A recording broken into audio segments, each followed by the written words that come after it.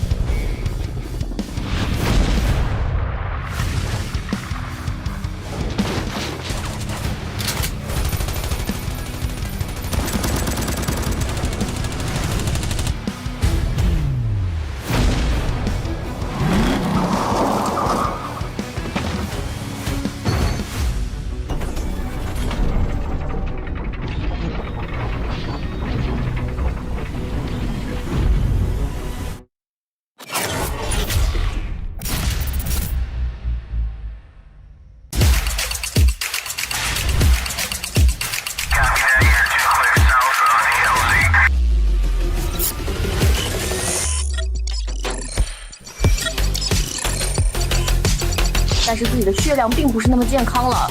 酸奶就在烟中啊！你可以看到他在育苗的位置上面，完全猜到了对方的站位。呱呱绕了一个大圈回来，把人清了一下，抓到劣势复活点了。呱呱，看看怎么打，转起来。肯定哦，被抓开那个了。队友旅店带走，下面双杀，绝对不敢来了，他想打3个。我的天哪！说一下白房也是 no no， 实战这个点埋的太好了呀。 作为打手枪的选手吧，哇哦，亚瑟 This is important. Once Kazuko Legacy gets the flood in here. ออกมากาโต้จะเข้าเป้าเป็นเด็กระยะไกลแบบนี้มันอยู่แล้วปาดมาได้กาโต้ไปต่อแล้วดูต่อเซตเทคใน The trade of Uling once more here towards the bomb side. A bomb side, you better watch out. Their timing and their coordination. Of trickling in one at a time. They have got that partnership. They've got those duos pushing in together. Hard point ketiganya, Immerse coba untuk masuk dan satu operator kill. Nah loh, soalnya udah setup duluan ya. Sayang sekali ya, Clock ini mengeluarkan ulti yang sangat poin sekali. The Morse will come in. Yado's skirt AD under his name. But till then, whatever the West Point Marvel Kings have been able to do, Javen has been able to deny. 问题不大，波点还在我们手中，小心 unlucky， 一定要小心 unlucky 这个歼灭者，一个我了。是的 ，Mac 这里你把局怎么操作呀？你操作不了的吧？什么？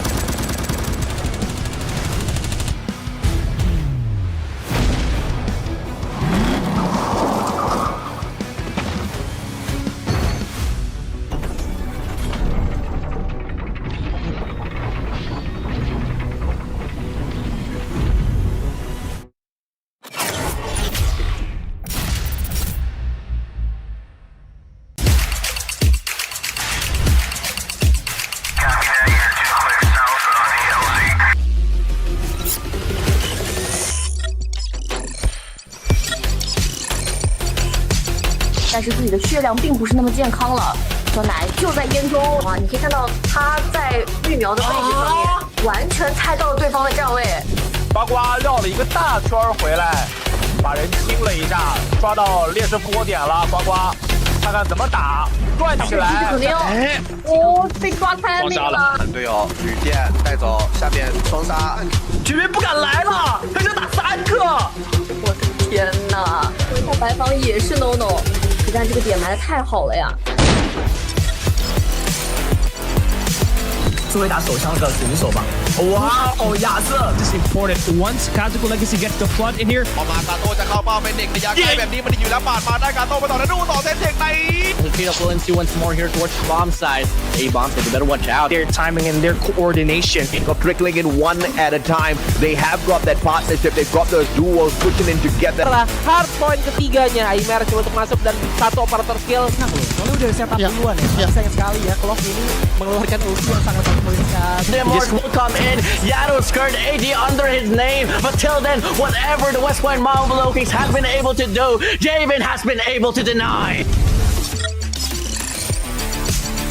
问题不大，波点还在我们手中，小心 unlucky， 一定要小心 unlucky 这个歼灭者，一个补了。是的 ，Mac 这里你把狙怎么操作呀？你操作不了的吧？什么？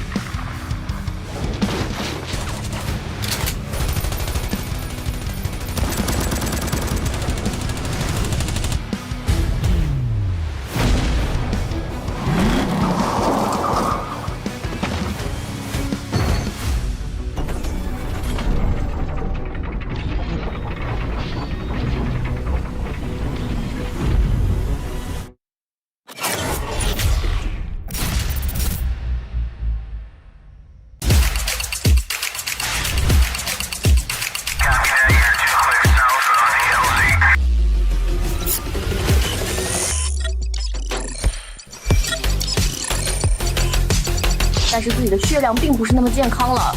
小奶就在烟中啊，你可以看到他在育苗的位置上面，完全猜到了对方的站位。呱呱绕了一个大圈回来，把人清了一下，抓到劣势复活点了。呱呱，看看怎么打，转起来。肯定哦，被抓开那个了。队友旅店带走，下面双杀，绝对不敢来了，他就打3个。我的天哪！回到白房也是 no no， 但这个点埋的太好了呀。作为打手枪的选手吧，哇哦，亚瑟 This is important. Once Kazuko Legacy gets the flood in here, พอมากาโต้จะเข้าเป้าเป็นเด็กระยะใกล้แบบนี้มันอยู่แล้วปาดมาได้กาโต้ไปต่อแล้วดูต่อเซตเด็กใน Defeat of Uling once more here towards the bomb side. A-bomb, so you better watch out. their timing and their coordination. Got trickling in one at a time. They have got that partnership. They've got those duos pushing in together. Setelah hard point ketiganya, immerse coba untuk masuk dan satu operator skill. Soalnya udah setup duluan ya. Sayang sekali ya kalau ini mengeluarkan ulti yang sangat menyulitkan. The immerse will come in. Yato skirt AD under his name. But till then, whatever the West Point Marvel Kings have been able to do, Javen has been able to deny. 问题不大，波点还在我们手中，小心 unlucky， 一定要小心 unlucky 这个歼灭者，一个补了。是的 ，Mac 这里你把狙怎么操作呀？你操作不了的吧？什么？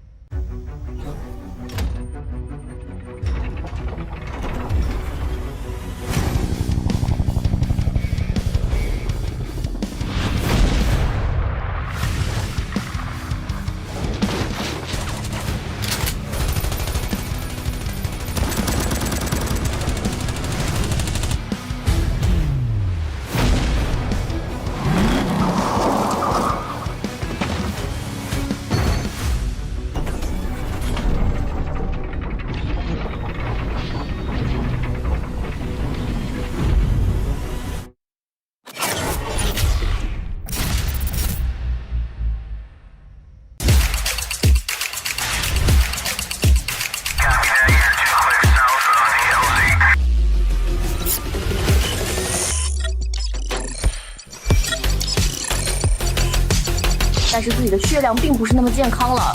小奶就在烟中啊，你可以看到他在育苗的位置上面，完全猜到了对方的站位。呱呱绕了一个大圈回来，把人清了一下，抓到劣势波点了。呱呱，看看怎么打，转起来。肯定哦，被抓开那个了。队友旅店带走，下面双杀，绝对不敢来了，他就打3个。我的天哪！回到白房也是 no no， 但这个点埋的太好了呀。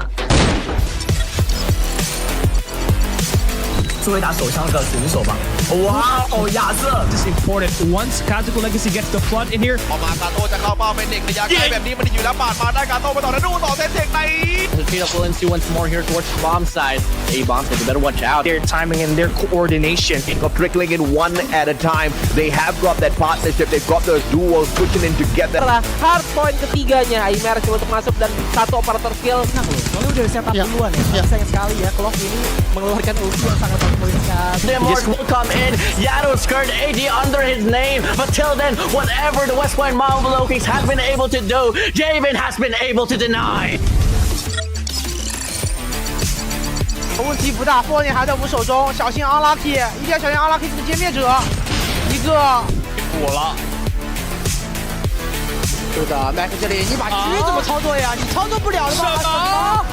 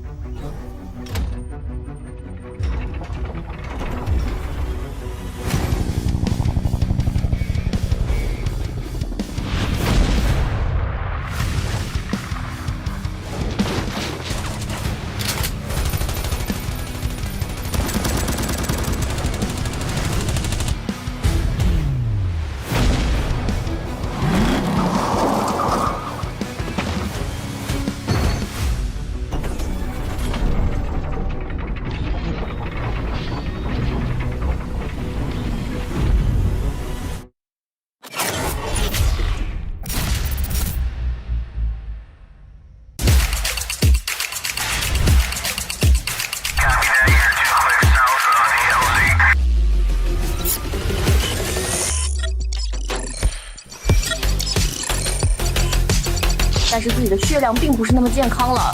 小奶就在烟中啊，你可以看到他在育苗的位置上面，完全猜到了对方的站位。呱呱绕了一个大圈回来，把人清了一下，抓到劣势波点了。呱呱，看看怎么打，转起来。肯定哦，被抓开那个了。队友旅店带走，下面双杀，绝对不敢来了，他就打3个。我的天哪！回到白房也是 no no， 但这个点埋的太好了呀。作为打手枪的选手吧，哇哦，亚瑟 This is important. Once Kazuko Legacy gets the flood in here, ออกมากาโต้จะเข้าเป้าเป็นเด็กระยะไกลแบบนี้มันอยู่แล้วปาดมาได้กาโต้ไปต่อแล้วดูต่อเซตเทคใน Retreat of Valencia once more here towards the bomb side. A bomb, so you better watch out. their timing and their coordination. Got trickling in one at a time. They have got that partnership. They've got those duos pushing in together. Setelah hard point ketiganya, immerse coba untuk masuk dan satu operator kill. Nah, soalnya udah setup duluan ya. Sayang sekali ya, Clock ini mengeluarkan ulti yang sangat bagus sekali. The Immorse will come in. Yado's skirt AD under his name. But till then, whatever the West Point Marvel Kings have been able to do, Javen has been able to deny. 问题不大，波点还在我们手中，小心 unlucky， 一定要小心 unlucky 这个歼灭者，一个。补了。是的 ，Mac 这里你把狙怎么操作呀？你操作不了的吧？什么？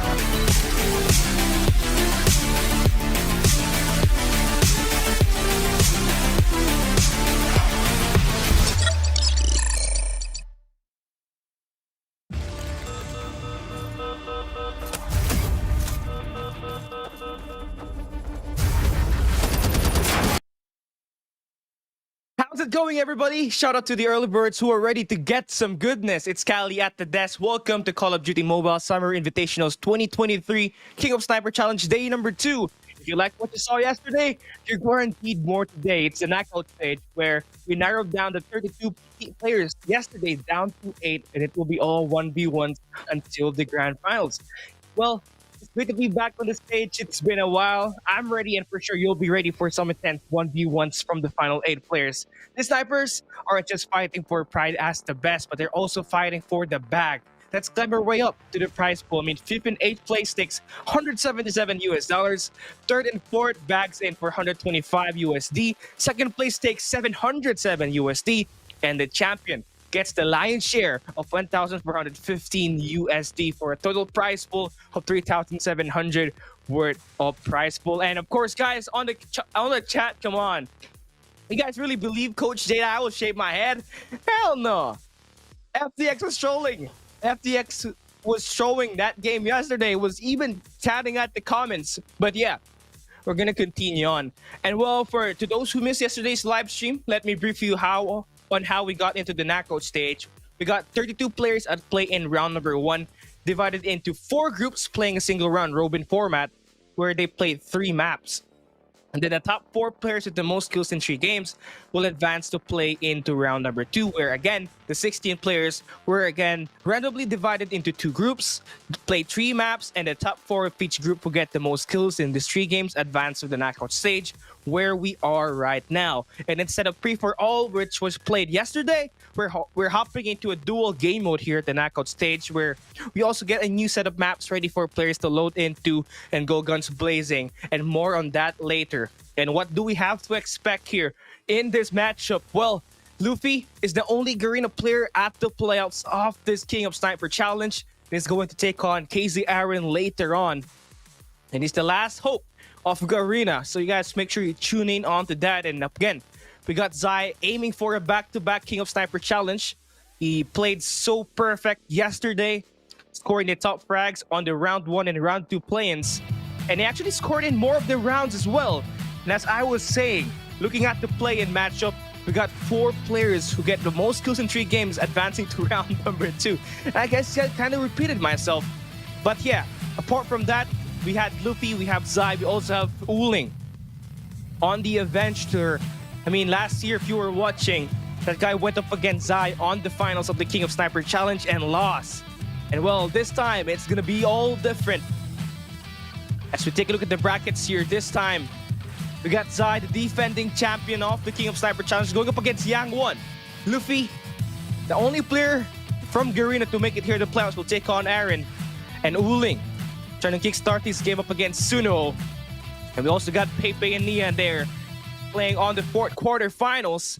And we also got Nian's quest to solidify himself as the best sniper in China. I mean, he has already managed to climb his way up here at these matchups that we had at the knockout stage. And all he just has to do is win what?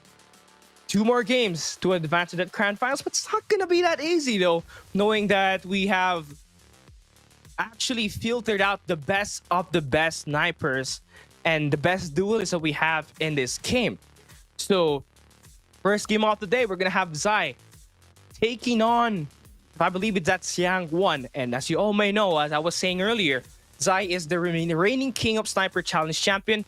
And he defeated Q9 Uling last year at Fall Invitational. This year, he has been crazy. On the play-in round number 1, he got 87 kills. On the play-in round number 2, we got 79 and a total of 166 kills yesterday. That's better than Suno, who had like a very great start on the play-in round 1 where he scored 90 kills. A hat trick to start off his day. But Zai, although he isn't a sniper in any way for talking about 5v5, Zai's just a mental player. He reads spawns very well yesterday, allowing him to anticipate where the player spawns at. And of course, guys, please don't get mad at me for not shaving my head. I'm gonna shave my head if Luffy, for real this time, I'm saying it right now, here at the broadcast, I'm shaving my head if Luffy wins the grand finals. So let's see if he's up to the challenge here. But anyway, moving on, Zai will be playing up against Yang1 on this coming game that we have. And Yang1, he is all gamers' second best go-to man. He's a flex player. can play almost all gun types. But has he played the sniper often? No, not really. He's almost using the Krieg 6 and of course the SGs during their CDMS 5 run. And right now, obviously, surprisingly, he surpassed Wei Yi, which is their main sniper to play here today. He made it to the top 8 by 1 point. He barely made it. And is coming here as the underdog versus Zai. So we're talking about Yang1, who had an underperforming play in round 1, but still managed to come in here alive with 41 and 68 on round number 2, total of 109. So if we're going to compare it to Zai, who has 166, that's more than 50 points. It's more than 50 points. And everyone who's just, you know, doubting Luffy right now in the comment section, I think Luffy has a great chance. I mean, it's the only Garena player to make it here at the playoffs. It's also his first appearance in the King of Sniper Challenge, but Luffy's very tricky. Once he's able to pounce on the player, he's gonna be able to pounce you every day. It's just like a walking Manny Pacquiao. So as he gets that guns ongoing, be able to line you up. And so here at this game, we do have some different maps and modes layouts here. Let me just read you the rulebooks just for you guys to get actually, you know, informed of what we're gonna have. At the quarterfinal stage, we're gonna be playing 3 maps in total, a best of 3. You gotta win 2 maps in order for you to win. First map will be Stack, second will be Pine, and third will be Saloon. Looking forward to those game 3 series. Saloon is a very tight map. Gonna have to be tight with your sniper here as well. Hold on to those angles, get those kills, finds those elimination. It's gonna be quite very hard. But then we move into semifinals. We're gonna be starting with Saloon, Ducks, and we're going to King. And then as we move in deeper to the knockout stage, we have the grand finals where it will be played best of 5, which is Stack, Pine, Saloon, Ducks, and King. Best of 5. So plenty of ways for you to actually get your bag on going on the grand finals. But first, you gotta win your quarterfinals match. And of course, here it is sniper challenge. You're allowed to carry any sniper gun except the NA45. So if you see an NA45 here, oh my god, no. Read the rulebook. And honestly, for people who are just also wondering, secondaries are allowed if you are only carrying it, but you're not allowed to kill it as well. So you gotta make sure you have to deal with what you have here. And it's starting to get me, you know. This matchups that we're gonna have today, it's either gonna go really fast or really gonna go slow. In this first match, it's looking like Zai will be the clear favorites to win this matchup. Yang1 barely made it here at this playoffs. 1 point from Wei Yi to get here today. So it's gonna be very tough as we try to hold it back. Chat, I am not bald yet, but if Luffy really gets his axe on going today here at this King of Sniper Challenge, I'm really gonna have to do what you guys are asking me for. And yeah, if we have our map picks here, it looks like we're gonna have a best of 5 all the way. Okay, so we got Stat, we got Pine and Saloon as our first 3 maps. If we do see the long distance, we're gonna hop into Ducks and King. So we happen to see the same exact map from last year's Fall Invitational. It's just that this time, it's all gonna be best of 5s. So I got my facts wrong on that. Good thing we have those map picks enabled. So gonna be a great one to start here as we move into our 1v1 matchups. Close range last year was dominated by the pistols. And Zai was renowned to be the king of pistols instead of the king of snipers. And people were roasting him for that. But here this time, they're not allowed to use that pistol to kill. So you're gonna have to rely on your gun skill with that sniper to win you games. So here we go. We're waiting for this game to start. And it will be all going down. Just give you guys like a quick brief view of what happened and on who has actually the total kills yesterday from Plains round 1 to Plains round 2. It was Zai who had 166 total kills, followed by Suno who had a perfect game with 90 points, 90 kills in that round 1, ending up with 163 kills. Got Uling with 147, Nian with 144, Luffy with 143, Aaron with 129, Pepe with 123, and Yang1 with 109 kills. So you see the disparity there from Zai, 166 compared to Yangwon's 109. So I do believe that's gonna make a big difference coming into this 1v1s, knowing that Zai has been able to find his groove all the time, get into that flow state, find those kills, anticipate where the player is at when they're spawning. Also get that timing correctly, pull the trigger nicely. Just needs to find his way here. And if he does so, win this bracket, is gonna go up against the winner of Luffy and Aaron. So that will be more on that later on. Or just we just focus up here at this first map. I do believe it's gonna be very tough for Yangwon at the start, knowing that it's going up against the defending champion in Zai. Again, what the teams are fighting for here is the pride as a sniper, but also the money that they can bag. So plenty of stuff here to do. Let's read our comments here. Finals is gonna be Zai versus Nian. Wolves are gonna win. So interesting take, guys. Make sure you hop into the top chat right now, and you guys let me know who will be your final two snipers alive here at the grand finals, because for me it's really hard to gauge which one will win, as upsets can potentially be possible as we move into this knockout stage, where it's gonna be played best of 5 if I am not mistaken. So we got, again, just to give you guys a quick recap, match number 1, we got Zai and Yangwon. After that, we got Luffy and Aaron. Suno and Uling on the 3rd game, Pepe and Nian on the 5th game. So both these teams, both of these players, all of these players right now that will be playing, will only have one live. There's no double elimination format, and you guys gotta win your games. Now I gotta take my breath. I'm sweating so hard. Yeah, I'm buying time, which is gonna be very nice. So what do you want to see? Oh my god, oh my god, oh my god, no, is this really happening? What do you want to see the most? WPM.Luffy wins the sniper challenge, or Kali goes bald, or both? Oh man, I am in deep trouble, people.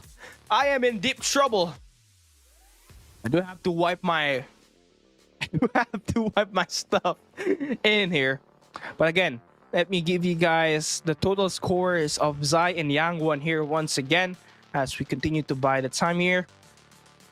Well, Zai, let's compare to play-ins round 1. Play-ins round 1, Zai scored 87, Yangwon scored 41. I know, the difference is doubled.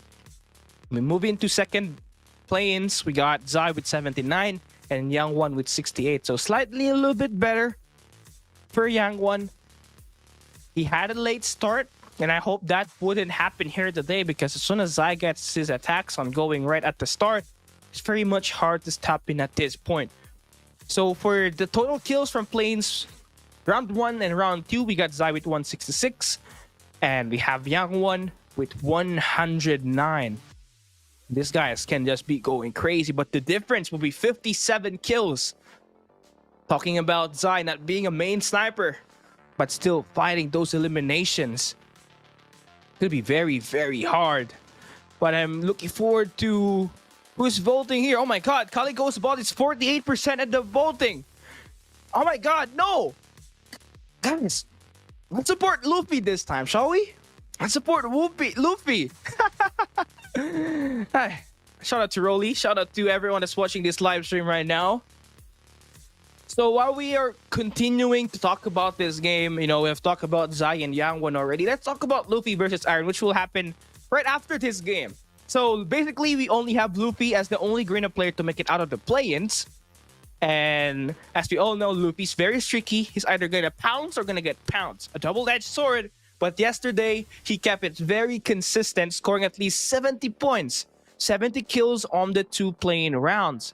And well, this is Luffy's first time, but he's going up against Aaron. But finally, we're hopping into the big matchup here. Zai versus Yangwon here at the docks. This knockout stage, match 1, game 1. You can see Zai and Yangwon now trying to size each other up. Both on the opposing end. And I love this take from Zai, just zigzagging his way through, find this player. For Yangwon is very slow. really able to expose himself just yet. He knows who he's fighting against. And now the engagements come true. Hit mark coming from Yang1.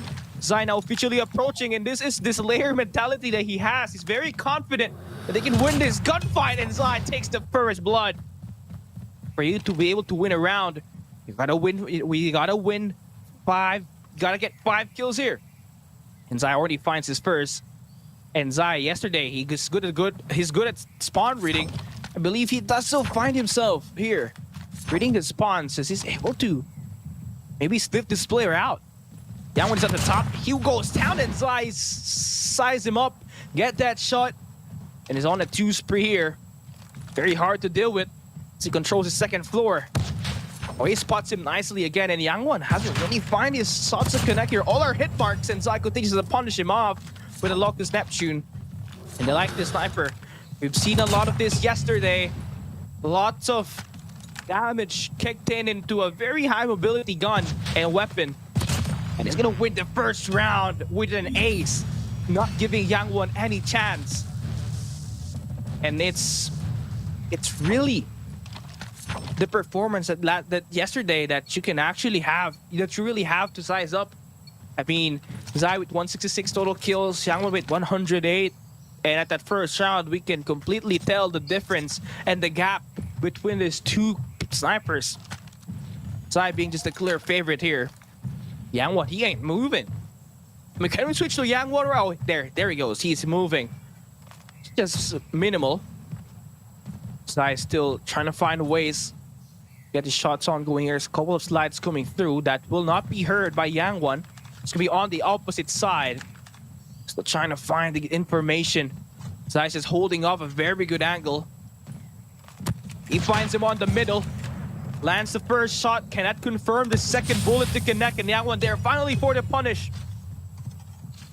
Gets the first kill now. It's very important that he finds the second. Using the spawn read. And he does so finally connect. 2 in a row here. After dropping the first 5 gunfights on the first round. So find Zai here once again. And the thing with this area, in this map, you really have to win your first gunfight before you even talk about streaks. And Zai will end that here as he finds his 6th kill off the round. Yang1 still in very big trouble. If he lets Zai gets another pick here, you're absolutely fighting for a map control at the middle of the map here. And Zai has already got that as he finds his first pick on this round. Yang1 just going in for the push. Zai is very confident in his close range engagements. He just wants to push this guy out of the second floor. Trying to bully him out here with the Locust. Oh, and Yang1, as soon as you go down, that's an immediate punish from Zai. It's gonna be a big pick from him. 7 kills. Zai, he just means business. He's going for the beatdown. For now, Yang1 will have that height advantage. And the advice is here, you don't want to go down. It's gonna be an easy pick. But there for Yang1, just neutralizes Zai. He does also find that information that the guy will be on the other warehouse. Just waiting for this next gunfight. And I love this patience. You know, you don't really have to go slide in, slide out. This is not a free-for-all 10. This is not a free-for-all 1v1v1. It's going up against one monster. That will be named Zai. Just waiting things out. Sneaky, sneaky, sneaky. 2 minutes and 25 seconds here this round. I must say, this one's quite longer. Man, can you guys count how much Yang1 has hit mark with his weapon? I mean, there could be some attachments that really ripping him off in here right now. It's costing him his lives at this point. All 3 on this round number 2. Zai is gonna have the top floor control. Yang1 hiding in plain sight, but does get spotted by Zai onto that jeepneys. And the spawn reads coming true. Zai know where he's at. He can just finally shoot all these angles containing in that shed. But Yang1 still able to come up on top. And a chance to force overtime at this round here for Yang1. Just kind of find himself that proper positioning right now. Looking at the wrong angle. Zai's on the top left side of the minimap, holding on to the shed, if I'm not mistaken. Just continuing to whip each other out. I mean, time is running out. Although this is going to be the final kill on this round. Really got to find your way and your groove here. Yang1 just doing it slow and steady. Gonna try to go down. It's gonna spot the food. And the stinky socks from Zai is gonna be spotted here by Yang1. He does not get that elimination. Zai still holding off that corner. Yang1 trying to slow it down. Play it slow, but Zai still managed to find the kill. And that's gonna be 2-0 in favor for Zai. A better overall finish there for Zai. I mean, great start on the first round. An immediate ace, silencing Yang1 off the get-go. But that second round where things get kind of fall into the hands of Yang1, he had a chance. He stood a chance, at least, for this liking. So I do believe that spawn reading is going to be very important from here on out, since we're playing this duel and it's a race to 5. So honestly, for Yang1, if he does get taken down, he can just slow it down, just like what he did in that second round. I mean, he does find the first 2 shots to connect, but when he was taken down, he was just holding one angle, and Zai really finding himself struggling. And so that will conclude the first game. Ducks already won by Zai, and I'm not sure if it's going to be a best of 5. From what I've read earlier in the rulebook, it's a best of 3. So assuming that Zai will win this next map, it should be a win now for him, and that should be him advancing to the next stage. But more on that later. We need to focus on this next map, and if you're Yang1, you gotta find an early start. I mean, yesterday, he had a slow start, scoring 41 kills on the playoffs round 1, and that is really felt here on this first map. I mean, versus Zai, he lost 5 straight gunfights, and most of the shots he took was all hit mark. So it's either you're gonna have to nail these shots on the middle of the body, or you just gotta find yourself in a better position if you're Yang1. You gotta remove that slow early game, because that riddled you versus Zai on this first matchup. And more of that as we come into this map number 2. Zai already 1-0. As I said earlier, Yang1 entered this game with 1 point, separating him from the 5th place. He barely made it, but what matters here is he made it at this place. He made it at this point in time, and he has to be the underdog versus Zai. And what we know from AG Yang1, this guy is a hell of a player on control. If you know this is a sniper challenge, I could just give you guys a background of what he can offer. Yang1 definitely is one of the best control players coming in from China. I mean, on the Stage 1 CDM Season 5s, scored 37 kills per game on control, which is the best on the region by far. It's just that the team really did not improve their chances of winning on Stage 2, and that's why they weren't really part of the championships. But this team can go places, so long as they keep their core in Mounty and Yang1. Find that third player that can help you win your games, especially the SNDs. I mean, you got Yang1, you already got Mounty with those ARs. Maybe the sniper is what needs to be changed for all gamers. But I'm no coach. I'm just providing my feedback. All gamers, definitely one of the more promising teams out there in the China Masters franchise league. So with all that said, you know, all gamers, Yang1, seriously gonna be the underdog on this game. Zai already up 1-0, winning the Ducks 2-0. Doesn't even require an overtime. I mean, this is what you get from arguably one of the best players from the entire China Masters and the entire China region. So by far, Zai's been very consistent. But you know who's more consistent? It's the guy that will play on the 3rd game later on. That will be Q9 Uling. We'll touch up on him later on. We'll now focus on to Zai. Zai loves to play with the SMG, loves to play with the AR as well. Just like Yang1, he's an incredible flex player. But this guy, he is a monster. Once you get him, those first 3 eliminations, he's going to be able to read you through it like a book, and it's going to be able to take you down right away. It's not just, you know, he can just play fast, he can play it slow as well. He can play it passive, and the way he played passive versus Uling last year in the Fall Invitational's King of Sniper Challenge helped him won the King of Sniper Challenge. But yeah, he isn't a sniper in any way on 5v5s, but he does so find his way with his super brilliant accuracy with that sniper. And we really have to talk about the movement as well. I mean, we saw from Zai, he was slide canceling out there. He was hopping on, he was doing parkours on the map, trying to play for those map controls versus Yang1, and it definitely helped him. The slide on scopes definitely work versus Yang1. You just have to continue doing what he is doing right now.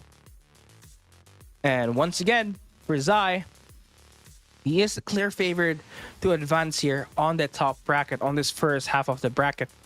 I mean, if he doesn't win up against Yang1, he's either going to face Garena's last hope in Luffy, or the second player to actually, the third player to actually score a second appearance here, the King of Sniper Challenge, in KZ Aaron later on. And but just by looking at the eye test, I do believe Zai is far superior in terms of the movements, just like what we saw in this first game at Ducks. Also has those incredible high IQ gameplay, and in added quick reaction ability. So very good stuff coming through from Wolves Zai. Now, can we see him continue go on for the sweep? I mean, last year he defeated, I believe it was, no, I am not sure who it was, but he just made light work of all the opponents he went up against with on the knockout stage. Uling had to fight his way in through it. You know, Uling had to play his Whoopi. Whoopi gave him a tough time. If not for the reset, Uling could have been taken down and Whoopi would have been playing at the grand finals versus Zai. But here this time, Whoopi ain't playing. The only real threat right now is either Luffy on this same bracket as his, or the players holding on to the bottom half, which could be Suno, Uling, Pepe, and Nian. And his 4 players will go head-to-head later on this King of Sniper Challenge. It's 1v1s, I tell you. You gotta always be prepared for your next gunfight, or else it's gonna be a real bad beating. I don't know why it's taking so long though, but I do want to look into where's the votes. I want to know. I wasn't able to look at the final votings. I don't think I have more votes than Luffy winning the championship, which is kind of alarming. I'm getting pressured here, but yeah. AJ finished bottom. What are you smoking, Kelly? Hoping for BLU to reach top 4. BLU has a strong chance if you try to look at it. TLE this year. Okay, guys, you guys are talking global. We're talking about CDSI here. Garena, China, and of course, Japan. If we continue pushing it this way, all gamers, just to respond to Aslan here, all gamers always had the ability, they always had it in them. It's just that they lack that one quality player that could help Moutsy. So, of course, Yang1 as well when they're playing. And if Aslan wants to talk about stats, I can give him my statistics sheets and see if he's got everything back up to his mind. But yeah, we're going into Pine. So one of the key areas on the map here would be the second floors on the houses. Very important here that Yang1 finds his way through the rocks as well, which holds great power positions. And as we try to look at it this way, Zai actually won last year's Fall Invitational up against Uling on this exact same map. So that's excluding the pistols though. So we'll see how this one goes.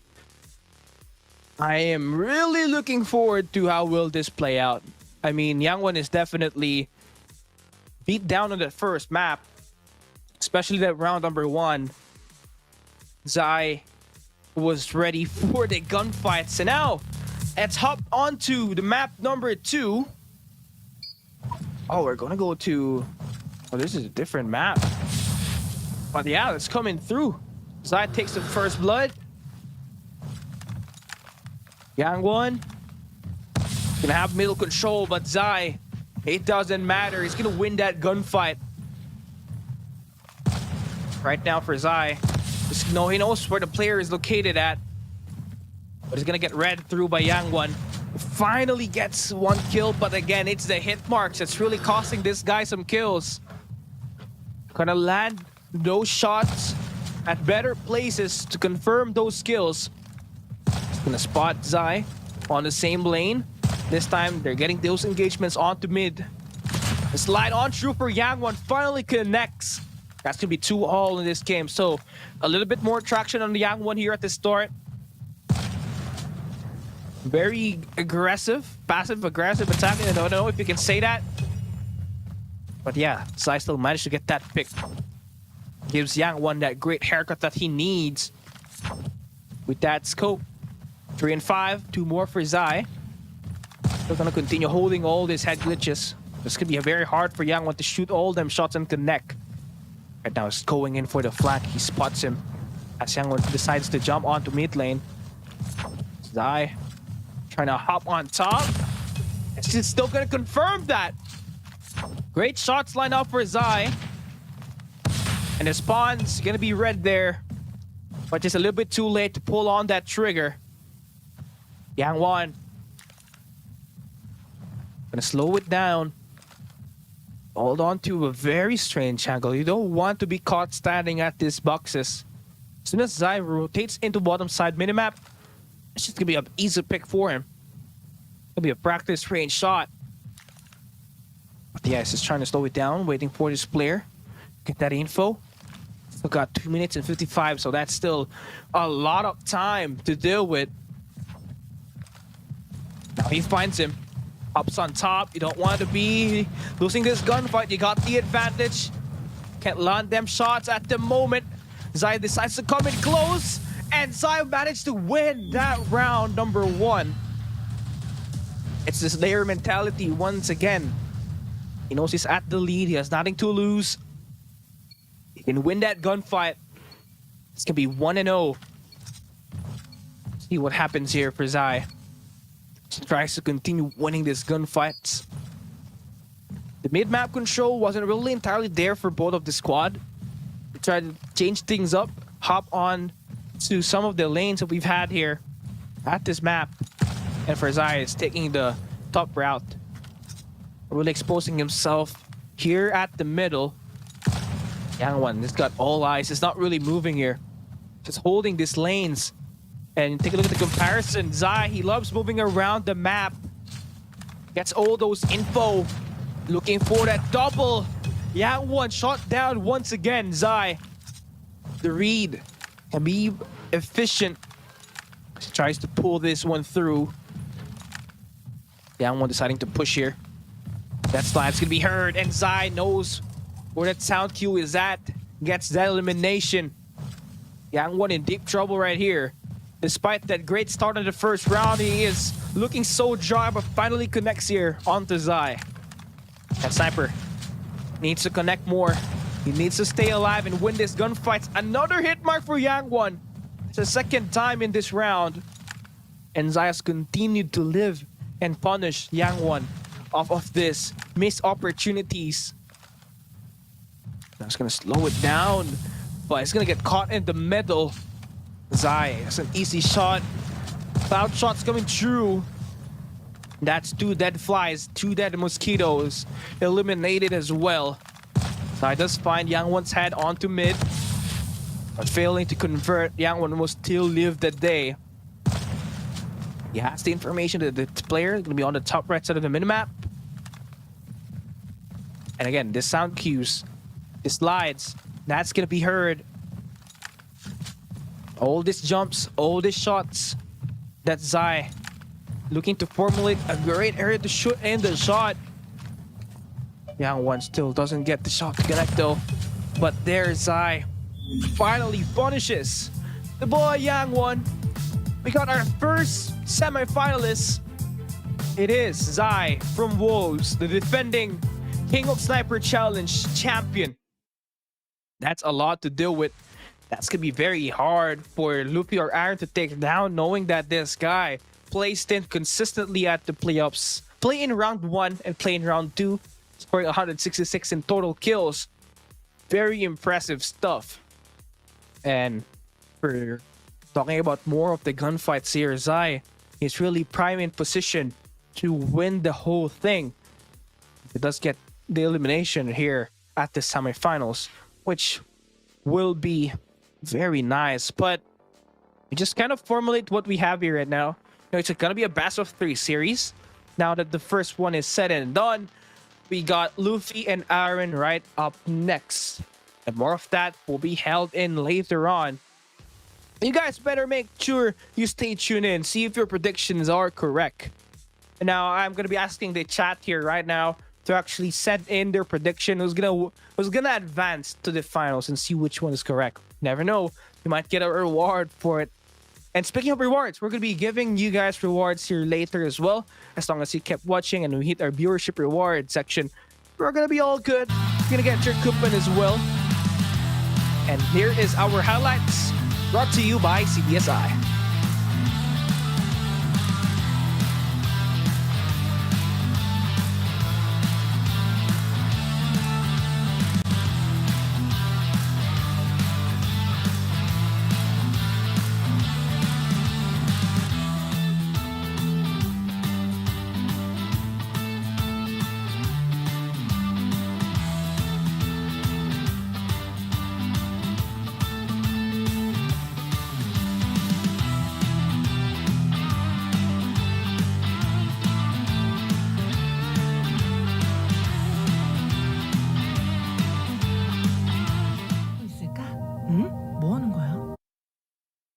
All right, that will be it. And I must say, I'm loving the music that is being offered in here right now by CDSI Summer Invitationals 2023.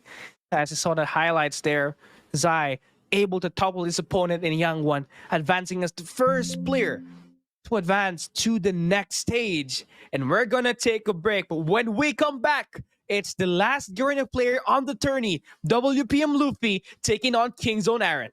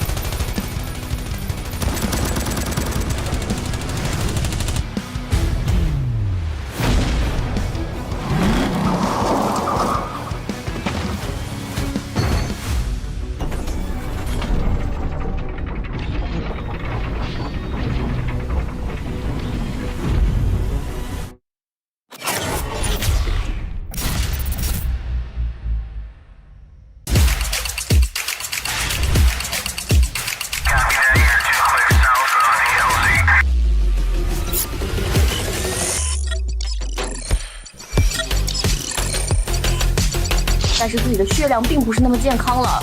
小奶就在烟中啊，你可以看到他在绿苗的位置上面，完全猜到了对方的站位。呱呱绕了一个大圈回来，把人清了一下，抓到劣势复活点了。呱呱，看看怎么打，转起来。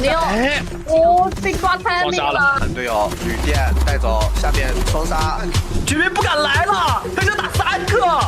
我的天哪！回到白房也是 no no， 实战这个点埋的太好了呀。是会打手枪的选手吧？哇哦，亚瑟 This is important. Once Kazuko Legacy gets the flood in here, ออกมากาโต้จะเข้าเป้าเป็นเด็กระยะไกลแบบนี้มันอยู่แล้วปาดมาได้กาโต้ไปต่อแล้วดูต่อเซตเทคใน The trade up into once more here towards the bomb side. A-bomb said you better watch out. their timing and their coordination. Trickling in one at a time. They have got that partnership. They've got those duos pushing in together. Setelah hard point ketiganya, immerse untuk masuk dan satu operator kill. Nah, soalnya udah setup duluan ya. Sayang sekali ya, Clock ini mengeluarkan ulti yang sangat memulihkan. The Mark will come in. Yado's card AD under his name. But till then, whatever the West Point Marvel Kings has been able to do, Javen has been able to deny. 问题不大 ，4年还在我们手中，小心 unlucky， 一定要小心 unlucky 这个歼灭者，一个。我了，是的 ，Mac 这里你把狙怎么操作呀？你操作不了的吧？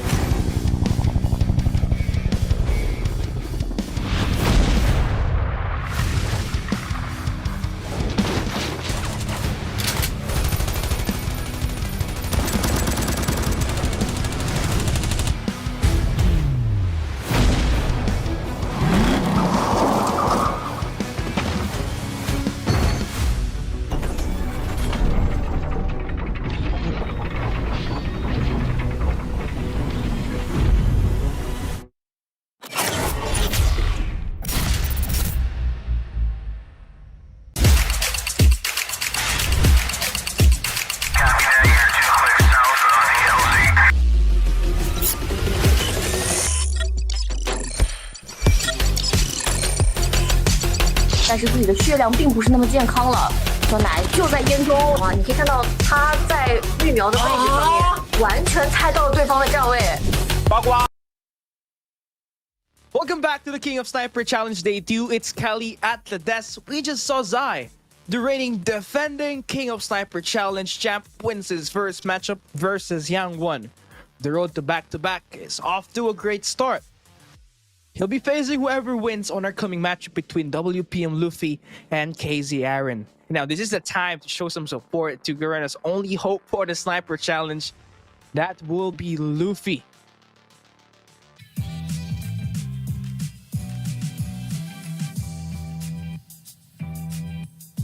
Underestimate the only player from Garena to make it up here at the bracket stage.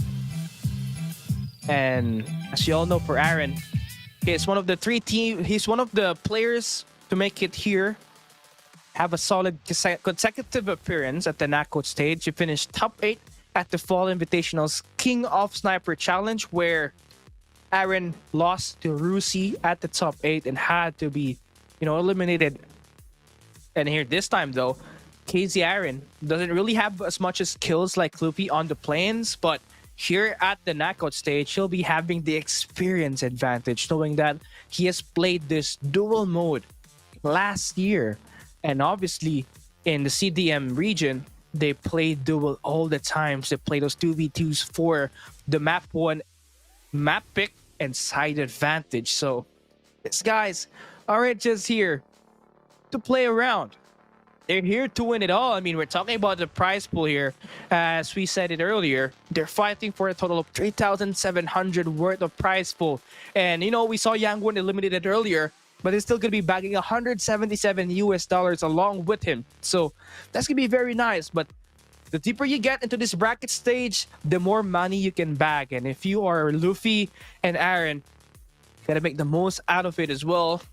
not just fighting for pride here, but you are fighting for money. Aren't we all motivated by money at some point in time? But yeah, that's gonna be it. It is going to be Luffy's first time taking in this event. For sure, he have managed to practice this one with his teammate in Suno. But first map gonna be Stack. So same map that we had with Zai and Yang One. What? I am so confused right now. Okay. It was stated that it was Stack earlier, but now we're playing fine. Okay, fine. I'm okay with that.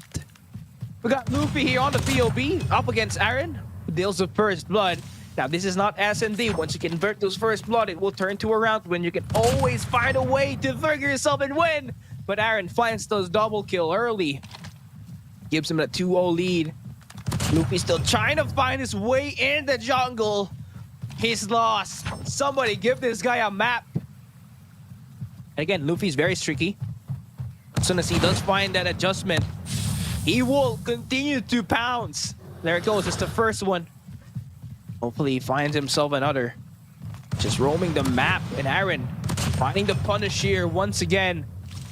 Using the right like AMR. So very different gun that he is using here. This one's more of a quick scope.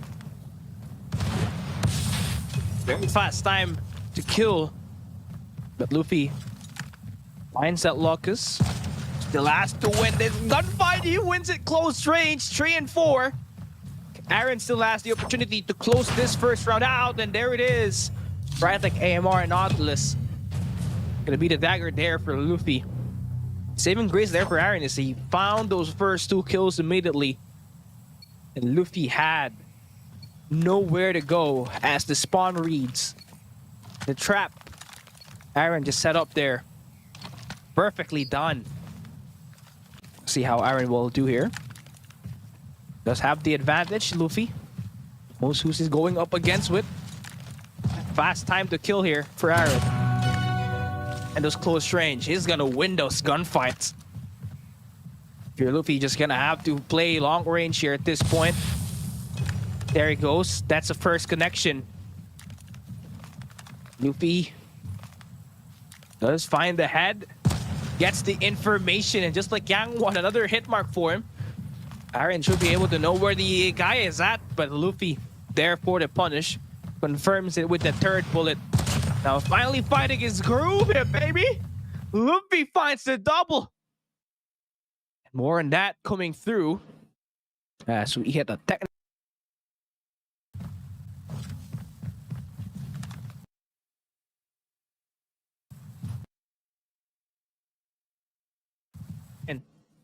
Trying to size each other up and see what's the best place for you to get to elimination. As we hop into this Pine map, looks like we're gonna be right back into the caster desk. Once again, welcome to CDSI Summer Invitationals 2023. As we saw earlier, we're gonna be right back on that matchup. Luffy 3-1 on the round number 2, on pace to win that round and force an overtime. May likely be the first overtime that we're gonna have here at this King of Sniper Challenge 2023. And for Aaron, he saw that first map. The experience that he has accumulated from the King of Sniper last year, and of course, the CDM region playing dual map, the dual game mode, is taking into place. And I do love his gun comp though, using that right like AMR. We've seen this locus, we've seen this gun, this weapon actually dominate the entire playing stage yesterday. But Aaron knows what's up. Brings in that right to K-More, wins the first round. Very good stuff. I don't know where and when we'll be coming back right on to this game. I do want to check our comment section and see which one's gonna have to come into play. Well, it is definitely the first game, definitely not in favor for Luffy right now, but we do know that he's got the lead of that round number 2, so potentially there's an opportunity and a possibility that he wins at round number 2 and force in that game number 3, but we are spoiled at the moment and we don't know what's happening in game. I do hope that there's a technical pause that you can click onto that spectator spot, so at least we do have the time to hop back into the game, play it like where we saw it earlier. But we're gonna have to wait things out and see what's up. Now, just to give you guys a quick recap, Zai managed to win up against Yang 2-0. He'll be playing the winner of Luffy and Aaron later on. But right after this game, we're gonna have Suno and Uling, the finalists of last year's Fall Invitational. Well, his Avenge Tour is gonna be very hard, knowing that Suno is one of those best performers at the playing stage yesterday. And Uling only placing himself at the middle of the pack. He has to find a way to challenge his inner self, activate that Demon Slayer mark or something to get him that win. But after that game, we also have Neon and Pepe. So we got 2 world players here playing at the bracket. So big chance for them to get at least 1 player at the grand finals. And I do think Zai is that player. We'll have to wait for Neon though, because Neon will be playing Uling later on at the bottom bracket. So gonna be good stuff there. But for Zai now, as we all know, he'll be advancing to the semifinals. It still will be a best of 3. At the grand finals is where we're going to only be playing the best of 5. So you guys have to wait that thing out. We got how many more games to go? 1, 2, 3, 4, 5, 6 more games. 6 more. No, not really 6, but 5 more best of 3s coming along the way. Still a 1v1 duel. And we are, I believe, on schedule right now. Just have to wait things out. But looking at, I want to ask you guys this question. Do you think the China broadcast has this one broadcaster? But I do want you guys to actually check it for me. I want to know what's happening. Luffy won. Oh, really? Huh?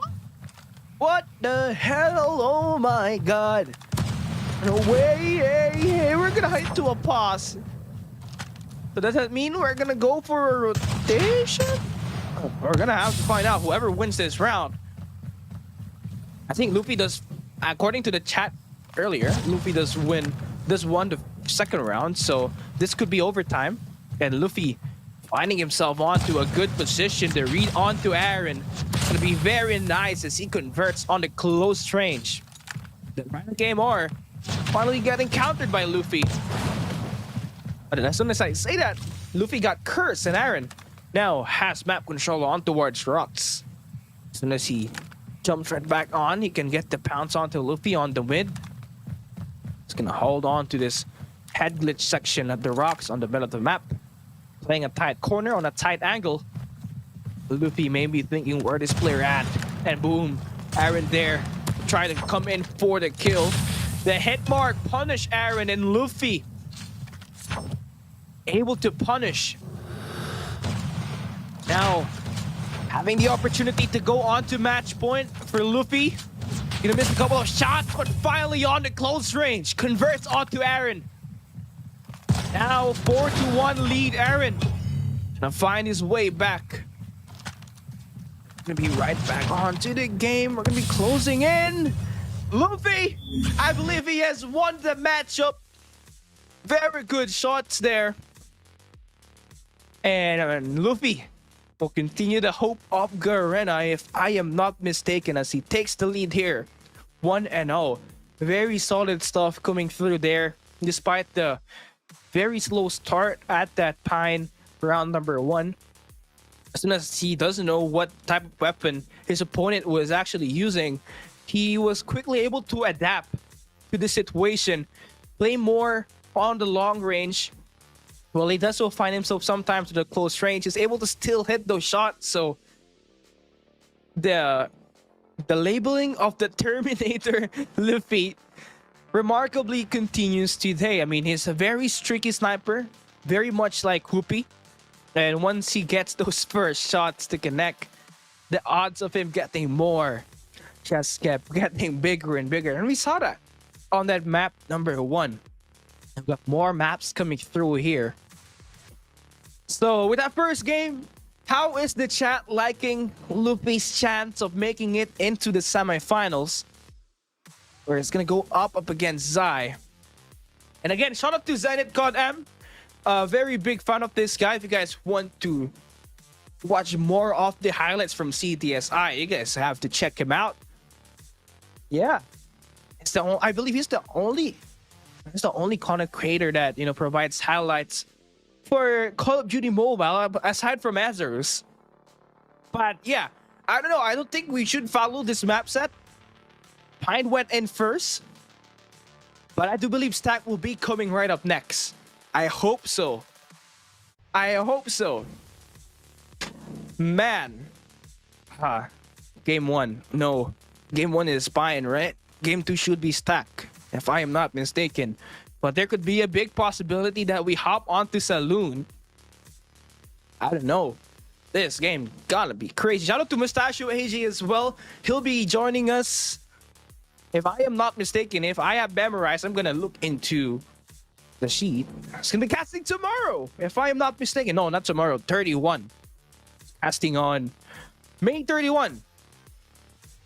And our Big Daddy AJ is gonna be right back on to CDSI 2023. I love it.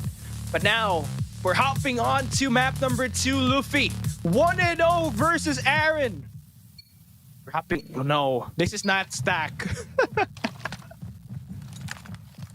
I'm not sure. But anyway, Luffy starts it off by giving Aaron a haircut. I mean, Aaron's already got a good, nice piece of haircut, but it's gonna start off with a double. Again, this is what's up with Luffy. As soon as he gets ongoing, Luffy can't stop him at all. 3 in a row, baby. Luffy letting him know who's got a better haircut. Oh, that 4-piece. Looking to get the ace here. And there's still plenty of time. Luffy can just slow it down. And no, he won't. He wants it fast. Ending that in just under a minute. He can't wait to play at the semifinals at this point. Aaron's gonna need to turn things around here. That Riot AMR ain't winning you game. You gotta change it up here. Maybe opt in for a Locust gameplay. That's how Luffy has been winning this game. I don't know, Gear 5 Luffy hits different. But finally, Aaron gets his shot to go. Still sticking with it right like AMR, which lost him that round number 1, or that map number 1. See how he does this. Ooh, 2 missed shots and Luffy there for the punish. Again, that's the first shot. You can't afford to give him 1 shot, because he knows how to string it up, sticking at the corner. And I like that read from Luffy. He knows the guy could be at the middle, so he uses an off area to take him down. This one gonna be traded real quick by Aaron. And I like it, finding adjustments, using range and mobility to his side. He's moving quite faster than Luffy with his right like AMR. But with the way Luffy has been playing, this guy can't be stopped. Lighting it up, letting Aaron know who's the better player. I think he finally nails it. And that's gonna be it. Winner, winner. WPM Luffy, the only player from Garena to make it here at the knockout stage of the King of Sniper Challenge Day number 2. Continues his journey. He's going up against Zai later on. And I don't know with you guys, but that's going to be a tough matchup for him. But if anything, we know for Luffy, he's labeled by Coach J as the Terminator. And the Terminator doesn't have feelings. He might not be scared versus Zai. I hope so. To keep that Garena dream alive. Wow, I've never felt so biased in my life. But yeah, that's going to be it for the second round. Although we did have Aaron there coming in here at the day 2 with, second straight appearance for the King of Sniper Challenge knockout stage. It still wasn't enough. Luffy, clearly a different breed. And I don't know what WPM has been letting this guy do, but the amount of repetitions, the work that he has put in, has been able to, reap rewards. I mean, big shout out to WPM Olea, for really making this team of this young boys of WPM Low Kings develop to where they are right now. He has been able to touch the potential and has brought this team on the horizon. Now it's just a matter of continuing the performance. Hopefully do more. But we're gonna be hopping into the highlights in a while. But I would love to ask you guys on the comment section, what's the odds? I want you guys, each of you, to tell me the odds of Luffy winning versus Zai later on. We're still gonna have 2 matches before we hop into the semifinals. So I'd love to have it here right now. Break is ready. All right, here we go. We're gonna take a break, but when we come back, it's gonna be more.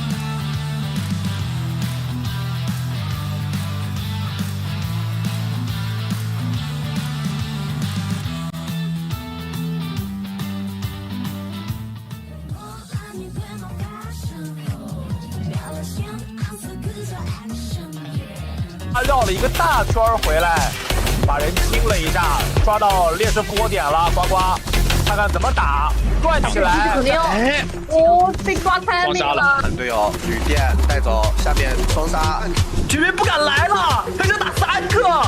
我的天哪！回头白房也是 no， 实战这个点埋的太好了呀。最会打手枪的选手吧。哇哦，亚瑟 This is important. Once Kazuko Legacy gets the flood in here, พอมากาโต้จะเข้าเป้าเป็นเด็กระยะไกลแบบนี้มันอยู่แล้วปาดมาได้กาโต้ไปต่อแล้วดูต่อเซตเทคใน The trade of Uling once more here towards the bomb side. Hey, bombs, they better watch out. their timing and their coordination. Trickling in one at a time. They have got that partnership. They've got those duos pushing in together. Hard point ketiganya, immerse untuk masuk dan 1 operator skill. Nah, kalau udah setup duluan ya, sayang sekali ya Clock ini mengeluarkan ulti yang sangat memulihkan. The Morse will come in. Yato's current AD under his name. But till then, whatever the West Point Marvel Kings have been able to do, Javen has been able to deny. 问题不大，波点还在我们手中，小心 unlucky， 一定要小心 unlucky 这个歼灭者，一个补了。是的 ，Mac 这里你把狙怎么操作呀？你操作不了了吗？什么？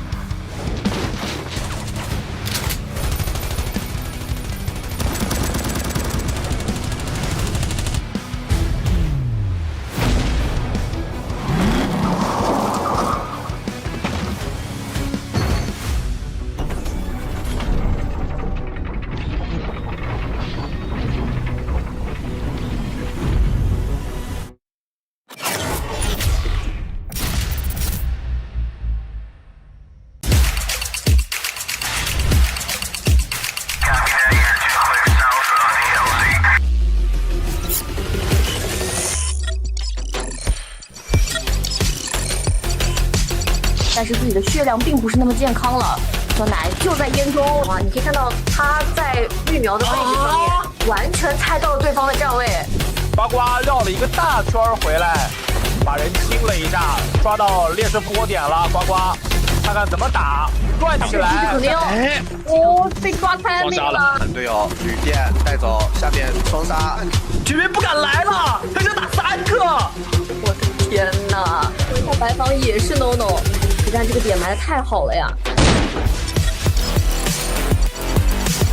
作为打手枪的选手吧，哇哦，亚瑟 This is important. Once Kazuko Legacy gets the flood in here, ออกมากาโต้จะเข้าเป้าเป็นเด็กระยะไกลแบบนี้มันอยู่แล้วปาดมาได้กาโต้ไปต่อแล้วดูต่อเซตเทคใน The trade of Uling once more here towards the bomb side.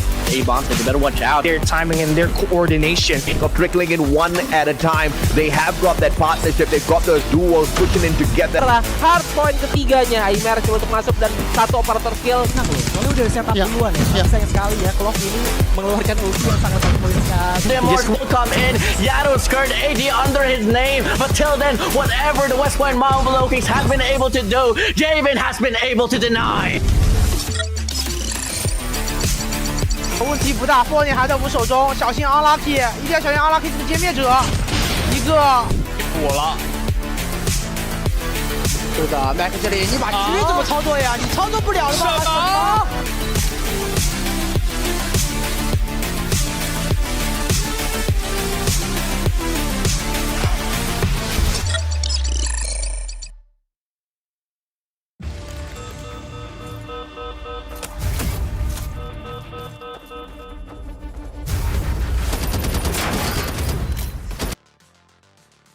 Welcome back to the King of Sniper Challenge Day 2. It's Kali at the desk. Luffy just won and advanced to the semifinals after a 2-0 victory over Aaron.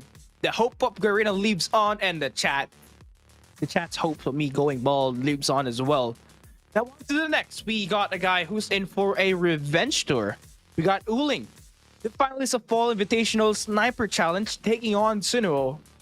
And we're potentially looking at a sweaty 1v1 duel. We got two competitive snipers who happen to have the same type of energy in and out of the game. And looking at their play in round 1 and 2 comparison, Suno had 90 kills on a round in planes, only player to score a hat trick. Perfect kill record on the play-in round. It's got 73 on the round in plane 2. And for Uling, 74 and 73.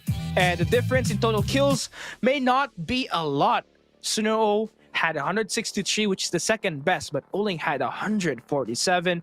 And we're looking at marginal kills here at this matchup. And obviously, if we're basing it on stats, Uling will be at a disadvantage. But you guys know Uling is one of the most competitive, most fiercest, and most explosive COD M competitor that China can offer. I mean, this guy, I did some stats over a few months ago for CDM Season 5. This guy was everywhere. He's on the top 10 of KD in control, hardpoint, as well as the S&D, as well as the kills per game. He was everywhere. Possibly we're looking at one of the better players outside of Zai and Wolves right now. And unfortunately for Q9, they weren't really able to play champs for CDM S5 because their team had a meltdown. And SPG really came out of nowhere, swinging and finally placing number 2 surprisingly on stage 1. Now we're hopping on to this game. And Suno versus Uling. Long hair versus short hair. See who wins this. Take a look at the gun count for Suno. Suno had to take a backseat last year for W Gaming because of the age restriction. But now that he's back along with Meng Chuan Chuan, the OG took the CDM S5 Stage 1 Championship and also became the second best team in Garena. So, I don't know, but Suno, he is definitely one of the impact players for W Gaming last season for CDM S5. But in terms of 1v1s, can he rival the finalists of the King of Sniper Challenge last year? Uling, aka Niluo, taking on the challenge on the close range. Great shots to come through there, sticking onto the corner. Suno gets that pick up, and I'm telling you, this is one sweaty matchup. I already felt it even before it started.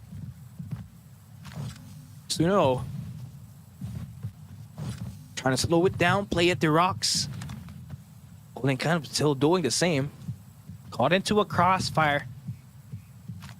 Plenty of time to work on through these shots. First bullet come true. Uling has the info. Staying on the same lane as Suno. Quickly going on to the opposite side, playing a game called tennis. But Uling's gonna go to the left, I'm gonna go right.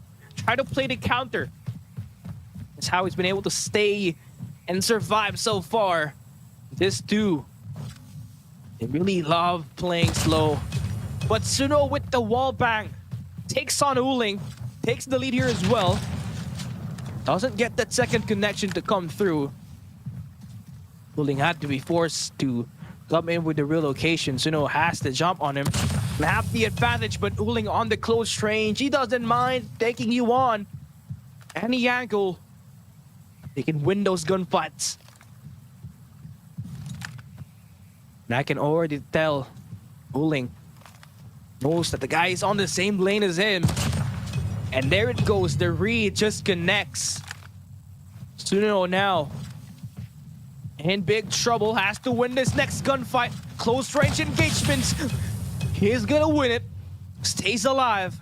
We got a deadlock at 4 kills. Winner of this next gunfight takes the round number 1. Suno now opting for a rotation. Uling staying on the rocks and it pays off. He wins the first round.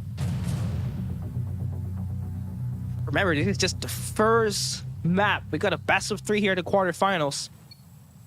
You gotta deal with what you get. Gotta work with what map you have.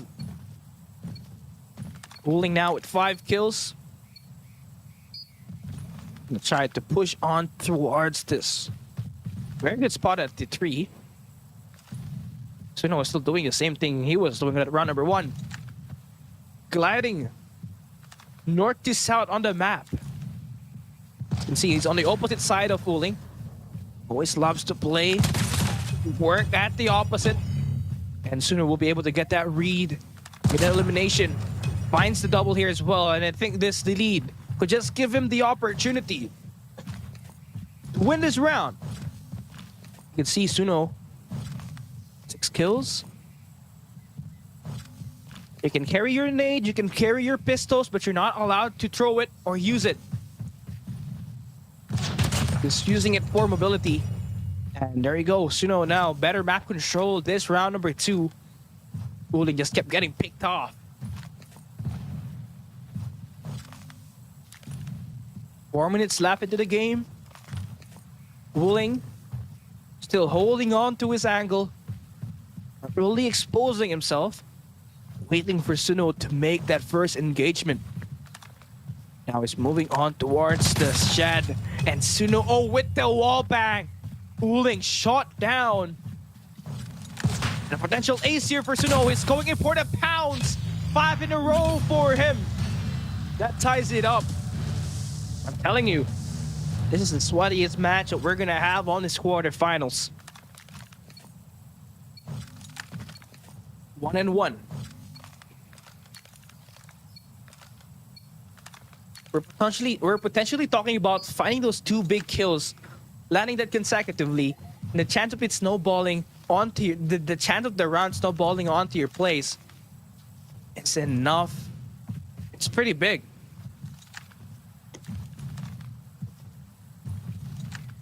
Players are just slowing it down. Ooh, I think Uling spots the player. Guys jumping back and forth, using that trailer to actually find some cover, but now you know for Uling, he's gonna push towards mid. He knows that the guy is on towards the right. Suno tries to hop on towards him. Not gonna find that kill. Both are just missing shots. I mean, when you have so much movement, you just can barely come in with the connection. But I love this play from Uling. Just get that mid-map control. Now that you know that the player could potentially be on the left side. That's the first kill on towards this round. He finds the double as well. And they talk about the statistics. On the round number 2, Suno finds the first 2 kills. Eventually help him win the round and get that momentum. But Suno will be able to stop him on the 3rd try. But Uling responds back with the better respond. gives him that third kill onto this round.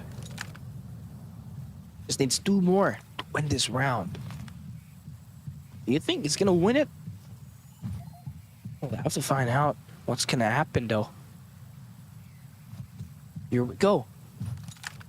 Uling. I spot the player. He knows he's at the middle. So using the same angle. On towards the back god rock. Suno. He knows he's at the disadvantage. He knows the kills favor Uling, so he's just trying to slow it down. Play for the initiation by Uling. You got 3 minutes left here. You can take your time. Wait for the next engagement to happen. But when you have 2 players really just holding angles for a very long time, someone really has to go and engage, and it feels like Suno is obligated to do that. Now on the opposite lane of Uling. But as he moves towards the left side, on towards the mid side, Uling does find the pick. Just 1 more for Uling to win this. But Suno trying to start off some traction. Gets his second kill. Pushing on towards top floor. Treehouse. Gonna be cleared. He doesn't find Uling yet. Now he is trying to close him out on towards the bottom side of the minimap. Gets that 3rd kill. This time he's pushing off towards mid, which is very risky, but he converts. Suno trying to come back. Uling in deep trouble. He's got the momentum. Suno has the height advantage, but Uling still wins it without the height in his favor. Crazy shots coming through there for Uling. But nonetheless, a comeback was totally possible there for Suno. Yeah. Now you see his solo cast. I think it's starting to take a toll on me. But yeah, pretty solid stuff so far, as we are seeing from Uling and Suno. I would love to have some reactions from the chat though. Let's see how they're doing right now. Mon got the Kyokin boost because of that mullet. I cannot relate. I tried to have a mullet before. My mom said to cut it off. Doesn't fit me. But yeah, Suno definitely had a close game there. And as I was saying earlier, Suno was the only player at the play-in stage that scored all 30 kills on 3 rounds. So he combined for 90 kills. It's a hat trick. The perfect game. The only perfect game on the play-ins. But sadly, right now, onto this first game that we have, Uling, you know, just very well engaged on the map. He knows where Suno was hiding. He knows what angles to take. And as soon as Suno just continued to drop his body, he immediately gets those map controls. And the snowball just happened. 1-0 now, favoring Uling. And we haven't really seen a game 3 yet, though. We're hopping onto Saloon. We're picking Saloon. So, a very close map, tight map. Probably the smallest map in the map pool so far. So, now that it's gonna be Saloon, you really need to take care of those cabins. You really need to take care of the carriage. This can be like on the bottom right side of, top right side of the minimap, if I'm not mistaken. Also the second floors, which is very important in this map. But it's also essential that you try to move in, get some movements coming through here at this map, because it's easy for you to get red. You gotta find your ways to be unpredictable. Use your movements to your advantage. Uling might not have it, Suno might not have it, but again, when these two players meet, you gotta be creative. And when you get creative, that's where, you know, you get better at the game. We're just waiting for this game to start. Saloon gonna be it's gonna be the first time that we're picking Saloon. So now that we happen to see it, do you guys think Suno will win the match here? I mean, as I said before, Suno was one of the most if he's not the MVP for DYG, but he's very impactful since he joined DYG after the age restriction ban last year. He's been able to bring his team on the horizon as well. So now it's all about converting here. He's the only DYG player here at the playoffs. It's gonna have to go with Uling, the only player from Q9 as well. Uling is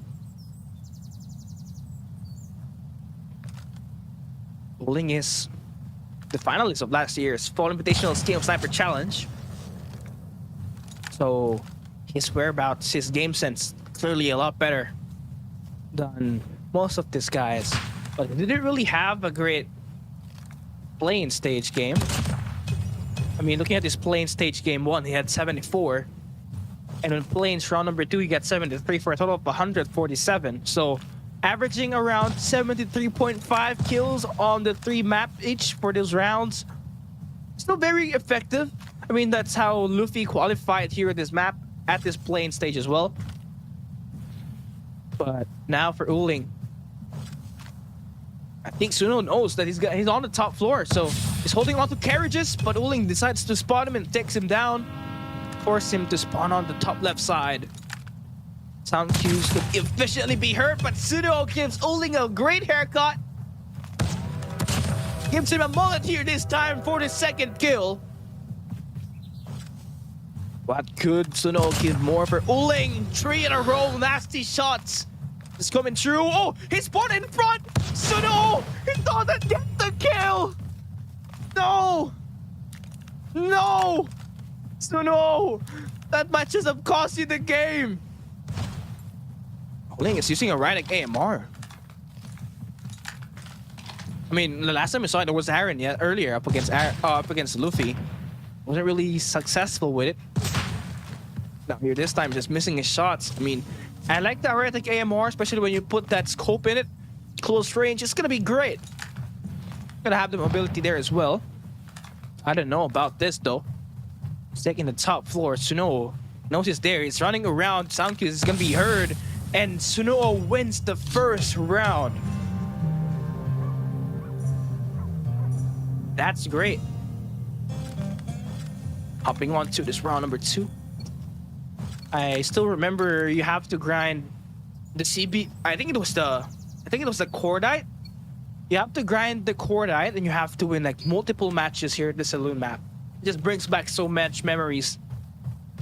So much memories. So it will matter how will you start here. And for Suno, he went in there, come in with a 3 straight kill. And Uling has to do the exact same thing here. Can never be too safe, even though if you got the lead on the series. Suno finds the first one.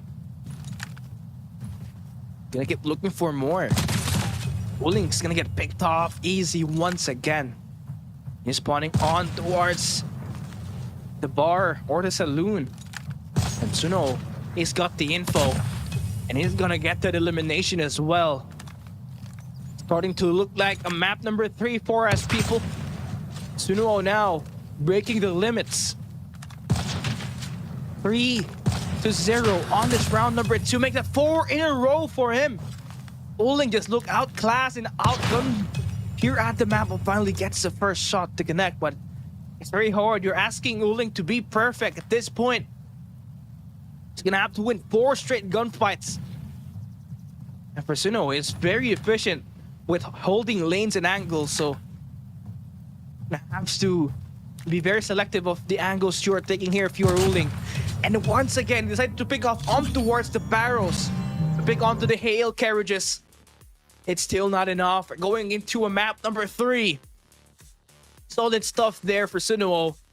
And as we were predicting, it is gonna be a map number 3 here at the quarterfinals between Uling and Suno.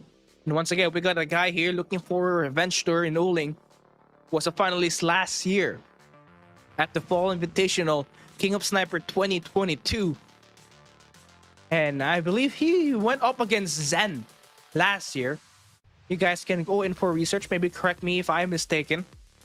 But he does so eliminate Whoopi on his bracket to advance to the grand final. So he had to deal with very tough opponents from the Garena side. They just made light work off it.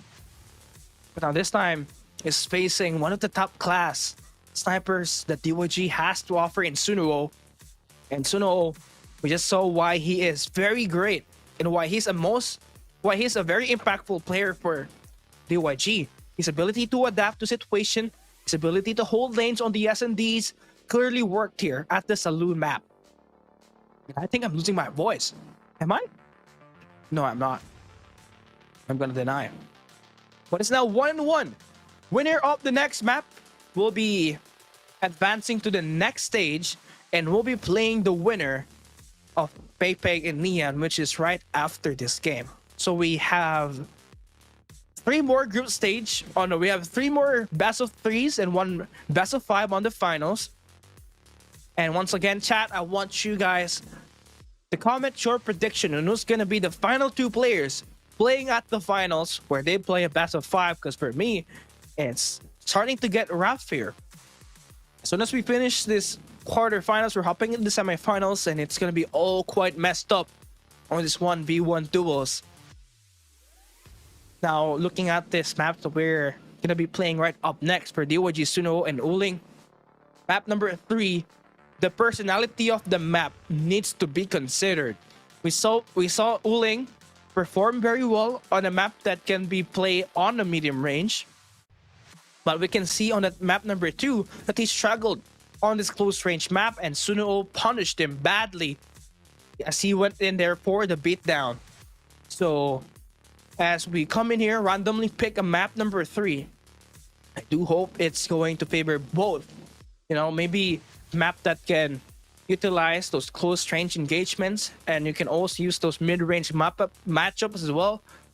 It'll be truly great here as we are halfway into our matches on today's schedule here at CDSI Summer Invitationals 2023. So right now for Suno and Uling, I guess they just need to play one more map to determine who is gonna be advancing to the next round, but more on that later.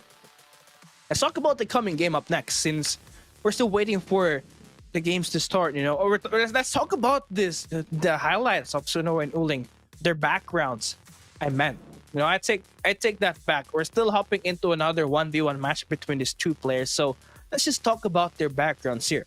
Again, for Uling, his team didn't really had a great time playing at the recent China Masters Season 5. They barely made it to top 4, and they had to climb in here at CDSI and have to play the wildcard stage to qualify for the group stage. So with Uling, he is definitely the most consistent player that Q9 really has to offer into the map. And it's just that their players wasn't really clicking alone. Now we're going to be able to pick some map here. There's no yellow lights assembled. But we've played Pine, we played Saloon, now we're playing Stack. Alright. It's going to be a great map to use. I do believe Zion Yangwon was playing that earlier. So now it's time to determine who's going to take that map number 1. Oh, who's going to take the map number 3. Up against, again, you know, Uling, the road to the revenge tour to get that King of Sniper challenge is gonna be very hard for him, as he's meeting some of the best snipers here at the bottom half of the playoff bracket. Uling has to face Suno, and if he does so win this, he's either gonna face E-Star Pepe or Nian. E-Star, absolutely the 3rd best team right now in China. Wolves, the number 1 team in China, and they also have the best, arguably the best sniper in China, in Nian, who's known for his deadly aim and, you know, very clutch genes. It's him. It's Hian. I don't know. Him Nian? No, let's not do that. So Uling definitely will be having the toughest bracket, if you look at it this way, on the quarterfinals. But if anything, this guy is made for, you know, for these big moments. He knows how to perform well in the pressure, under pressure. That's why he's a diamond for Q9. That's why he's classified as one of the best individual player that China has to offer right now. along there with Zai, King, as well as Nono, Bang Chuan. Yeah, this is how it goes. Right now, it's gonna be 1-1. We're hopping into stack. Both teams, both players has to win this map. We're hopping onto stack. And Uling and Suno, they love to play tennis. They love to play the opposite lanes. This time, they're gonna meet halfway at the middle. Head glitch here for Suno. Let's get that information. Uling holding his own. Suno now finding a counter. Tries to play the same lane as him. First shot. Uling gives Suno that haircut. Cuts that mullet down to the ground. Very efficient shots here for Uling. Not really moving a lot. That force Suno now coming with the counterplay. Push towards the top side of the map. Coming for the flank. And surprise Uling with the scope. He's looking to do the exact same thing here once again. This time pushing on towards the back side of the map. Uling just loves to play the middle. Holding angles is what he's great at, but he can also play to short range. Suno gets that read though. To win one in favor for Suno on his first round. Holding off angles is gonna be key here as well, but you gotta have that quick reaction to pull that trigger and convert the shot. Uling will not decide to contest. So pushing on towards mid. That's gonna be big shots coming true.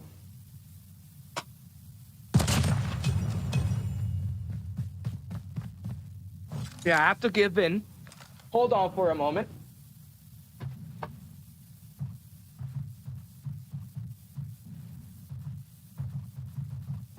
He's holding it down.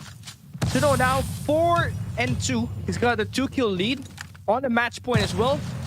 Holding on a hit mark though. To cost him his life. Still holding off the middle. He really loves to play it risky. Suno now finally has got that read. Oh, another hit mark. And Suno now punishes. Takes that first round. Good shots coming through there. For Suno. Take the lead. Uling now on the brink of elimination. Suno, one of the best snipers that China has to offer. It's giving Uling a very hard time here. Holding up at the spawns. Still holding the same angles. He's using it at round number 1. I mean, I feel like for Uling, he needs to change the way he is playing right now. I mean, pushing up towards mid will not give you anything great. You saw that already on map number 1, or the round number 1. You gotta utilize the top and the bottom lane to find these picks. And for Suno, he has been utilizing that on the round number 1, which led to him winning that round number 1. But Uling now, proper timing, great hold on that trailer, finds that first blood onto Suno on this round number 2. Gonna have to do more. But Suno traced that back fast. We're 1 minute into the game, still one. We're dead like at 1 here. This team really love to play it slow. I mean, you're fighting for a semifinal spot, and Uling is just really risky. Pushing on towards mid again. That's gonna be an easy pick for Suno, who's holding off this God Heady. Suno now does so find Uling here once again. He spots the head. And he is hiding in plain sight. Uling doesn't really know where he's at. But now he does. He's got that info. But Suno still just better with the aim. Uling down to the brink of elimination. Revenge Tour looking so pale right now as Suno now combines for 4 in a row. He's got the chance to stop Uling at this point. But Uling fights back. He wins 1 gunfight. Needs to win 3 in a row. Has to be perfect on this round number 2 to win this. He's still holding off the middle. He really trusts his gunfight here, but as soon as Suno pops his head on towards the stairs, it's over. He pulls in the trigger! But Suno wins the gunfight on the other end. We got our third semi-finalist. Suno wins that matchup versus Uling, coming back from the dead. He wins that saloon map, he wins that stack map. And Uling will not be able to continue to play here at the knockout stage. And the revenge tour officially prematurely over. And I hate to say that because Uling is one of those hopeful players from Q9. I mean, an individual player that can really do it all, apart from Zion No. But it is what it is. You're going up against Suno, who definitely had a better performance than you on yesterday's play-in stage. Suno had a perfect game of the play-in round number 1 with 90 kills and 73 kills in that play-in round number 2 to give him 163 total kills. So that performance really is very solid for Suno, and Uling just had a mental breakdown on that map number 3. He tried to force his way in towards that middle where Suno was just picking him one at a time. It was just easy picks after easy picks, and that was really over. And now that all that's done, we're going to be hopping on to a quick break once again. When we come back, it's going to be Pepe and Nian.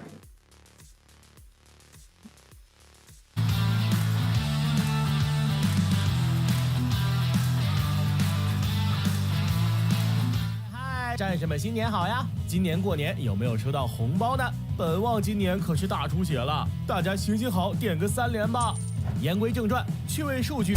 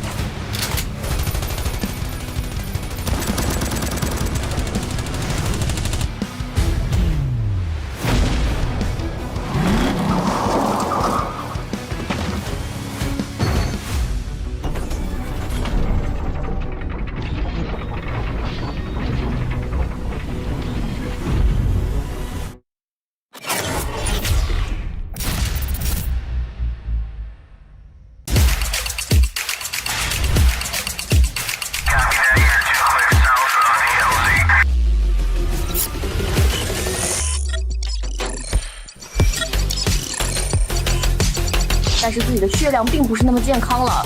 小奶就在烟中啊，你可以看到他在育苗的位置上面，完全猜到了对方的站位。呱呱绕了一个大圈回来，把人清了一下，抓到劣势复活点了。呱呱，看看怎么打，转起来。肯定哦，被抓开那个了。队友旅店带走，下面双杀，绝对不敢来了，他就打3个。我的天哪！他白方也是 no， 但这个点埋的太好了呀。作为打手枪的选手吧，哇哦，亚瑟 This is important. Once Kazuko Legacy gets the flood in here, ออกมากาโต้จะเข้าเป้าเป็นเด็กระยะไกลแบบนี้มันอยู่แล้วปาดมาได้กาโต้ไปต่อแล้วดูต่อเซตเด็กใน Repeat of Ulin's once more here towards the bomb side. A-bomb, so you better watch out. their timing and their coordination. Got trickling in one at a time. They have got that partnership. They've got those duos pushing in together. Setelah hard point ketiganya, immerse untuk masuk dan satu operator kill. Soalnya udah setup duluan ya. Sayang sekali ya, Clock ini mengeluarkan ulti yang sangat poin sekali. Demorse will come in. Yado's skirt AD under his name. But till then, whatever the West Point Marvel Kings have been able to do, Javen has been able to deny. 问题不大，波点还在我们手中，小心 unlucky， 一定要小心 unlucky 这个歼灭者，一个补了。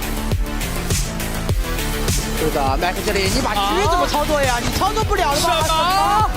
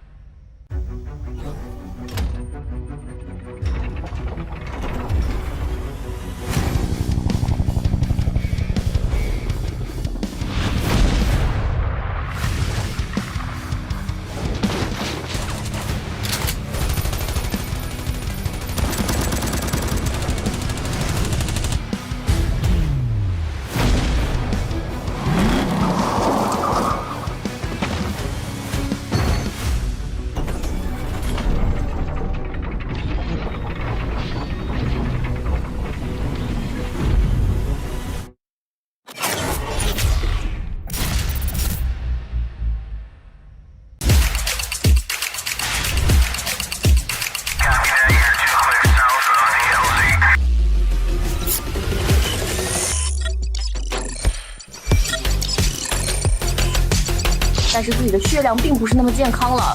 小奶就在烟中啊，你可以看到他在绿苗的位置上面，完全猜到了对方。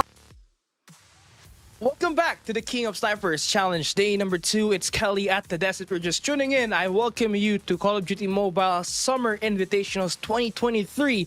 This is the pre-game before the group stage. If you're just tuning in, we had Suno winning the series versus Uling. A true great shocker. Now we're down to our final quarterfinal matchup. It's Nian taking on Pepe on the final quarterfinal matchup. We already have 3 players locked in for the semifinals, Zai and Luffy and Suno. And the winner of his final quarterfinals will be taking on Suno on the semifinals. And it's time to get a good gauge of what these two can offer. Let's take a look at their performance on the play-ins round 1 and round number 2. Pepe, 53 on round number 1, 70 on round number 2 for a total kill of 123. Wolves Nian with 69 on the play-ins round 1 and 75 on the round number 2. And a total of 144 kills. So just like the last match earlier, it is the difference on the kills on the planes is marginal. But now it really depends on how this team will play. We're hopping on to a duel on stack. Once again, we saw how much Uling struggled on this map on that game number 3 that we had just earlier.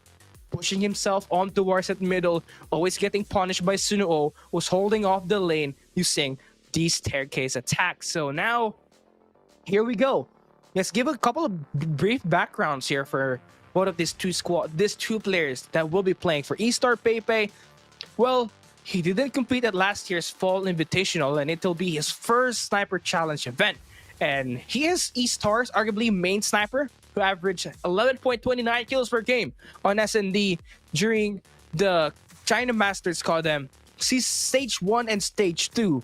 And is the second best fragger on the team. So, for me, honestly, he may not have those flashy kills during the playing stage, but what we saw from him on that round number 2 on that playing stage is definitely solid. So I hope that we see an E-Star Pepe that will play very solid right off the get-go and not go off to a slow start, because the team that he's playing and the player that he's gonna face is arguably the best sniper in China right now. Deadly aim, calm and compose. Nian, his clutch plays all throughout the China Masters Season 5 helped them become the best team in the region by far. And it's off here on the second spree, right off the get-go. He loves trash talking as well. He loves making other players cry after he wins the game. Let's see if he's gonna pull on one here. As we see the push come through for Wolves Nian. Gonna spot Pepe onto mid and see the timing and the way he pulls his trigger. Definitely tough here. As he finds a 4 in a row, looking for the ace here. Pepe looking so outclassed. Right off the start, Nian. She's letting Pepe know it. 1-0. And if we're talking about narratives here, guys, if we're talking about narratives, Nian, this is his quest to solidify himself as the best sniper in China. If he does so win this tournament, not just in China, he's gonna be the best player, best sniper in Garena. And Japan as well, because we're looking at 3 countries playing at this game, at this tournament. Pepe needs to get his axe on going properly. Using the top lane, just cover around the map. But Nian still finds a way to shut him down. And this is smoking Pepe at this point. 1-0. Start this round number 2. You can see Nian, he's just so aggressive, confident that he's gonna win the gunfight. He's pushing on to mid, where we saw Uling got punished earlier. But this time here, he's just making light work of Pepe. 7 in a row, people. He's just lighting him up, finding those kills, but finally we see E-Star Pepe wins that kill, wins that gunfight for the second time against Nian. Finally, some traction that we are seeing. He has to pick his angles here properly. Nian will be able to get Tim off real nicely. And that's the first connection once again. It's gonna get the second combination. Toby want a Wamba combo. Last player, last kill. And Nian, you saw him win that round. He is laughing after that kill finished. And again, that's gonna be 1-0 for Wolves Nian. I mean, it's gonna be stacked here. If Nian wins its game, it's going to be a CDM Season 5 Championship rematch, but this time as a sniper. We got Suno waiting for the winner of this matchup between Pepe and Nian. So if we do see that DYG Suno and Wolves in action, it's gonna be crazy. I mean, if we labeled that last game earlier as one of the sweatiest match in the quarterfinals, this coming game between Nian and Suno is gonna get a lot sweatier, knowing that Nian just ended this first map, arguably the fastest game that we had here so far on tonight's schedule. So Nian, please continue doing it that way. We get some good highlights off of you. But if you're Pepe, you know, you already got dehydrated in the first map. You gotta find a way to bounce back on towards the second. And maybe Pepe doesn't really love to play those long-range map like Stack. So maybe we could see him play at least the Saloon or the Pine, which could, you know, totally remove the chance of Nian holding lanes and angles. Because looking at this game that we had just earlier, Nian just shot Pepe down by holding angles. I mean, he was holding the bottom, his ball holding bottom and top. He's also taking eyes on the mid lane as well. And no matter where Pepe enters or picks, he just gets picked up, especially at round number 1 where Nian just went in for the ace, not really give Pepe a chance to spawn and, you know, stay alive for at least 5 seconds because he ended at round number 1 very fast. So that's what we're getting here at this map number 2. I am not sure if things will go the way of Pepe. I should take a look at the next map. It's gonna be Pine. All right. It will definitely not look like Stack. Obviously speaking, we're going to be looking at a map that will combine those close range if you were more of a movement guy, or those long range if you're a hold guy like Nian. But if Pepe, you got the opportunity now to move between those rocks and of course the shed that is available on this map. So if you just get your timing right and stay alive for those 5 seconds after you respawn and after you get taken down by Nian, you're basically good to go. But again, you're talking about Nian, arguably the best sniper in China right now. So you gotta pick your weapons, pick your gunfights wisely, not commit those rookie mistakes and expose yourself, get that wide pick, and give Nian absolutely the easiest shot of the day.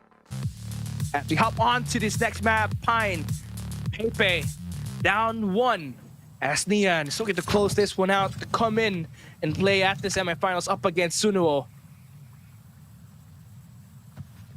Wolves Nian can really tell that he's more of accuracy over movement. He's trying to find ways to spot Pepe. Pepe with the jump shot from deep. Hits that tree. Gets that first blood. Definitely moving more compared to Nian, which is holding on towards that top right side of the minimap. Goes in for a reload. I don't know why you have that. Still got 6 on that. But anyway, still gonna be a confirmed kill for Nian.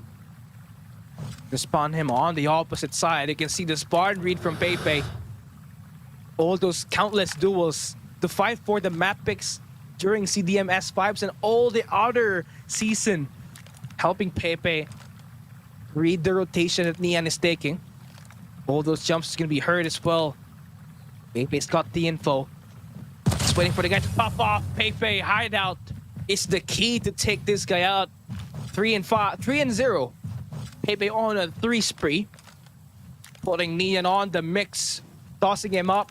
Dicing him with the locust. It's gonna be 4 in a row for Pepe. So responding back with a better performance here this round number 2. But Nian ends that streak and now he is ongoing. As much as possible, you don't want this guy to get the first shot he's gonna have. But hey, Pepe Better read on that rotation from Nian. Gets that first round win for the day. So this is looking like the entire opposite of what we had on that map number 1, where Nian just absolutely mixed Pepe nicely. Put him on the blender as well. This time, Pepe winning those early set of gunfights, helping him actually get the momentum to his favor. As we see Nian just holding on the area lovely. On the top right side on the shed, Pepe will not decide to move after staying, not finding some info on that rocks. Nian had to punish him with a Lucas Electron. 1-0. Here it is, round number 2. Nian is taking his time, not really pushing, trusting his hold lane capability to actually damage Pepe here at this round number 2. Just waiting him out. This time he's on the middle. Pepe just respecting his range. But I do believe you have to close out on Nian to take him down, and that's what Pepe just did there. All tied here at this round number 2 with 1 kills each. 6 kills per Pepe. Trying to push up. But Nian spots him. Beautiful read. And you can see Nian just all smiles on the camera. He's going to be taken down here this time. 2-2. I mean, Pepe is just playing this one better compared to that map number 1, so progress is key. Just need to close this one out and force a game number 3. Pepe. Good read. Finds a guy onto the trailers. Nian, once again, he has to change his playstyle. Never mind. Wins the gunfights on towards Pepe. Now, on his second life. And he punished Pepe for that hit mark. The opportunity to take this round number 2 on now on the hands of Nian. And for the guy to pick on the rocks, he spots the head. Will not find that conversion, but he does so have the info. And something with Nian is that, you know, if he does get pressured by Pepe, doesn't really change up his tactics. You know, it's just very calm and composed. He knows that he's gonna dominate when holding lanes. That's what he's trying to do. But Pepe now trying to close this one out. 4 and all. All 4. Here at round number 2. Whoever wins this next gunfight takes the round. If you're Pepe, you want to force a map number 3. No movements from Nian once again. It's just holding on towards the treehouse. Pepe knows where he's at, so Nian had to be forced to relocate. Move on towards mid. Pepe still holding the rocks, and I like this transition from Nian. I don't think he can hop on towards the trailer. So he's holding the barrels and wait for Pepe to slide onto the rocks, and again, Nian really gotta recommend. You really gotta commend his quick reaction. His ability to hold on to those lanes. Now it's gonna be tied here once again. 1-1. Nian, I do think he's got the momentum on towards his side. In order for him to secure this game, he needs to find those burst pick. He missed the first one. Trying to hold on towards treehouse, very exposed on towards the God Rock that Pepe is holding, so he has to relocate right away. And he's gonna have the rotation on towards the middle once again, near the trailer. Pepe can get that good shot nicely against Nian. 1-0. And I love the tick that Pepe is doing here. He's really respecting the range that Nian has. And he's just holding his own angles here as well. You know, they take what the offense gives you. Right now, they're playing on the close range, and Pepe is gonna win that 3-0 to start this round number 3.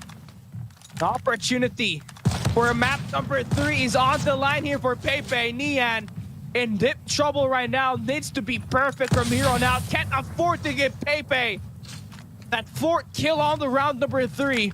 Match point. Misses the first one. And Neon finally gets his first shot here. Connecting. Info game for Pepe, and he gets it to go. There's no sweep happening onto that map number 2. We're looking for a map number 3. Pepe, better recovery.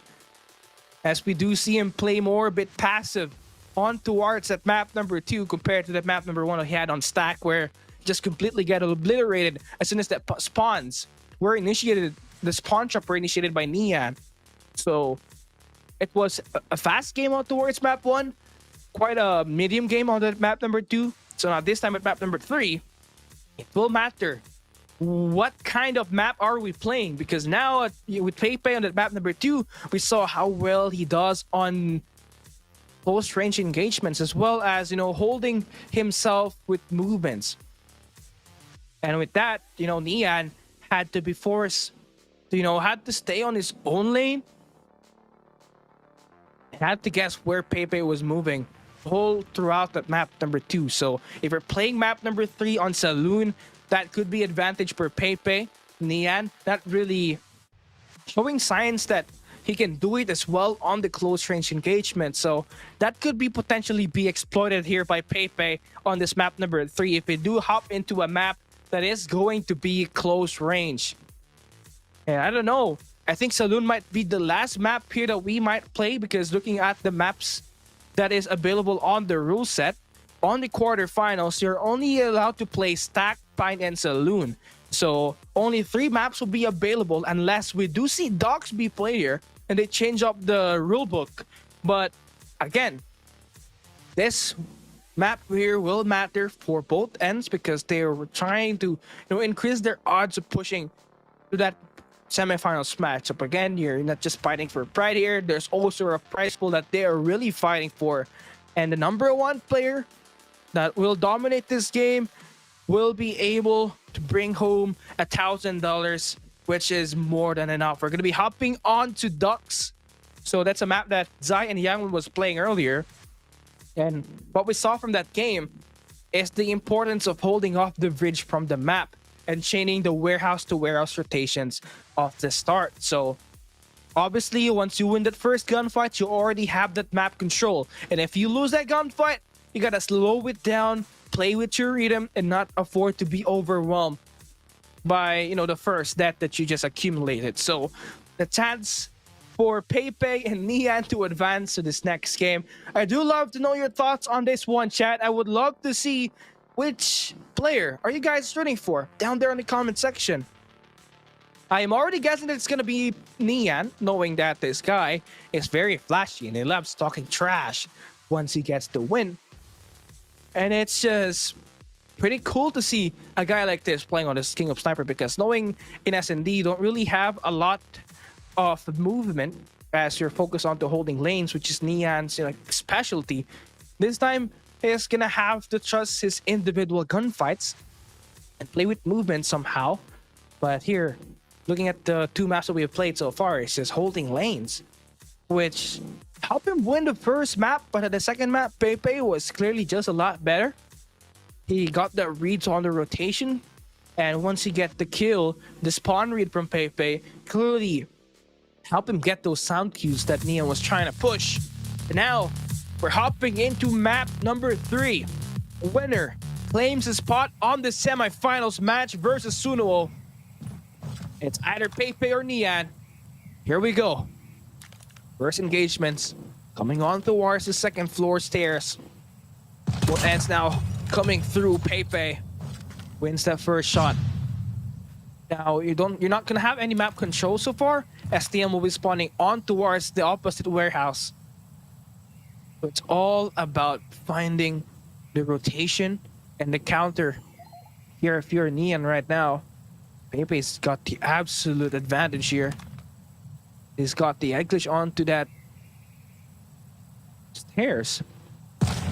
Oh, and now he does find the head. He's got the information. He's pushing nicely on towards the inner warehouse.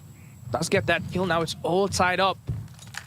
Again, Ian is still holding the same area that he found a kill on towards Pepe. But Pepe now will be able to adjust and get that kill stay on the lead. 2-1. Nice shot from Nian. Gives Pepe a great haircut. Maybe the next one is gonna give him a great hair dye. I love the bleach that Nian has, though. Not gonna lie. Reminds me of Warden. Pepe gonna take the lead once again. 3 minutes and 33 seconds left. There's not a lot of things going on. It's just more of holding angles. And most of the kills just coming through from the staircase. It's always about this crossfire that's happening. If you're Pepe, just gotta have to play it nicely. You know you got the lead. Just have to wait things out. Force Nian to move around the map. Get those mistakes to happen. Pepe. He's still looking. He's still waiting. And Nian is being spectated by, I believe, a coach or his teammate. I love it.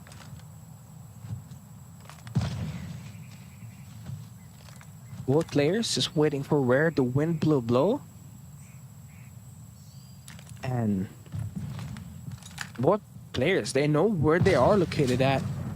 Now Pepe decides to move in quick. He's got the height disadvantage. Nian could settle for a punish. But Pepe is gonna lose those gunfights. Same thing with Nian. Missing all the shots basically. It's gonna cost you some shots now and taking into close range. The slide in from Pepe wins him that 4th kill on the round number 1. Nian struggling right now, I'm telling you. Pepe's got the advantage when we're talking about close range engagements. But I love that he's using range as well to counter Nian. Force him to be, you know, aware of his surrounding. And Nian can't really read Pepe right now. Pepe's reading him off like a book, while Nian is struggling to solve this mat problem. Round number 2, a chance for E-Star Pepe to honor his team the chance to play on the semifinals versus Suno. Nian, this is just a matchup nightmare for him. He's going up against a guy who loves walking so much. Finally gets a shot to connect. I was thinking where this player might be. He picked out the window, but the slide there to go back won't be activated, so Nian will get shot down. Pepe really loves playing it slow.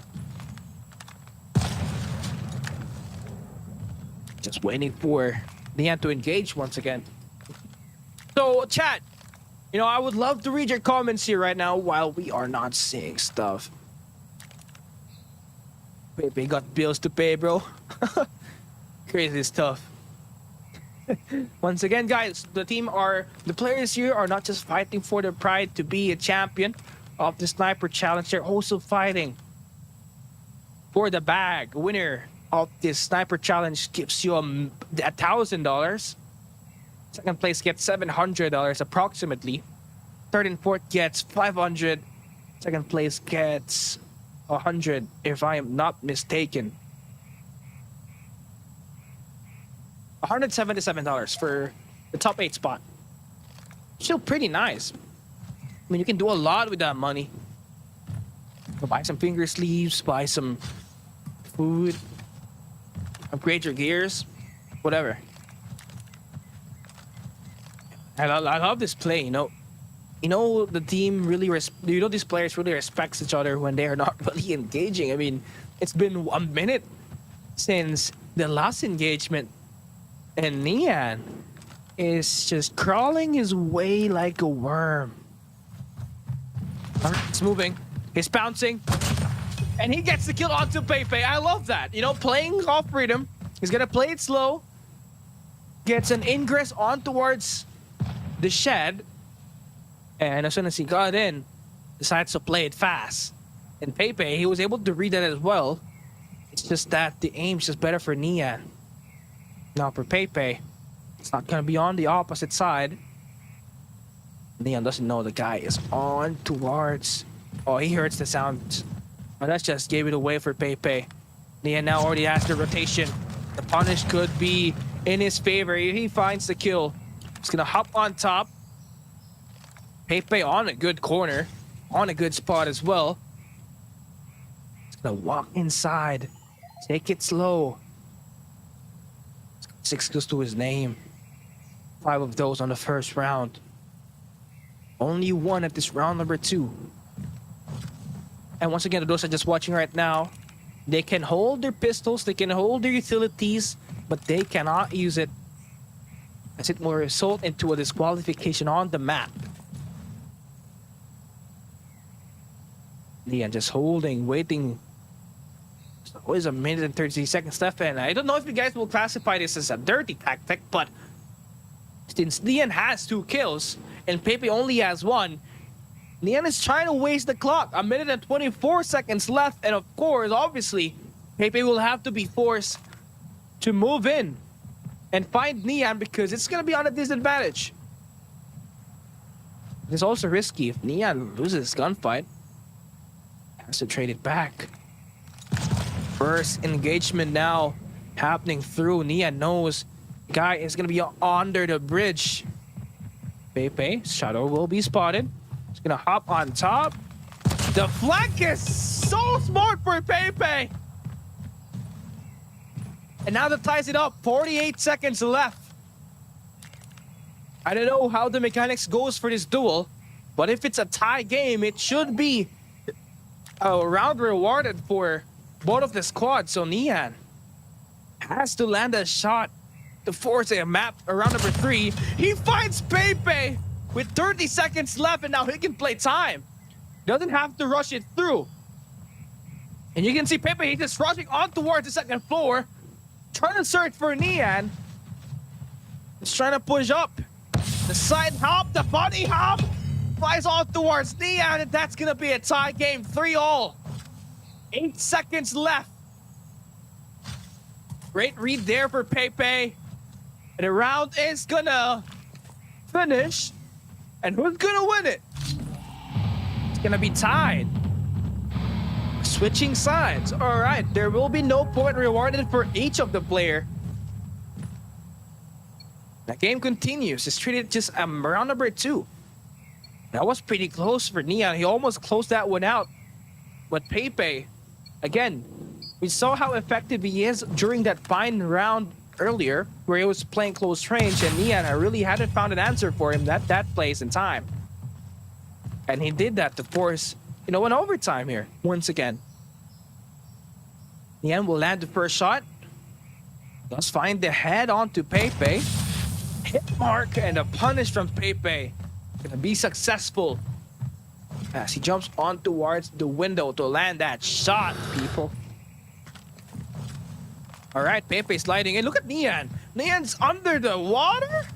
Under the bridge. For sure he's under the water, but just grabbing its way through persistently.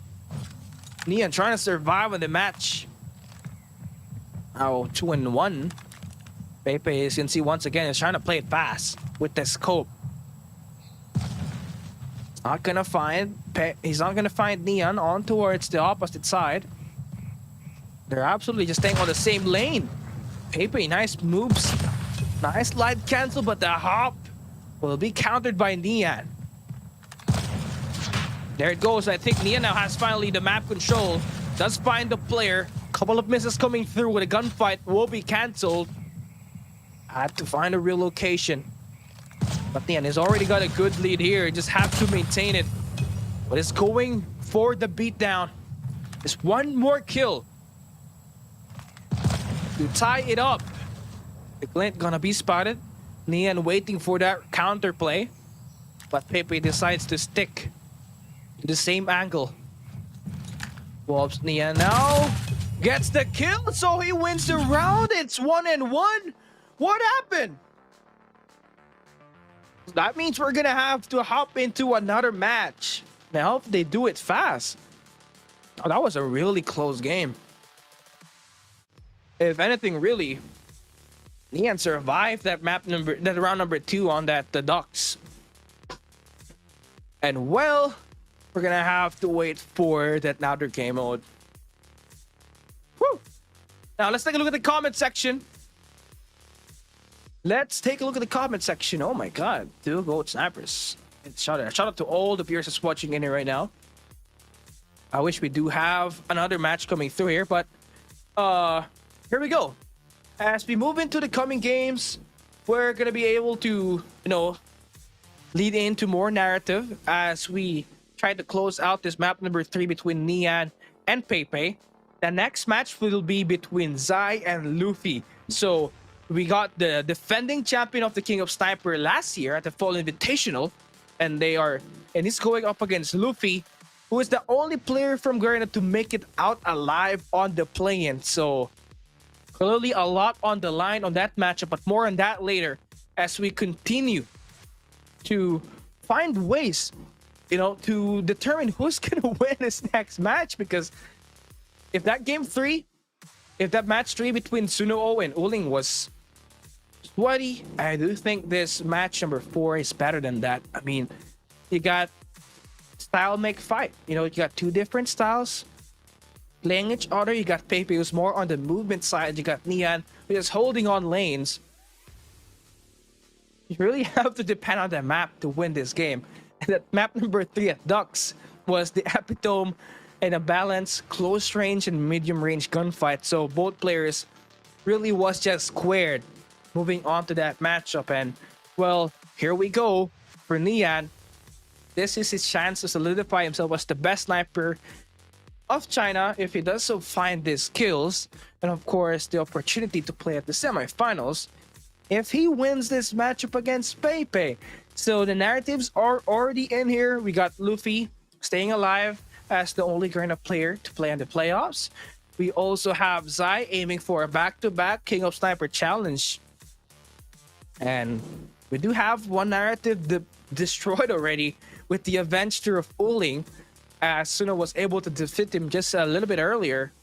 But for Nian, his quest to solidify himself as the best is still very much alive. We are still waiting for the game to start. Most likely, we're gonna have a reset onto that dual matchup that we have. So I don't know if it's gonna be like win this first round or you gotta do a reset, because it was eventually tied. So this was the first time that we actually see that happen, and there was nothing really located. There's nothing really stated in the rulebook that you got to play another map. So most likely they're just gonna repeat this Ducks map and play another first 2 wins. So for Nian and Pepe, they already have the experience. They got 3 rounds experience already in that recent match that we had, where the round number 2 had to be tied. But I think really Pepe has a solid chance to upset Nian if we are going back to the same map that we had on that map number 3. So I don't know. Nian is kind of in trouble at this point in time, but it's all about adapting. And if we say about adapting, we know Nian is going to be one of the players from Wolves who loves adapting to certain situations. And that's why he has been an impactful player. Obviously, one of the best S&D players that Wolves really has to offer when they play those S&Ds. I mean, he was able to help Nian. Oh, he was able to help Wolves actually defeat DYG and close out the S&D slums during the championship of CDM S5. He was the only player alive, and he was able to punish the players that's trying to defuse the bomb on towards the B side. So very important stuff for Nian. But for E-Star Pepe, I don't know. This team has been on the rise. I mean, they do have a teammate in Kang Chen who was dominating CDM Season 5 with a by 15 slug attachment. And what's more impressive is that he is actually out-fragging most of the stars of CDM. He absolutely is terrifying with that by 15, but we're talking about Pepe here, which is totally a different man and a different breed.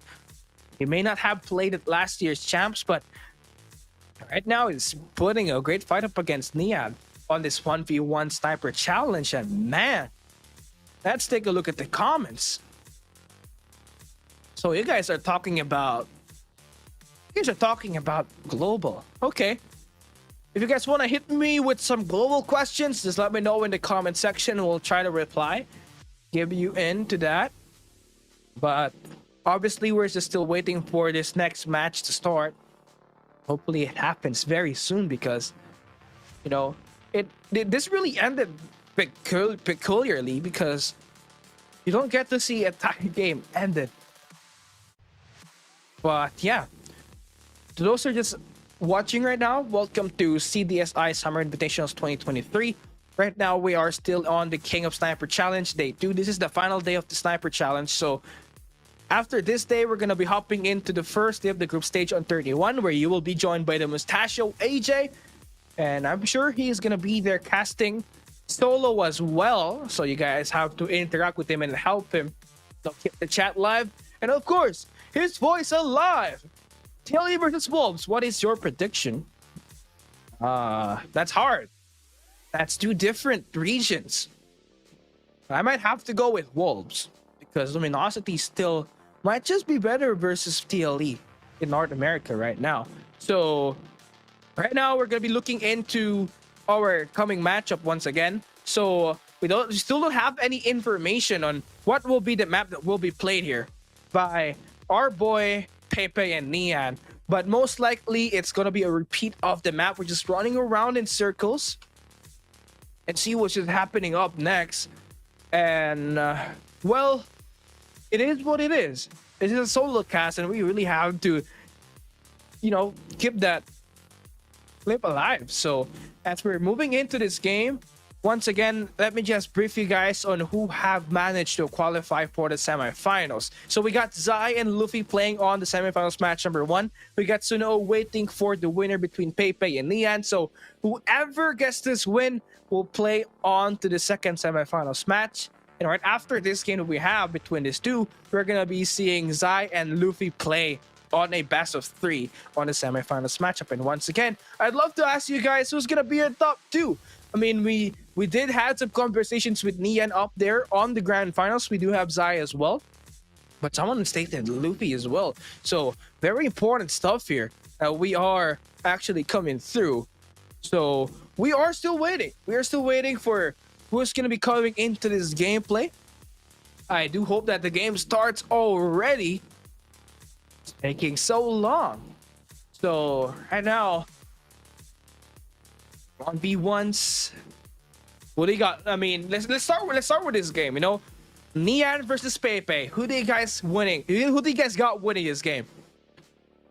I strongly believe that Nian will be a strong contender here if we're playing a different map. But Pepe performs well in the Ducks. He plays it like it's the back of his map. He's at the back of his head with the way he's been able to counter Nian in most of the position that he has taken. So here we go. We're still waiting. All right, let's go. E-Star, Pepe, and Nian. It's going to be the current game that we are playing here right now. And well, it is going to be quite hard to actually state whoever is going to win this game. But yeah, anyway, let's look at the performance of Pepe and Nian once again on the play-ins round 1 and round number 2 and see how much were their totals. For Pepe, at the play-ins round number 1, he scored 53 kills. On the round number 2, he scored 70 kills for a total of 123 kills. So for Nian, he scored 69 on round number 1, 75 on the round number 2, and a total of 144 kills on towards that round for those 2 rounds. So Pepe is actually one of the players that is bottom.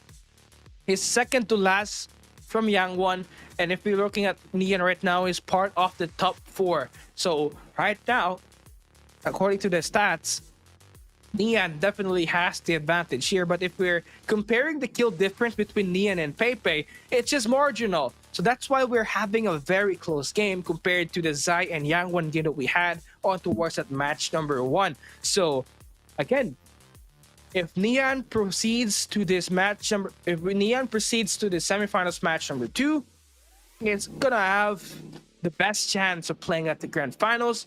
Hopefully up against his teammate, but there's a big possibility that Luffy takes this one away from him.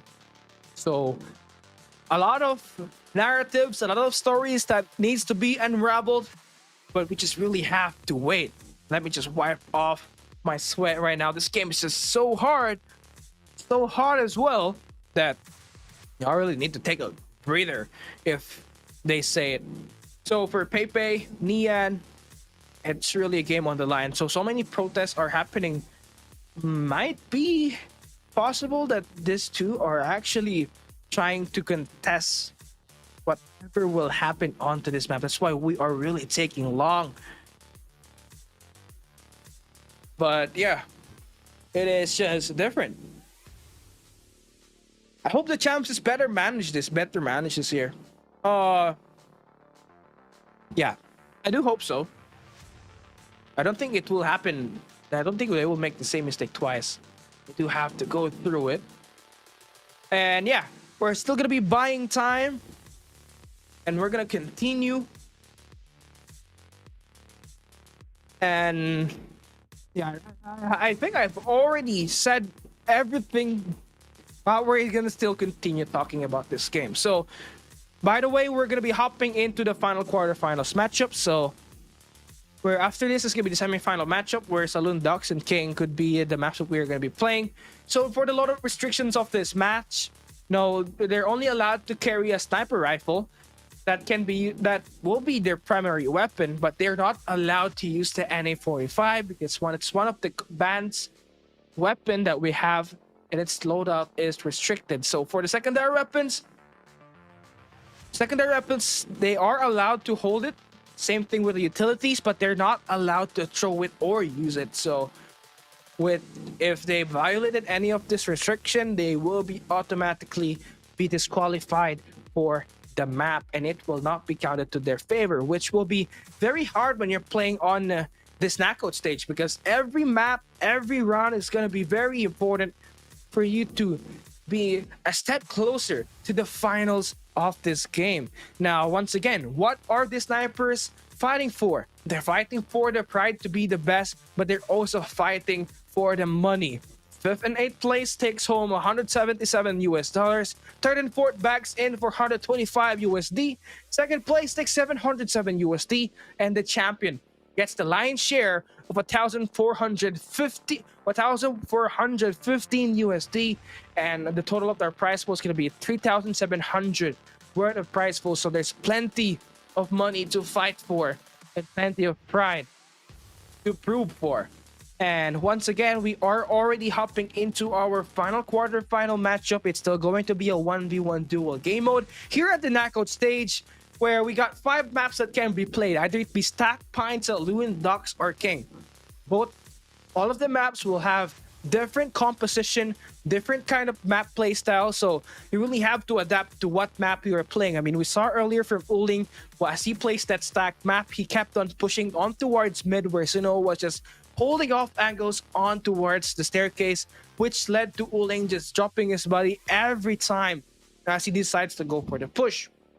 Now, looking at the Pine map, we saw Luffy actually get decimated by Aaron on the first round, but as soon as he managed to learn the background, the way he handles the rocks, the shed, he was able to win the match up against Aaron and eventually go in for a reverse sweep. But hey, we're gonna be taking a quick break, and we'll be right back. 站位，呱呱绕了一个大圈回来，把人清了一下，抓到劣势复活点了。呱呱，看看怎么打，转起来。肯定要，被抓太那个了。队友旅店带走，下面双杀，居民不敢来了，他就打3个。我的天哪！回头白方也是 no， 但这个点埋的太好了呀。是会打手枪的选手吧？哇哦，亚瑟 This is important. Once Kazuko Legacy gets the flood in here, ออกมากาโต้จะเข้าเป้าเป็นเด็กระยะไกลแบบนี้มันอยู่แล้วปาดมาได้กาโต้ไปต่อแล้วดูต่อเซตเด็กใน Repeat up Lindsay once more here towards the bomb side. Hey, bomb side, you better watch out. their timing and their coordination. Trickling in one at a time. They have got that partnership. They've got those duos pushing in together. Setelah hard point ketiganya, immerse coba untuk masuk dan satu operator kill. Kalau udah setup duluan ya, sayang sekali ya kalau ini mengeluarkan ulti yang sangat bagus sekali. The Morse will come in. Yado's skirt AD under his name. But till then, whatever the West Point Marvel Kings have been able to do, Javen has been able to deny. 问题不大，火焰还在我们手中，小心 unlucky， 一定要小心 unlucky 这个歼灭者，一个补了。是的，麦克这里你把狙怎么操作呀？你操作不了的吗？什么？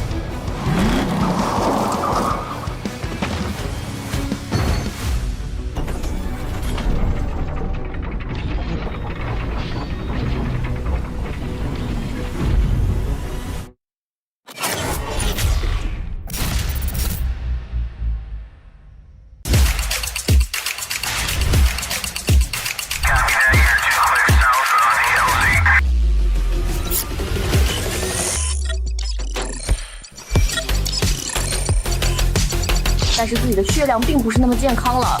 小奶就在烟中啊，你可以看到他在育苗的位置上面，完全猜到了对方的站位。呱呱绕了一个大圈回来，把人清了一下，抓到劣势复活点了。呱呱，看看怎么打，转起来。肯定哦，被抓开那个了。队友旅店带走，下面双杀，居民不敢来了，他就打3个。我的天哪！回到白房也是 no no， 但这个点埋的太好了呀。是会打手枪的选手吧？哇哦，亚瑟 This is important. Once Kazuko Legacy gets the flood in here, ออกมากาโต้จะเข้าเป้าเป็นเด็กระยะไกลแบบนี้มันอยู่แล้วปาดมาได้กาโต้ไปต่อแล้วดูต่อเซตเด็กใน Retreat of Valencia once more here towards the bomb side. A bomb side, you better watch out. their timing and their coordination. Got trickling in one at a time. They have got that partnership. They've got those duos pushing in together. Setelah hard point ketiganya, immerse coba untuk masuk dan satu operator kill. Nah, soalnya udah setup duluan ya. Sayang sekali ya kalau ini. Ladies and gentlemen, welcome back to CDSI 2023 King of Sniper Challenge. Day number 2, we're on to our quarterfinals match number 4 for the continuation of the overtime. We had Lian and Pepe just played it off like a sweaty matchup. You know, they had to go through round number 3 overtime, and now we're going to have to play a bonus match due to the same point that they had on round number 2 just about earlier. So, only one round that we are playing on the same map. So whoever wins advances onto the semifinals as they will face Suno. Once again, Nian, he loves holding lanes. Pepe loves playing with movement. At least that's what we saw from the first 3 rounds of action. Nian holds on to that lane on towards window, gets that kill onto Pepe, so Pepe's not gonna spawn onto the same lane as his. And Pepe hopping in, waiting for the perfect moment to try to find his player out. Nian. You know, he's got the advantage. He loves the numbers. Just have to wait it out. And I love what he's playing, you know. He's just really taking his time. Doesn't really have to force anything. Let Pepe do the work. While you shoot some bodies, shoot some players as they come ahead and move. Nian gonna be on a disadvantage here, but I do know he has already spotted Pepe. It's on the opposite end. Pepe just slowing it down. Trying to find a way to spot the worm. He knows the game. He knows where the player is at. He's got the info. He will not decide to pull the trigger. The jump off from Nian. He flies through. He's not going to get the conversion. Same thing with Pepe. There's a minute left once again. Caught in a deadlock. Both players on opposing sides. Nian just holding it down. He's just always letting Pepe do the work. I mean, look at this. He's holding only one area of the map. Pepe is holding almost about every area outside of this building. Hit mark coming through for Nian. Has to stay and recover. Can we see Pepe land his first shot here, or will Nian get that second kill and just wait for Pepe once again? Looks like it's the latter. Nian now finally on the second kill on this round number 1. Once again, only needs one round to win. Both players only needs one round to win the matchup. And Nian is on pace to win this series. Can either just play time or can go for the elimination. It's one of the two. But I like how Nian's is playing right now. You know, he's just playing time. He's milking it out, forcing Pepe to commit those mistakes. I love it, but you hate to say it, but Nian is just playing Pepe right now. Not good. Nian's already got the momentum. Doesn't really have to engage at this point, but they chose to do so. Missed shots coming through. Pepe now closing in the gap. We know what he can do on a close range, but Nian finds a way to shut him down. 4-0 for Nian. And Pepe on the brink of elimination. He finds him! He shots Pepe down to the ground and will be the second. He'll be the 4th player to play at the semifinals. He'll be taking on Suno later on. But what a match. Right there. Arguably the fastest map 1 that we had and the slowest map number 3 in the quarterfinals, with both these players just milking the time, waiting for some adjustments to be made. So very great start there for Nian. As soon as he lands those first 2 kills, we know that Pepe was really struggling to win his gunfight. He lost his composure, and now it's Nian that will win that map number 3. So it's an overall 2-1 series. We had a 2-1 series with Suno and Uling as well. So this lower bracket definitely very competitive compared to the top half. So more on this later as we're waiting for the highlights to actually pop in. Now we have our 4 solid contenders on the semifinals. We will have Luffy versus Zai. We got Suno versus Nian.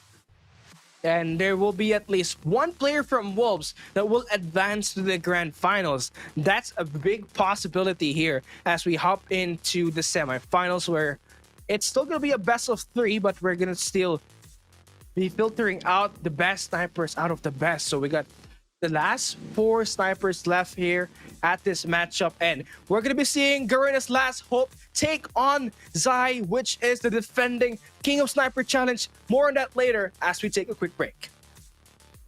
Mengeluarkan ulti yang sangat on point kan. The mark will come in. Yado's card AD under his name. But till then, whatever the West Point Marvel Kings have been able to do, Javen has been able to deny. 问题不大，波点还在我们手中，小心 unlucky， 一定要小心 unlucky 这个歼灭者，一个火了。是的 ，Mac 这里你把狙怎么操作呀？你操作不了的吗？什么？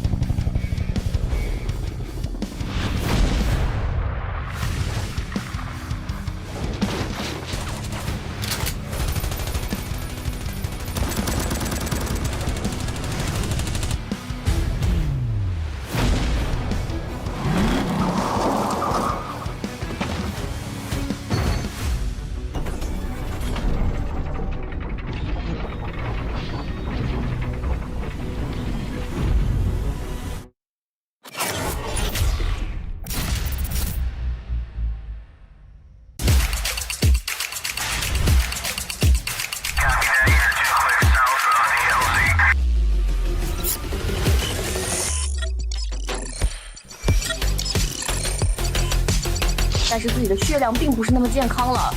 小奶就在烟中啊，你可以看到他在绿苗的位置上面，完全猜到了对方的站位。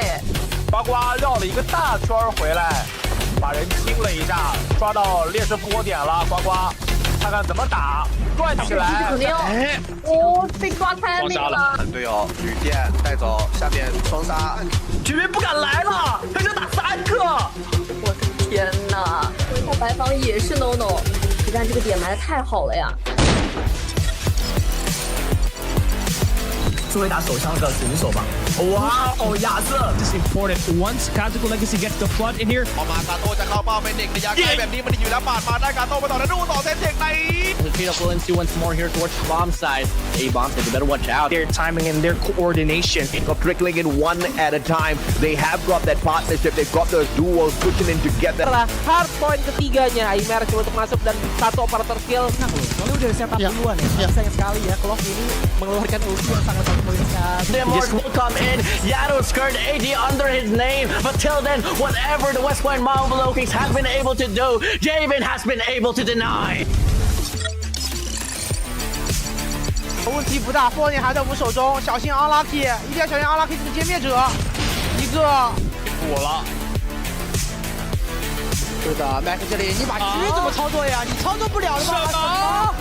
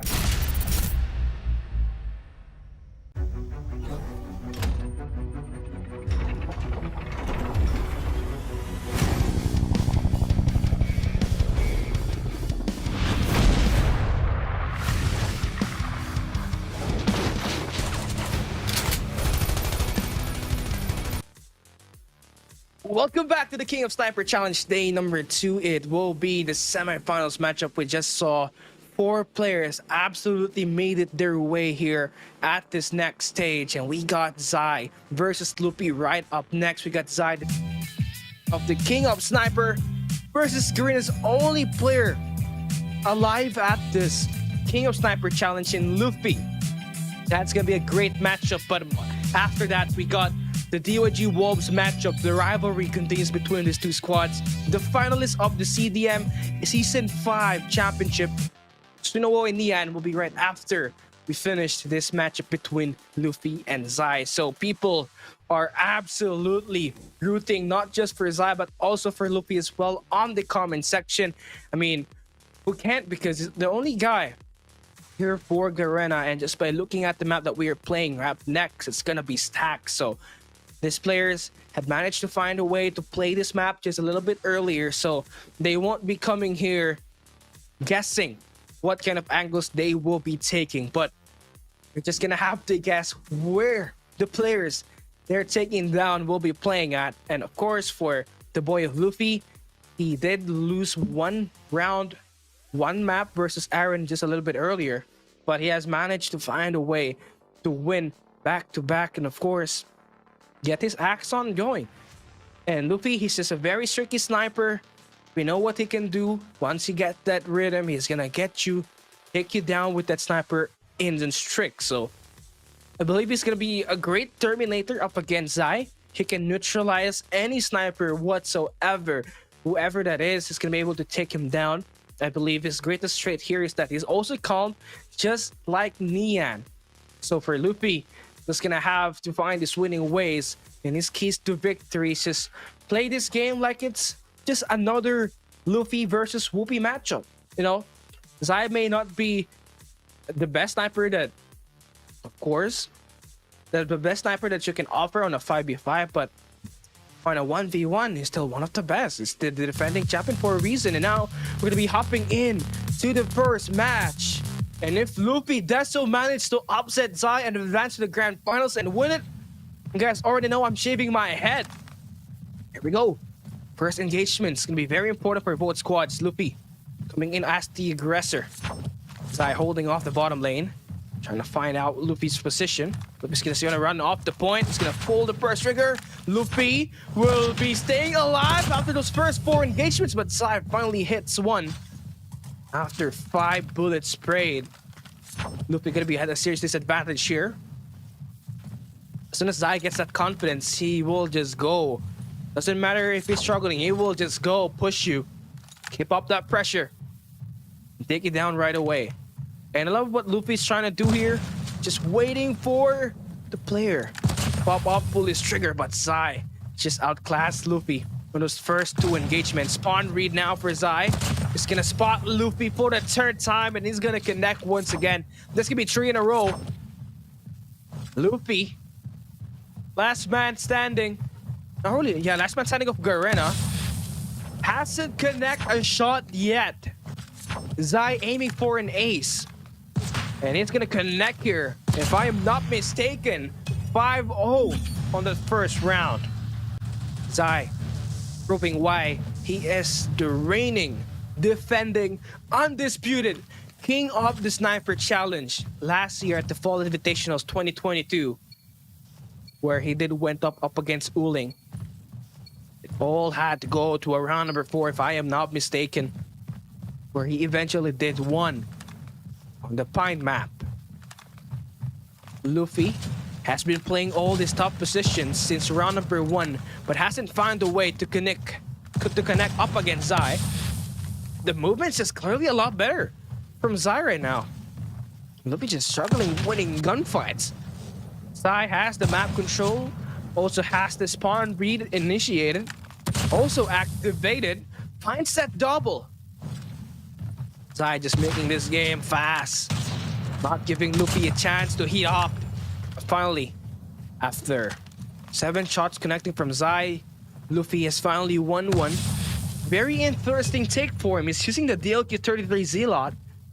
The ADS will be clearly outclassed by the Locus that Zai has. And the mobility just clearly a lot better as well. Look at Zai coming here, shooting 2 flies. One more to finish off map number 1. Luffy clearly not gonna hit that shot, and Zai takes the first map, and that's gonna be 1-0. That was a very fast round. You know, we didn't see any traction onto Luffy. It was just Zai mowing the player down, kill after kill after kill. And you see the depth that Zai has on the bag. You know, once he gets that kill, he immediately rushes into where the player might spawn, and chaining that back to back on the first round eventually helped him claim an ace on the first map, on the first round. And the second round, you know, he was just really controlling the pace of the game. And if you're Luffy, you cannot allow that to happen. And if your sniper is not doing well, you really have to change it. The DLQ-32 wasn't connecting. It was just hitting flies, hitting air. So for Luffy, he has to make that adjustments coming into this map number 2. Once again, we're still on a best of 3. So if we do see Luffy drop this next map, it's gonna be all done and dealt with. And Zai will be making his 2nd Grand Finals appearance for the King of Sniper Challenge for CTFI and CDSI 2023. So now this really begs a question. There could be a big possibility that Wolves will have 2 players playing at the Grand Finals. I mean, we already have Zai. Diana is starting to become, you know, like very used to this 1v1s. He's definitely going to have an advantage. Well, he's not definitely going to have an advantage onto Suno, but if he can hold lanes much better than Suno later on, then it might just be a Wolves versus Wolves on the Grand Finals. But more on that later. We're going to have to focus up on this map number 2. Honestly, I want to see Luffy win this and advance to the Grand Finals, because who doesn't like seeing the only Garena player to make a story of himself, create a big narrative, and defy the odds of every player that he has gone up with? Because remember, we got 5 Chinese players onto this bracket. We only have 1 out on the Garena's players, and Japan came so close at getting one of their players here at the bracket, but it just wasn't really enough, knowing that Yang Won was able to qualify just 1 point away from the 5th place. And well, we're going to be continuing up here for this map number 2. Well, how are you liking the odds after the first map? I mean, you know, Nian, I meant Sai just completely outclassed Luffy on that first 2 rounds. It's definitely not looking like a great sight for Luffy, but anything really for Luffy.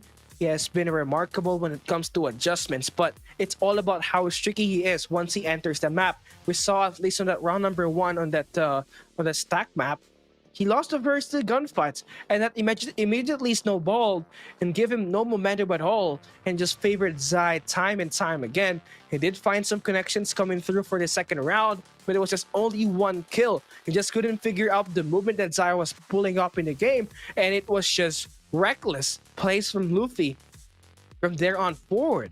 Zai, although he may not be the main sniper of Wolves, has continued to live up to his name as one of the best Plexi player right here at this event. So I don't know, what are your thoughts, guys? Because right now it's looking like a Neon game. Okay, this one's for Hercule. Now, I know you're secretly hoping Zai will win this, Callie. Your hair is on the line. I know. I really want Luffy to win. I am not capping here.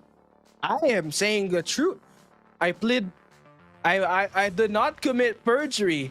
Your Majesty. No, not Majesty. Your Honor. But yeah, we're still waiting for this next map to happen in full truth. So, yeah. Looking at the way it has happened so far, you know, Zai completely dominated Yang Won on the quarterfinals. Luffy had a bit of a problem connecting with Aaron earlier, but eventually he does so manage to find the victory.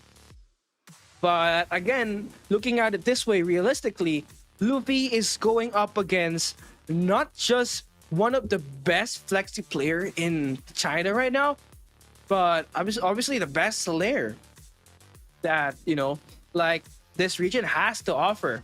And Luffy is given the task to like stop this guy, this monster that really had this deadly accurate aim, but also has this impressive movement to back along with it. And you know, or you already know why he has this kind of fluid movement, you know, because Zai is one of the slayers for Wolves, and he's always stepping up when it comes to playing those respawns. And you know, in order for you to outslay your opponent, you really got to win your gunfights, not just your accurate aim, but you also have to have good movement. And for Zai, he is able to translate that here at the King of Sniper Challenge, not just this year, but also last year. And he has continued to live up and hasn't lost a touch since. He has just been able to mow the players down time and time again. And it's just a matchup nightmare for Luffy right now. So I'm really hoping that Luffy finds that adjustment. And well, while it continues to happen that way, let's take a look at the other matchup while we're waiting for the second game to start, second map to start. We got Suno and Nian fighting for a grand final slot later on. So for Suno, he finished the play-ins with the second best kill record. So Zai had 166. Suno had 162, if I'm not mistaken. I'm gonna give you guys a confirmation. He finished with 163, so just 3 kill difference there for DYG Suno. And what's more surprising here is that Suno is the only player yesterday that scored a hat trick. So back to back 30 kill plays for him, which eventually helped him land a 90 kill record on the plains round number 1. And he only just had to do a little bit more on that plains round number 2 to qualify here at the next stage with 73. So a total of 163 kills for Suno.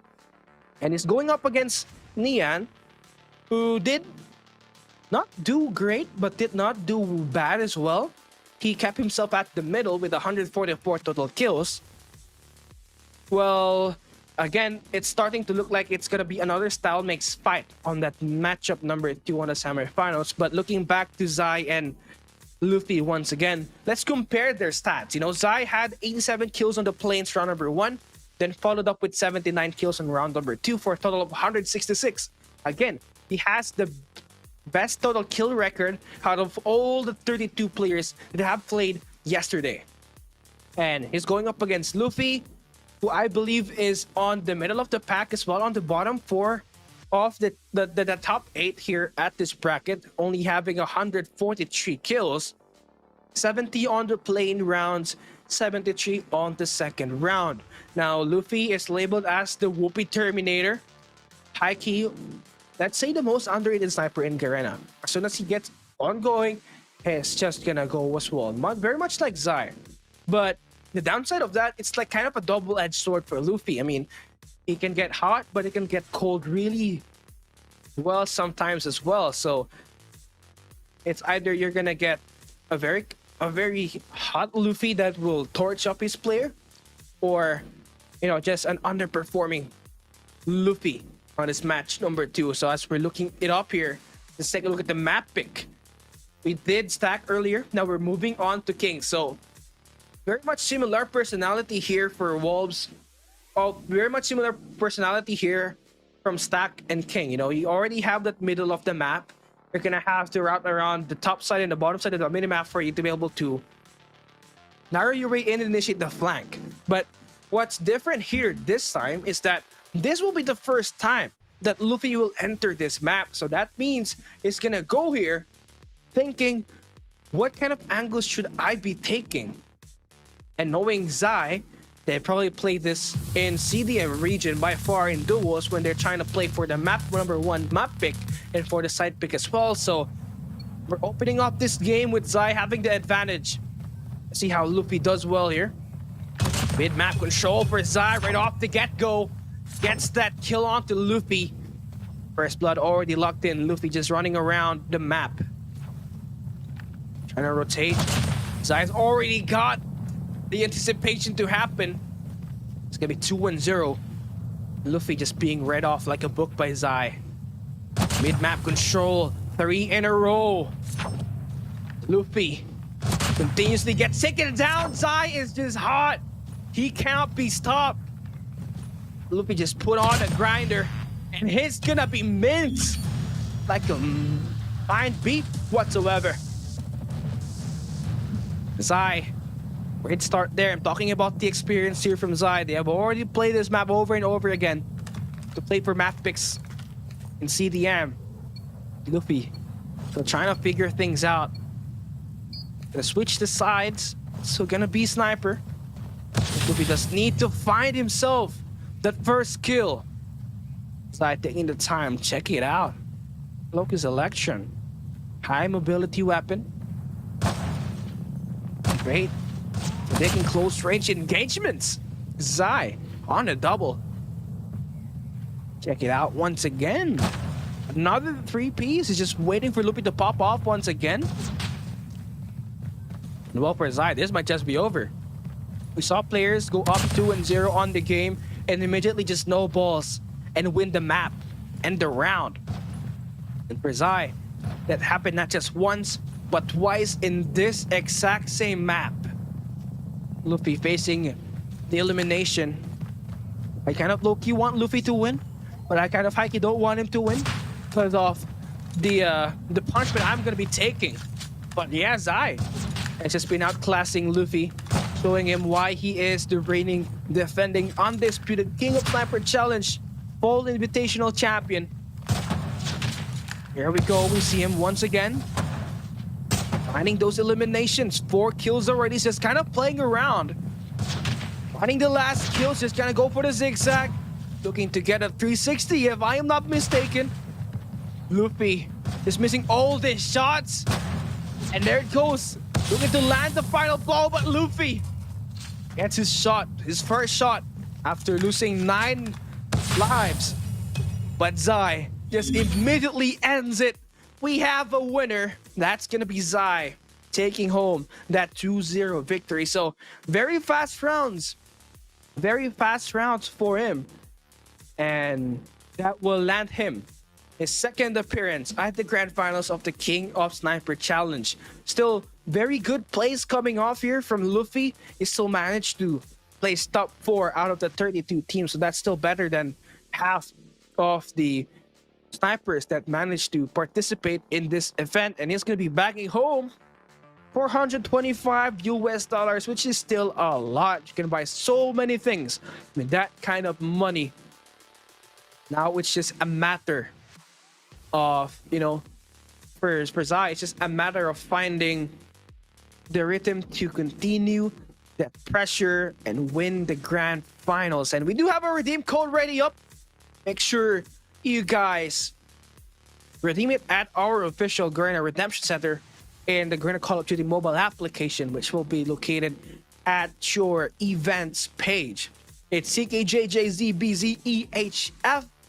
I did not mess it up, so you guys can activate that. Thank you guys for watching here at the Garena Call of Duty mobile page, live at YouTube, as well as in the Facebook app. So you guys are been absolutely amazing. We're going to continue, and we'll be casting more of this.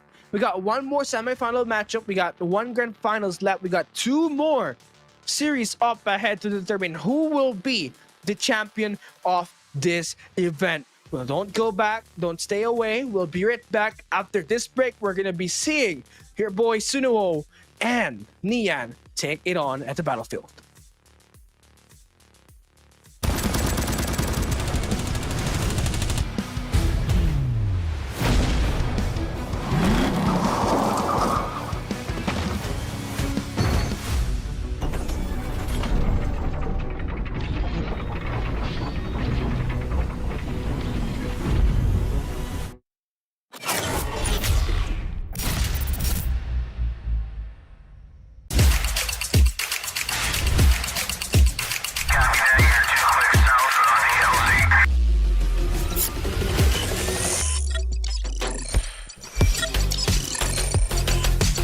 但是自己的血量并不是那么健康了。小奶就在烟中啊，你可以看到他在绿苗的位置上面，完全猜到了对方的站位。呱呱绕了一个大圈回来，把人清了一下，抓到劣势波点了。呱呱，看看怎么打，转起来。哎，哦，被抓开那个了。队友旅店带走，下面双杀，居民不敢来了，他就打3个。我的天哪！一下白房也是 no no。但这个点埋的太好了呀！作为打手枪的选手吧。哇哦，亚瑟 ，this is important. Once Kazuko Legacy gets the flood in here. พอมาการโต้จะเข้าเป้าเป็นเด็กระยะไกลแบบนี้มันอยู่แล้วปาดมาได้การโต้ไปต่อแล้วดูต่อเซนเทคใน The trade up Uling once more here towards the bomb side. A-bomb, so you better watch out. Their timing and their coordination. Of trickling in one at a time. They have got that partnership. They've got those duos pushing in together. Setelah hard point ketiganya, immerse untuk masuk dan 1 operator kill. Nah, soalnya udah setup duluan ya. Sayang sekali ya, Clock ini mengeluarkan ulti yang sangat poin sekali. The Morse will come in. Yado's card AD under his name. But till then, whatever the West Point Marvel Kings have been able to do, Javen has been able to deny. 问题不大，波点还在我们手中，小心 unlucky， 一定要小心 unlucky 这个歼灭者，一个补了。是的 ，Mac 这里你把狙怎么操作呀？你操作不了的吗？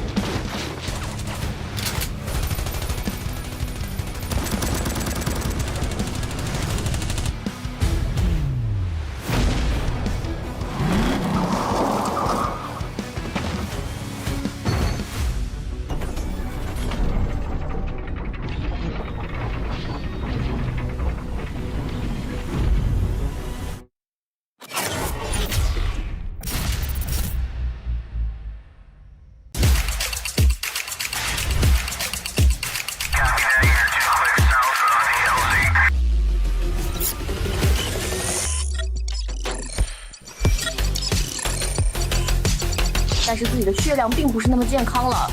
小奶就在烟中啊，你可以看到他在育苗的位置上面，完全猜到了对方的站位。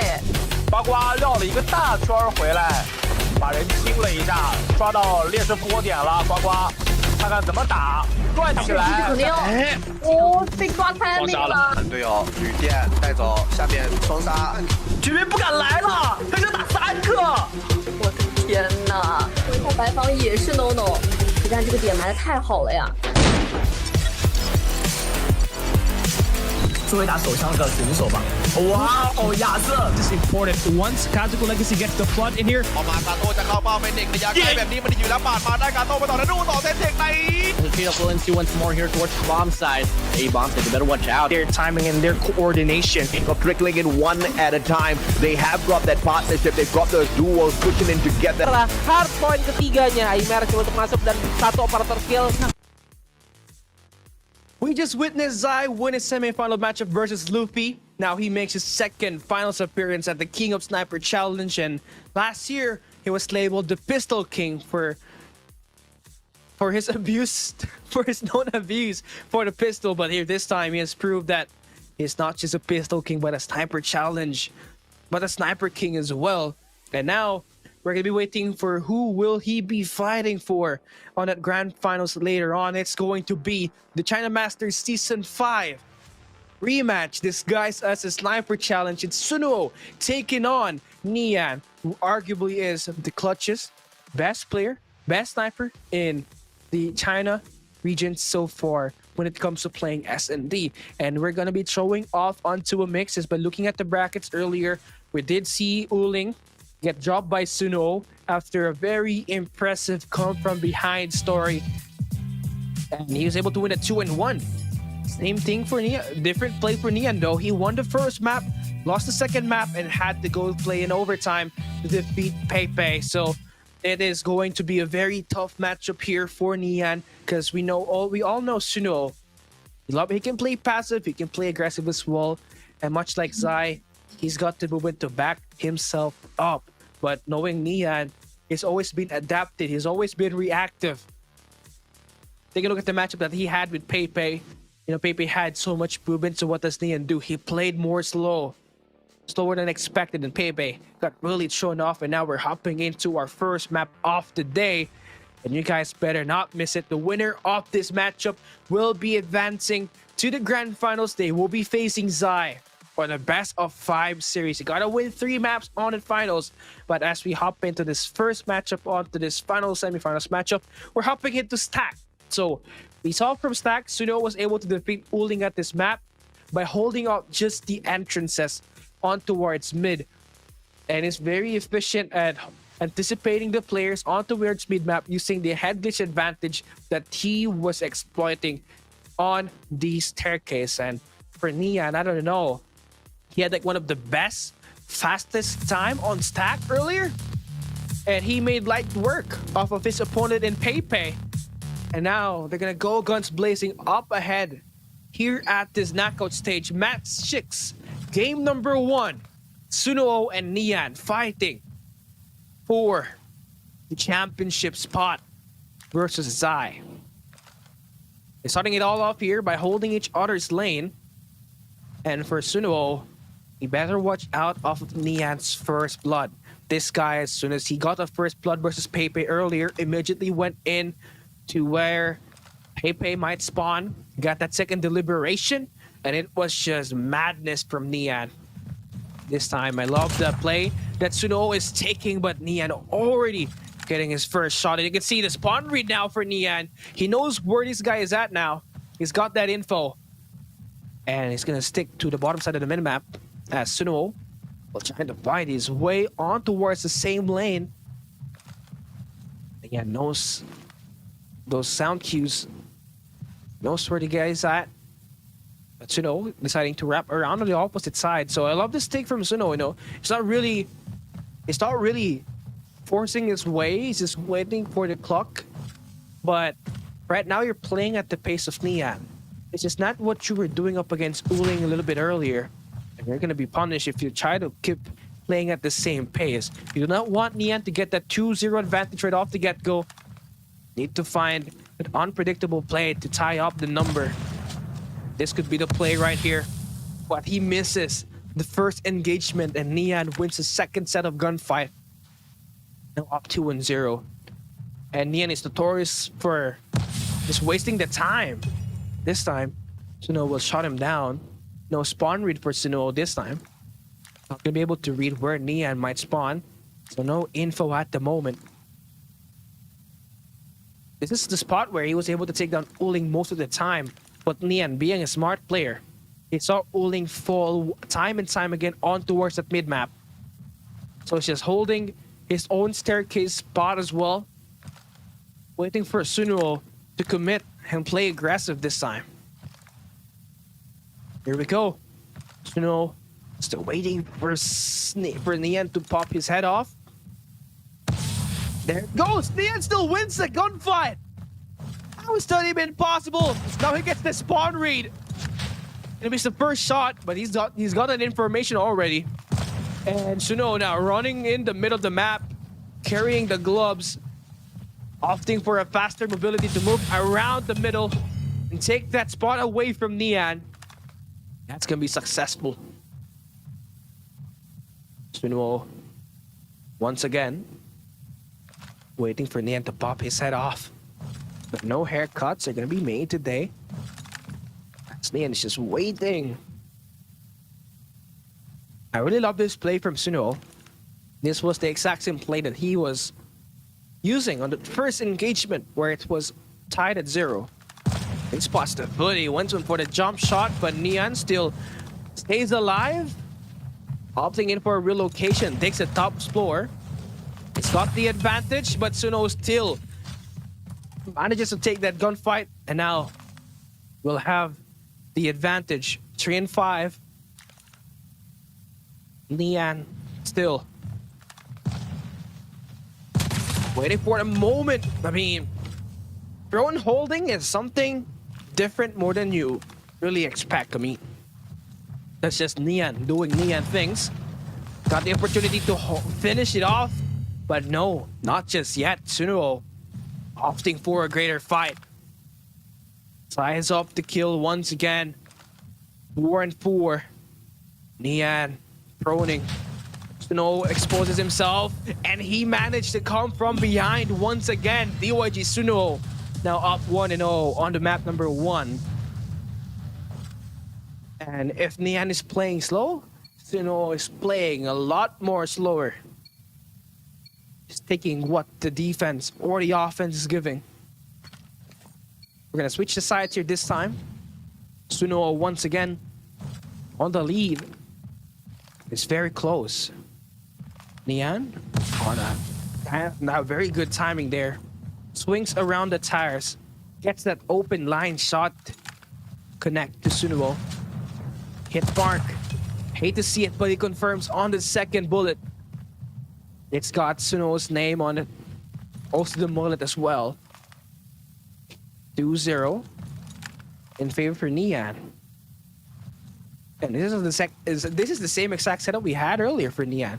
Had a 2-0 lead only to give it away at the late game of that round number 1.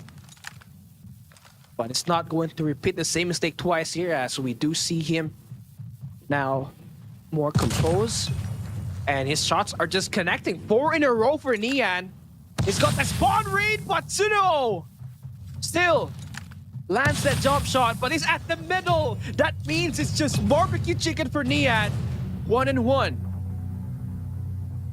Really solid stuff here for both ends.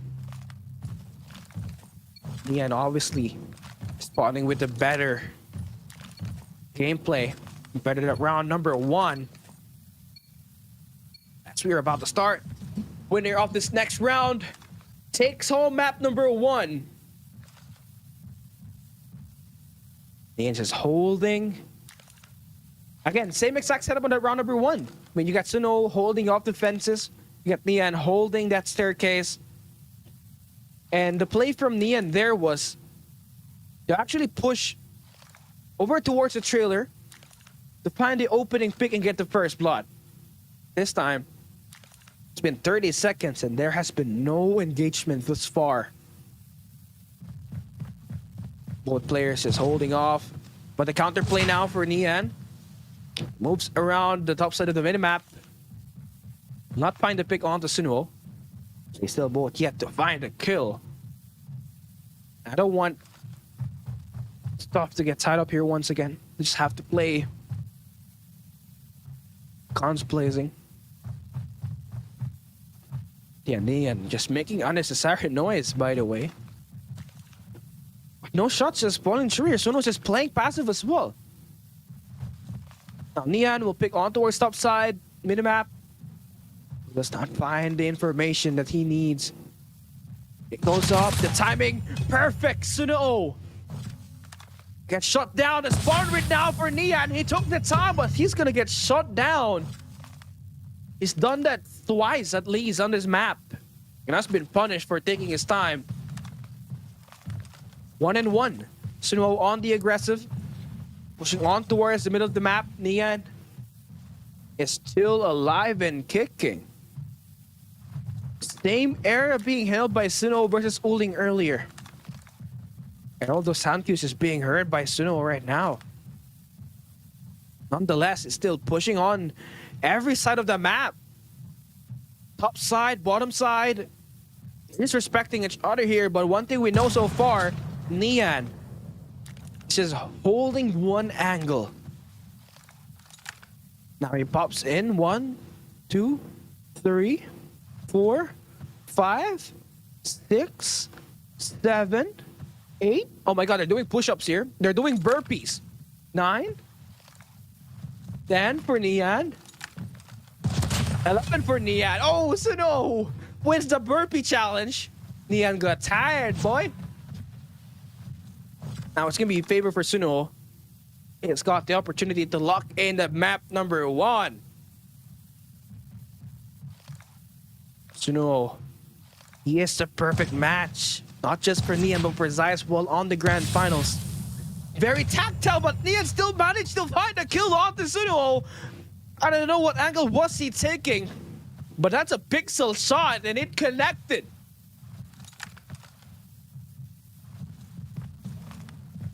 All right, what are we having here? 2-0. Oh my god, I love this. This is Chinese sniping at its pinnacle.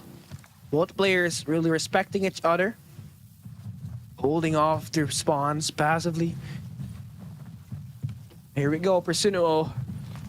It's gonna decide to pick the first push, but Nian, I swear, he holds up angles while proning. And you really have to talk about the mobility that he has to give away. But then again, Nian is just doing Nian things. He wins that gunfight, wins that map number 5 on the round number 3. Oh, you guys saw my game face. Oh, well, I was getting into it. Come on. 1-0 in favor for Nian. And now that happened, Nian just only needs one more map to go up against Zai on towards the grand finals, which will be held the best of 5.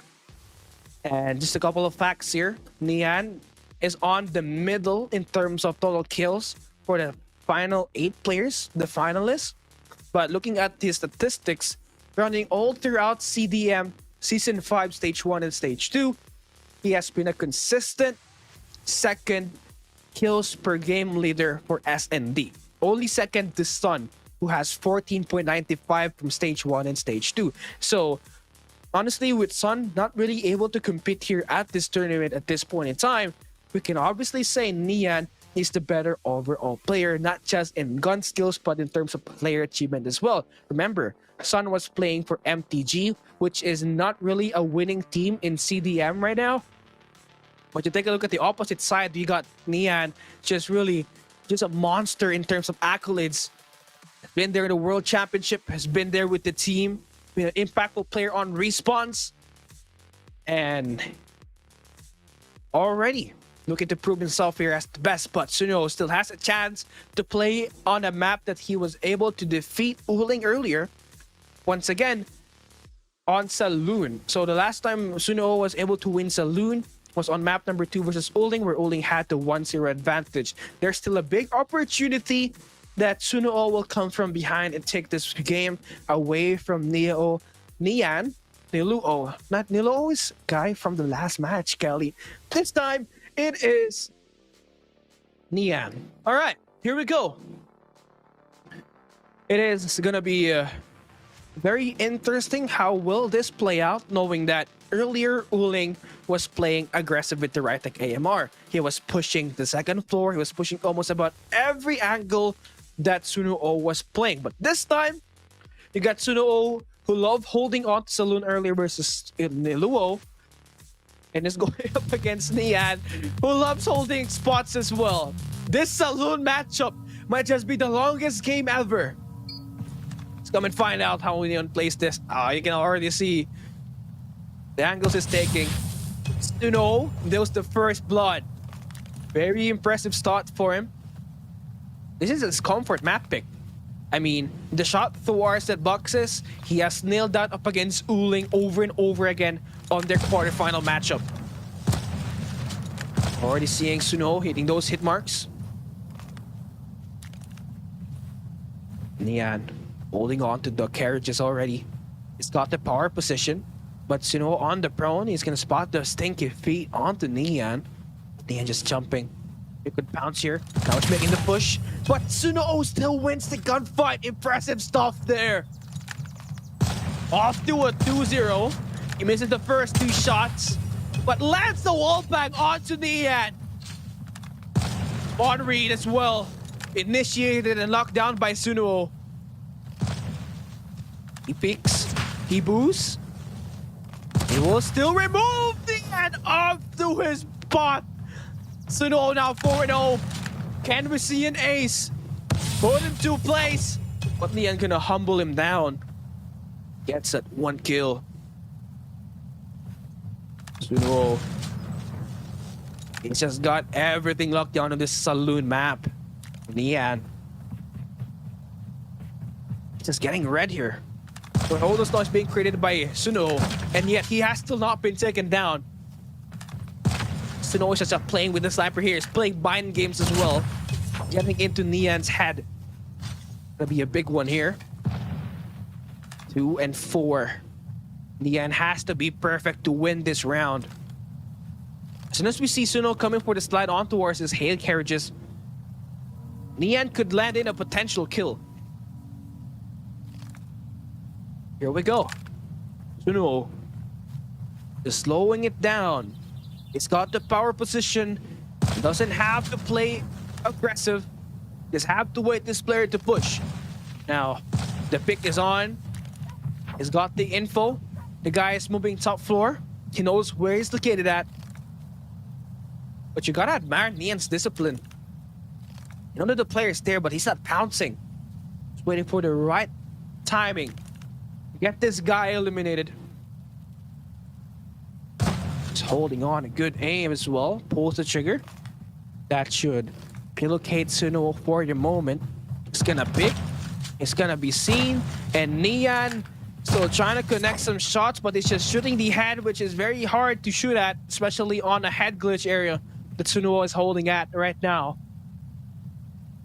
2 minutes left at some point for Nian. You gotta pounce. You gotta jump off of towards the second floor. But Suno's just playing this corner nicely. Doesn't even borrow, but Nian spots the pixel head. And he gets the shot connected. I don't know, but that's one of the clearest shots I've seen so far throughout the day. On this 1v1. And a potential comeback can be initiated by Nian. But he picked the wrong angle, and you can see the expression. Nian absolutely almost came back from a 2-4 deficit in favor for Suno. This guy right here is special. But now, on to the next one. Suno holding off carriage. Nian's gonna have the angle that Suno was holding a little bit earlier. Carriage spawns for Nian, trying to get that good read off of that spawn from Suno. Not gonna spot the player at the moment. Tumbleweeds definitely going south as Suno drops the first 2 gunfights. Nian, great start on the second round. Suno now trying to hop onto the second floor. Nian's just waiting for this moment. Suno now deciding to come in for the push. Is getting attacked. Nian now trying to respond with the no-scope. Sniper shot. Suno now down 3-0. Not looking good for him right now. Nian with the hit mark. And the second bullet confirms the shot. 4-0 for Nian. A better response as he gets the A onto Suno on round number 2.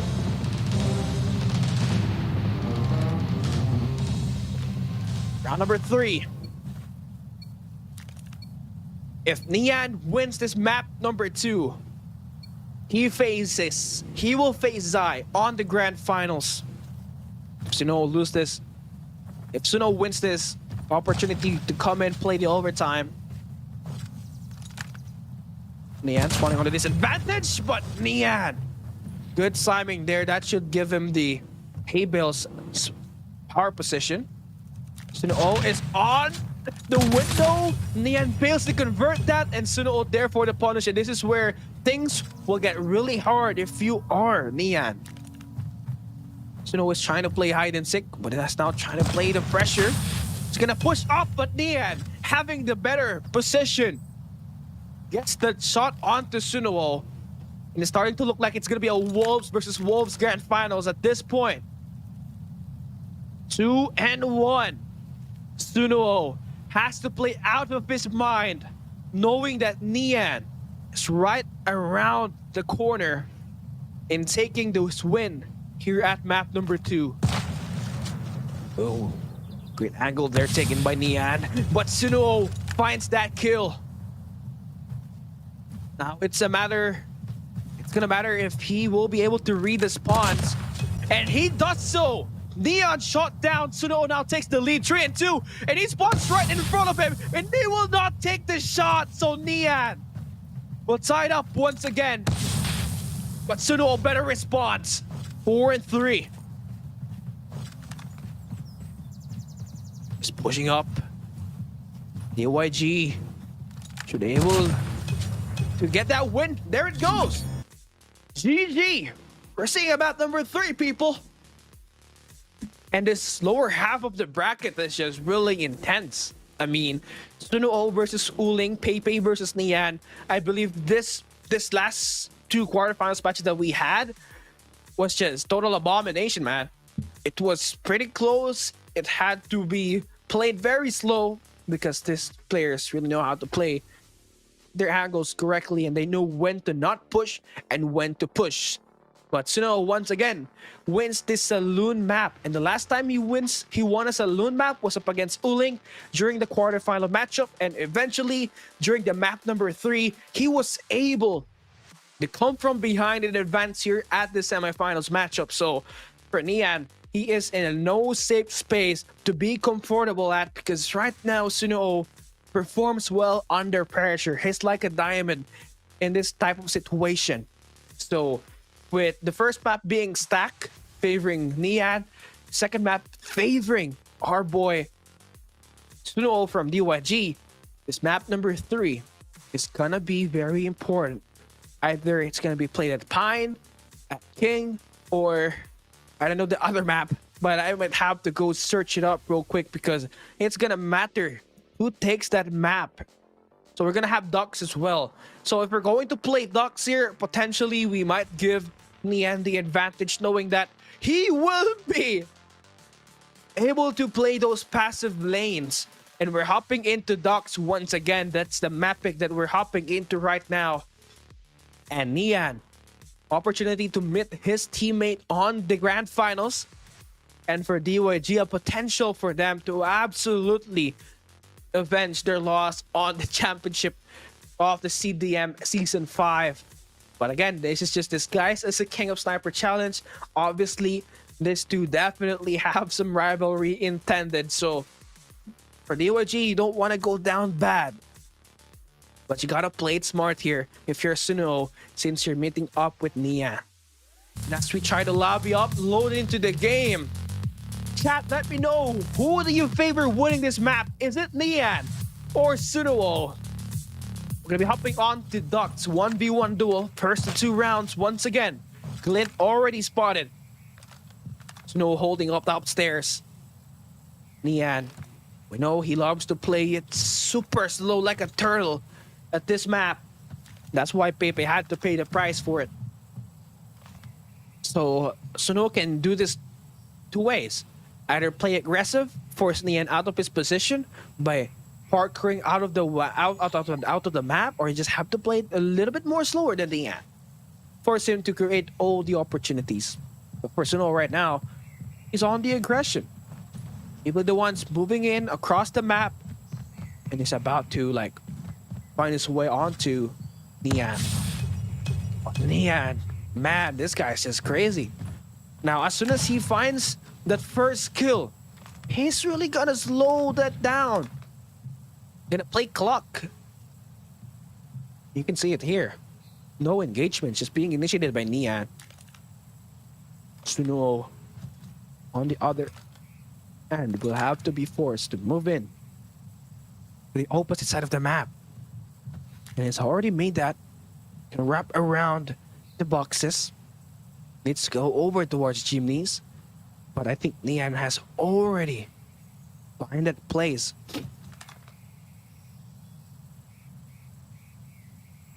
A minute and 30 with no engagement. You're loving it.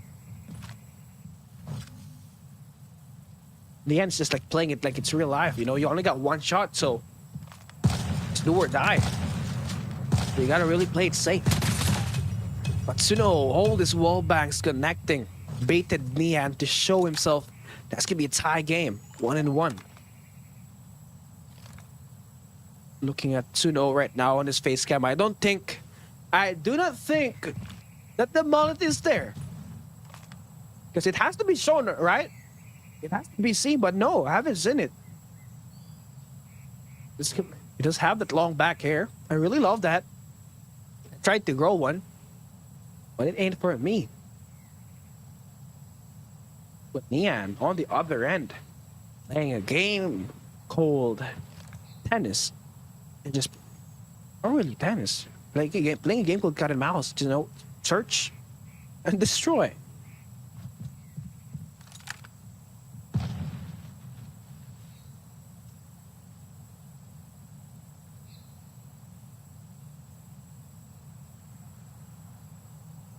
Still no engagement.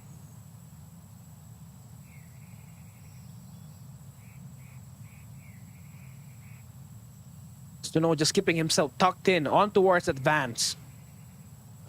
But as soon as he decided to commit and push here, flying through, that could be easy elimination for Nian. But no, he's gonna stay alive. But Nian, having the height advantage, gets an easy pick over Suno. Now it's going to be 2-1. A minute and 43 seconds left here.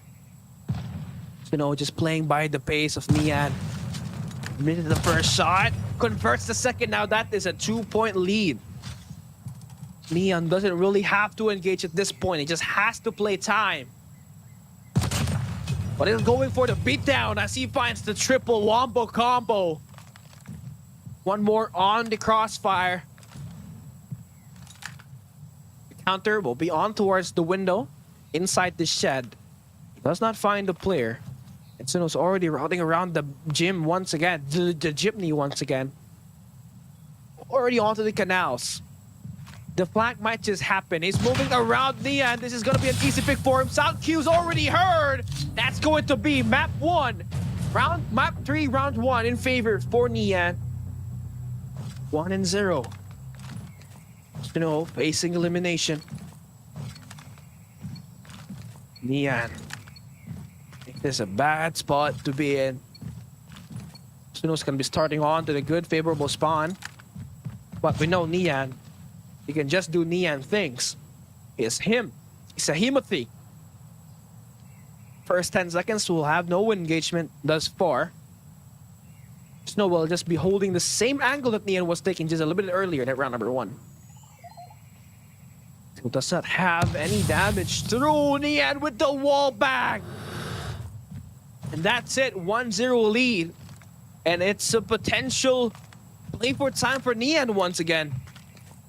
Suno is in desperation. He needs to convert a kill here fast. Or it will just be Nian holding off the game and having map control and time control as well. Love this counterplay from Nian. That should provide him some cover. But as soon as he hopped down, Suno should be able to find a counter for that. He decides to hop inside the second floor on towards the shed. Nian is in deep trouble here. Suno has the information. Close range combat. And who's gonna win it? Gunfuck! It's still Nian. 2 in a row. Can we see 3? Just got this game locked down, but Suno finally gets the cancellation. 1-0, 2-1 on the screen.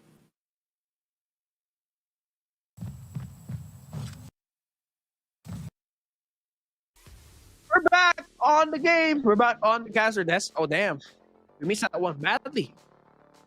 Well, I wish it gets. I wish we go right back onto it. I mean, missed opportunity there. It's already 2-1, and just by looking at the way Nian has been playing that round, it's in his favor. Like the odds of him winning that round number 3 is absolutely in his favor. But nonetheless, whoever wins the map will be facing Zai later on at the grand final. So chat, let me know, is it Zai or was it Suno who won that last round? And Nian will be able to win it. And sadly, we won't be able to watch it, but Nian is the clear winner according to our broadcast production crew. So very impressive stat for Nian, and that means we're seeing a Wolves versus Wolves finals later on. And how about that? Impressive stuff just coming through. So DYG will not have their revenge happening. They do have to work on to winning the group stage matchup on starting on 31st to actually, you know, get that player, get their team actually on the top. But yeah, Nian versus Zai. So this is the main sniper of Wolves versus the main slayer. This is crazy. And we're going to be taking a quick break, but when we come back, it's best of 5 finals and a chance to see who is the best sniper.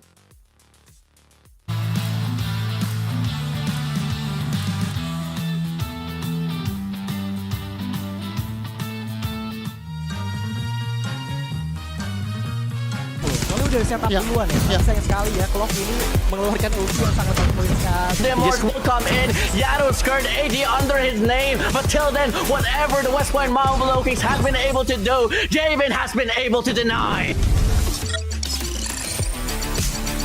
问题不大，波点还在我们手中，小心 unlucky， 一定要小心 unlucky 这个歼灭者，一个我了。是的 ，Mac 这里你把狙怎么操作呀？你操作不了的吧？什么？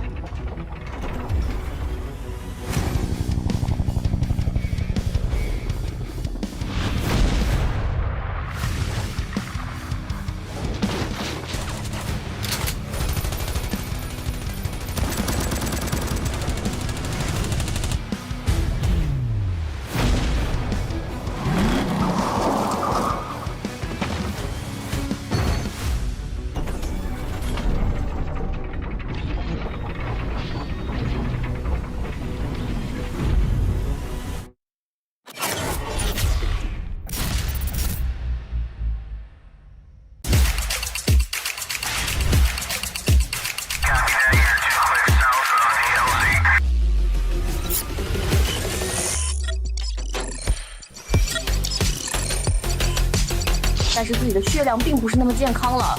小奶就在烟中啊，你可以看到他在育苗的位置上面，完全猜到了对方的站位。呱呱绕了一个大圈回来，把人清了一下，抓到劣势复活点了。呱呱，看看怎么打，转起来。肯定被抓开那个了。队友旅店带走，下面双杀，居民不敢来了，他就打3个。我的天哪！他白方也是 no， 但这个点埋的太好了呀。作为打手枪的选手吧。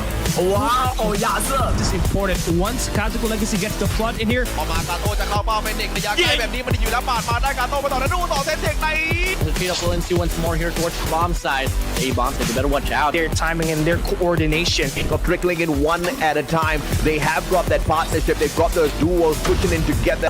Hard point ketiganya, immerse untuk masuk dan satu operator kill. Nah, soalnya udah setup duluan ya. Sayang sekali ya, Clock ini mengeluarkan ulti yang sangat poin sekali. The Immorse will come in. Yado's skirt AD under his name. But till then, whatever the West Point Marvel Kings have been able to do, Javen has been able to deny. 问题不大 ，Fortnite 还在我们手中，小心 Unlucky， 一定要小心 Unlucky 这个歼灭者，一个补了。是的 ，Mac 这里你把狙怎么操作呀？你操作不了的吧？什么？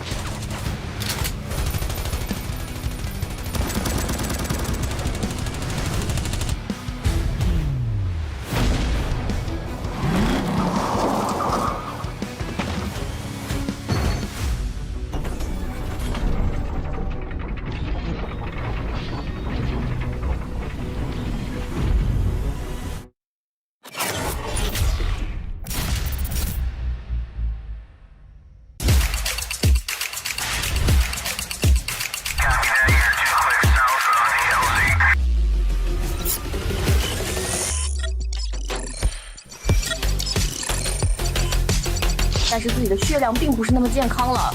小奶就在烟中啊，你可以看到他在育苗的位置上面，完全猜到了对方的站位。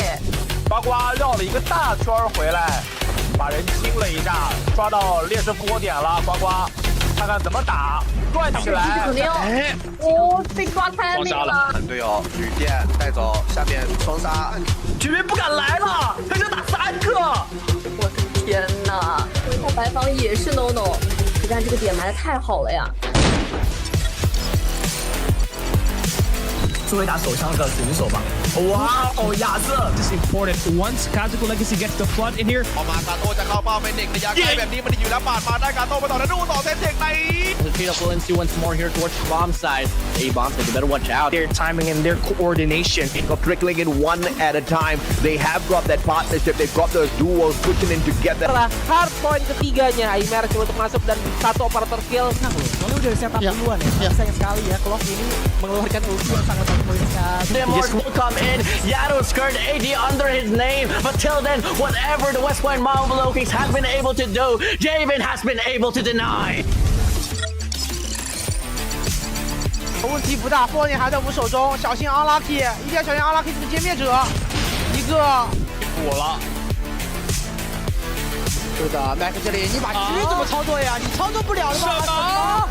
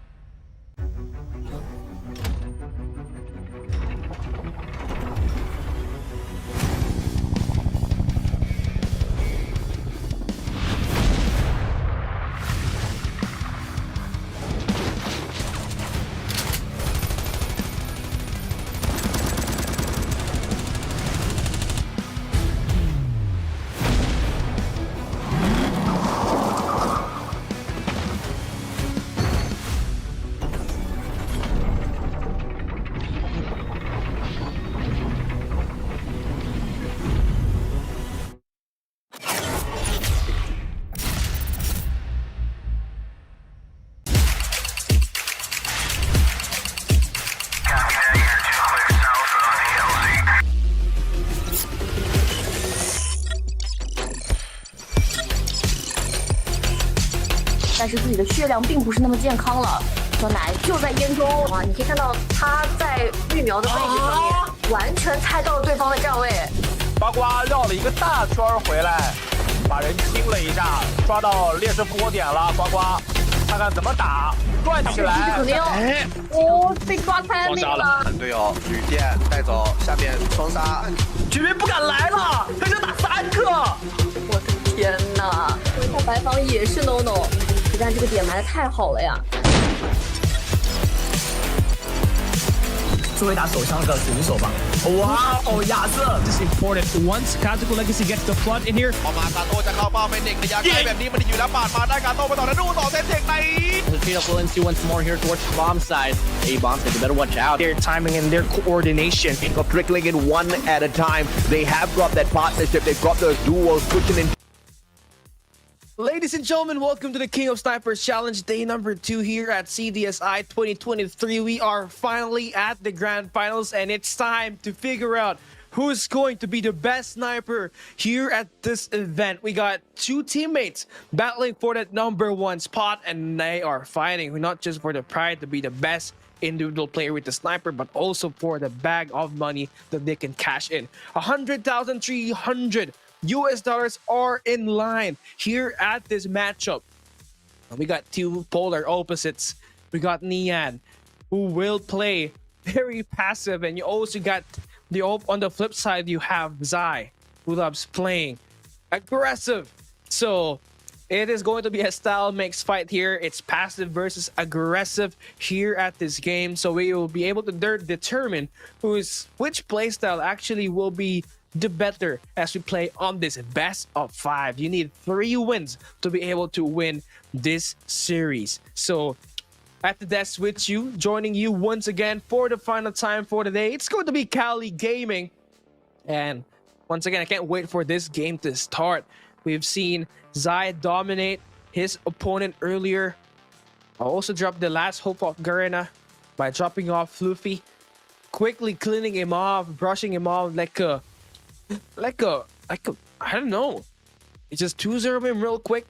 But on the lower half of the bracket, we had Nian, who arduously had to fight his way out of this grand finals.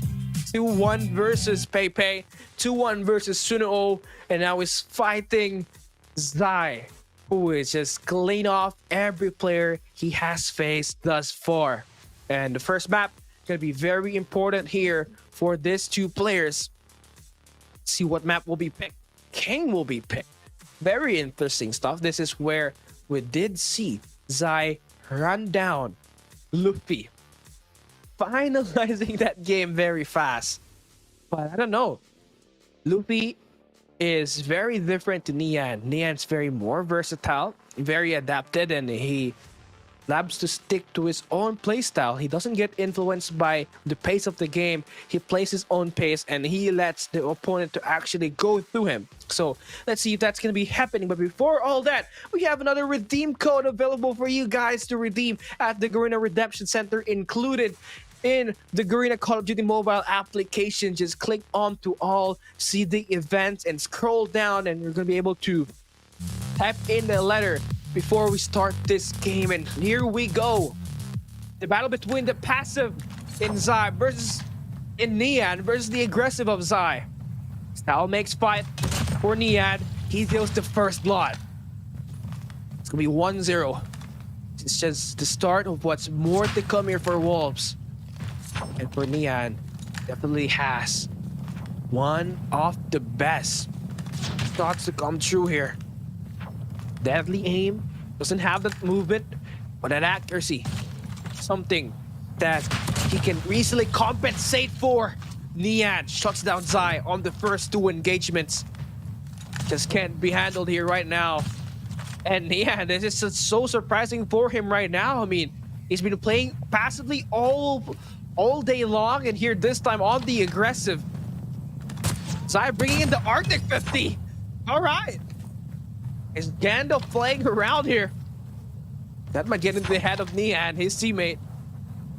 But I will be looking forward to how he does with the Arctic 50. Well, it is just madness. I am assuming Nian would switch to another gun, knowing that Zai is just trolling with the Arctic 50. Zai, let's find that information onto Nian. It's not gonna take the engagements just yet. On this tight pack pressure, if you're Nian, you're gonna have to worry about holding your own at the mid lane versus Zai, who has the best movement out of all the snipers we've had so far on this 2 days of action for the King of Sniper Challenge 2023 CDSI edition. And it's just like polar opposites, as again I mentioned. Two polar opposites. You got Zai with the fast movements. You got Nian with more on the accuracy. Nian now gonna be tying up the numbers once again, 3 and all. The Arctic 50 from Zai, I tell you, is working. Nian is actually having some time, having some fun as well from Zai. And I think the game is over here. Zai finds a kill onto Nian. That's gonna be the first round. 1-0 at the grand finals. Zai is winning with an Arctic 50. Could you imagine? This guy is so good. He makes his Arctic 50 look so easy, when in fact it's that you need aim. And now he's gonna try to switch it up. Arctic 50 on the first round, Outlaw on the second round. Nian's gonna pay him a punishment. Gets the first kill. But again, Zai, you know, this Outlaw, very great on his close range engagements. But Nian is just playing seriously here. He's really making the case to be the best sniper ever for CDSI 2023. For Zai, this Outlaw fits him nicely, knowing that he's got great movement. Add in the fast mobility of the Outlaw. That's a very high mobility playstyle here for Zai. He's moving around with the nade. Just be careful not to throw it. Nian gonna get that shot. 2-1.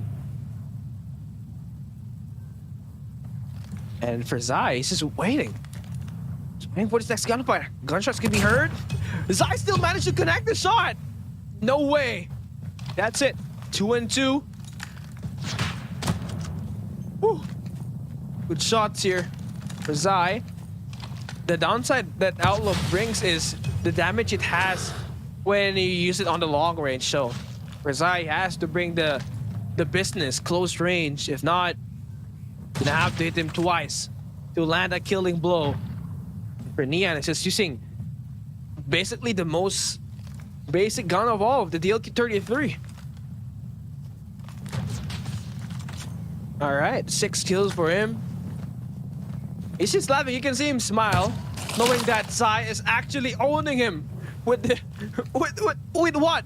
I think it's a different gun this time. The ZRG is sending Nian to hell with this gun. 3 and all.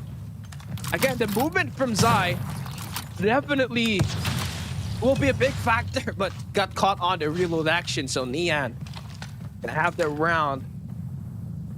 And again, another hit mark for Zai. Nian wins that round number 2. Great stuff. Impressive gameplay. That will be all. 1-1. Got one more round for this map number 1 before we even call it a day. I am curious to what will Zai bring in here this time. For sure, he's gonna bring in the Koshka. He's tried the CRG, he's tried the Outlaw, Arctic 50 as well. As long as it's not the NF45. Alright.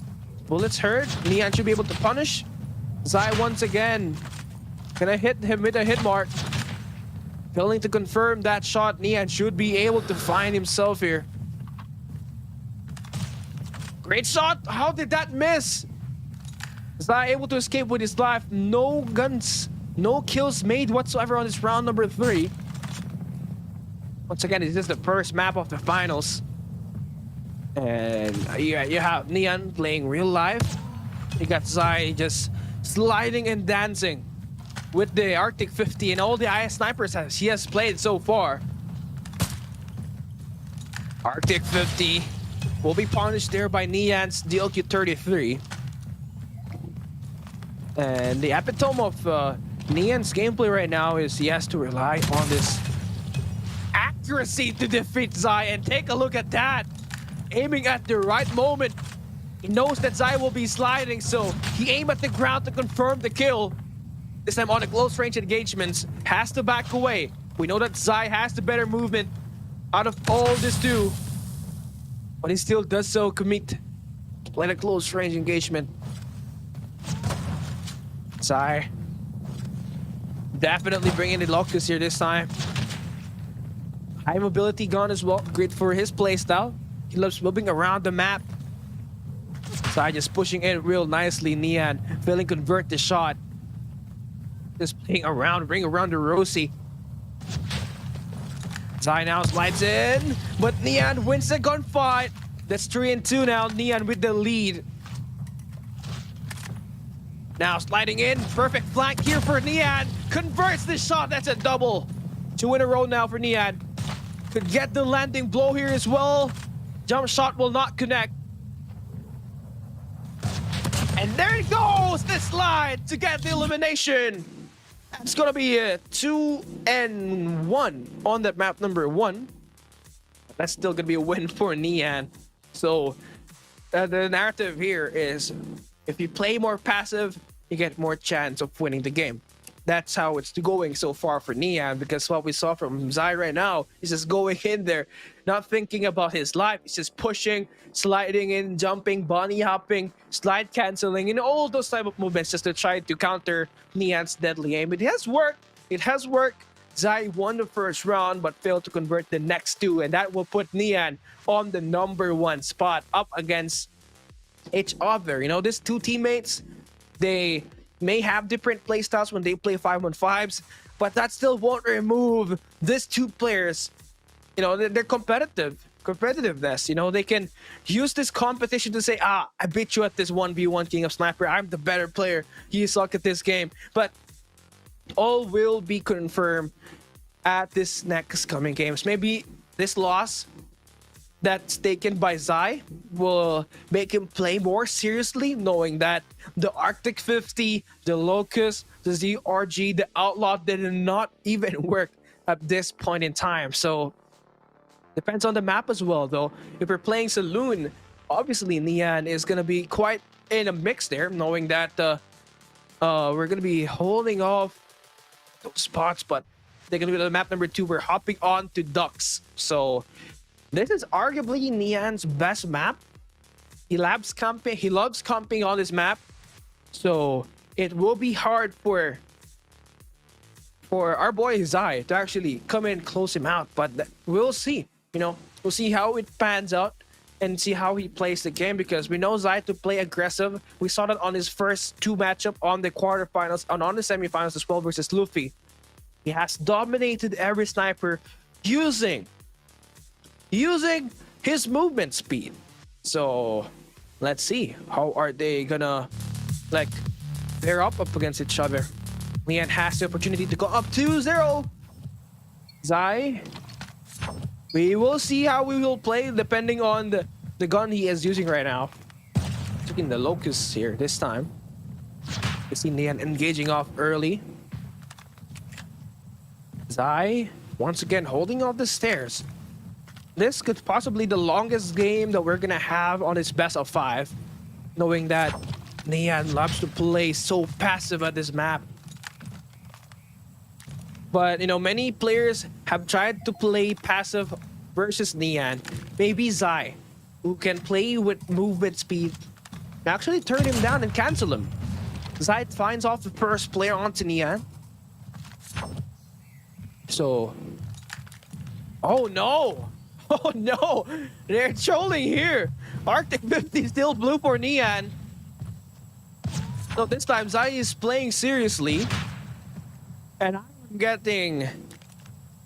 I don't know, I am confused. Nian, this Arctic 50 has a great possibility to land a one-shot, but the ability of it to get those hit marks is worse than the Locust. So See how this pans out. Shots are not gonna connect with Nian. Deciding to push up. Is this real? Nian is pushing up. He's playing the Arctic 50 like a shotgun. He gets that shot to go. I think that could be the meta here right now versus Zai. Oh, hit mark once again. Second bullet confirms the kill. Nian officially shot down. 2-1 in favor for Zai. Here this first round. Again, Arctic 50 versus the Locust here. Zai has continuously proved that he is the reigning, defending, undisputed King of Sniper Challenge back in Fall Invitationals. And he is right here, trying to go for a back-to-back. It's totally possible knowing he is playing this Ducks map very well. Zai gives Nian a haircut. A shot to the head confirms it. Zai now 4-5. And you see, once Zai starts to play serious, he absolutely slays. Doesn't really matter who wins this. Wolves will still win at the end of the day, so he's trying to line up this gameplays. Nian, 2 kills to his name here at this round number 1. He's gonna make that 3. And I mean, for Nian, it's got the absolute chance to dethrone Zai here at the King of Sniper Challenge by winning this game. If he wins this map, it's automatically a 2-0, a match point for him as we move in closer to the end of this game. Zai just only needs to convert 1 shot. He has yet to find that confirmation. He doesn't have that info. Nian just holding his own at the tunnels. Who is shooting him under the van? Nian. He's just waiting. But Zai finally confirms that he's got that info. He knew where the gunshot was at, and that will be our elimination in favor for Zai. Once again, 1-0 here right now. Nian will be in big trouble if Zai plays like this for the next couple of maps. Gonna be a big problem. Nian starts it off with the shot with the Arctic 50. Okay. Let's see who lands the most shots here at this round number 2. This Ducks map very campable. And Nian already locking in that camping mentality, but Zai denies. Nian will be forced to spawn onto the vans once again. Ooh. I mean, at this point, you know, Zai should be able to convert this. And there it is. That will tie it up. It's 2-2. If Zai gets this next kill, he should be able to be comfortable. He should be able to turn the tides around. Get that momentum on his favor. That's not gonna happen. Nian. Waiting for the next gunfight. They're both at the opposite lane. Nian needs this shot badly! And he gets it! Crazy shot! Now it's 1-0. This match point here for Nian. He spots him, he connects. And that's it. All tie at 1. And Zai just got owned by the Arctic 50. No matter, he was using the Locust, but Nian just proving that he's the better Arctic 50 user. Here we go. Round number 2. If Nian wins this, he takes the overall match point advantage. Ooh, a hit mark. Now the counterplay is to go towards the wall banks here, the doorway, which is what Nian is trying to do. But no connections will be made. And Zai is starting to act up serious. He knows that he's in big trouble. Zai Trying to land some shots. Neon's got the info. He's trying to counter, but will only hit nothing. Zai is able to head in a hit mark. Then the third bullet will be able to connect. So it's Arctic 50 battle at this point. You can see Neon smile all the way from China. 2-0 now. Most likely these two are playing in... Most likely they are talking to each other. I mean, they're on the same boot camp. They just have to tap in quickly. But man, Zai just giving Neon his own taste of medicine. He wins that round number 3. That will be 2-1. Now that will be a guaranteed map number 4 for the day.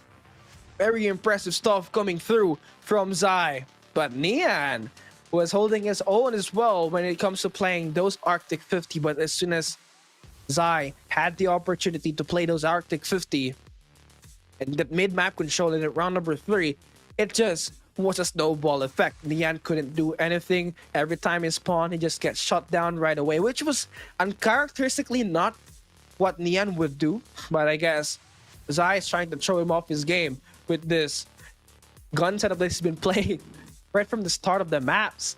And that will conclude it. Zai will win that map number 2. We've already done... Oh no, I forgot the first map already. We've done Stack, we've done King, we've done Ducks as well. So we got potential Stack, Pine, and Saloon matchups prepared and ready here. So I am really looking forward to how will this pan out. But first and foremost, a big shout out to Zim, Darian Zim, coach of AMT, dropping into the chat. It is currently 9 a.m. in their place. But yeah, here we go. Looking into the matchup, it's just gonna be a total bloodbath here. But most likely, this is the guns that they're using at this game was not the guns that they were using when they're qualifying for the grand finals. So they're having a good time here in the matchup. Here we go.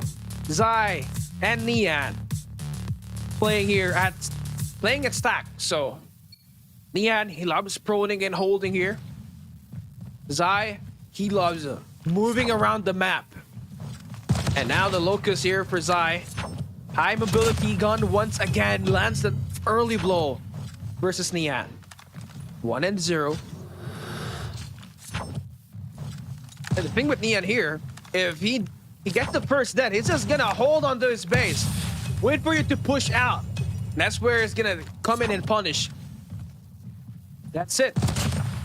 The first landing blow was landed. The second was initiated, and it will be a success as well. Let's get that information on the opposing end. And our boy Neon is on the mission, trying to dethrone Zai from being the defending champion of the King of Sniper. But Zai doing whatever it takes to find his landing blows. This time they are playing serious. I mean, at least on this first round, most likely we're gonna be seeing some guns adjusted as we come in successfully on the succeeding rounds. But Neon dominating this round number 1, 4-2. One more kill to get this round number 1. Should be able to hold this out. Engagements on the close range. It's just messy. But Neon, no scopes. Guess the first round. We're switching sides. So Zai hasn't really found his touch in the game so far. He does have all the movements, but doesn't have the accuracy compared to Neon, who just landed 5 shots on the last round. Zai is gonna struggle here. Has to find a way to push himself to his limits. Needs to find the early reads. Well, you see Neon, at least on the other maps he has played thus far, has played passive. Now look at him this time. He's playing on the aggressive. He's got the mid-map control. He ain't no camping. It's taking Zai head on. Now it's on the flank. The movement is better for Neon.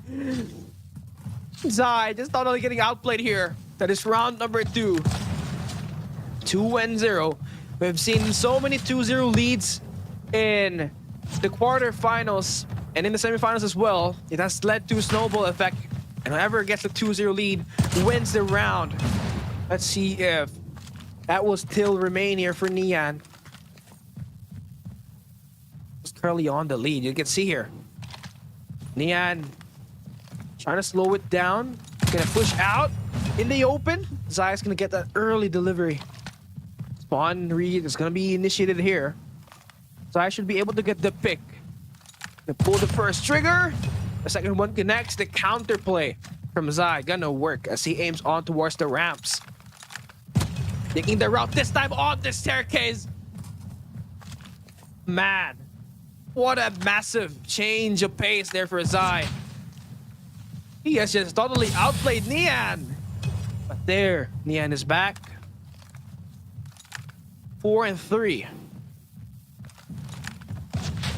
Ooh. I mean, Zai should be able to close this one out. He's got all the movements in his favor, but Nian denies. Nian looking to close this one out and take the 2-1 lead. Great pick, great read. But will not convert. Zai will be able to escape narrowly.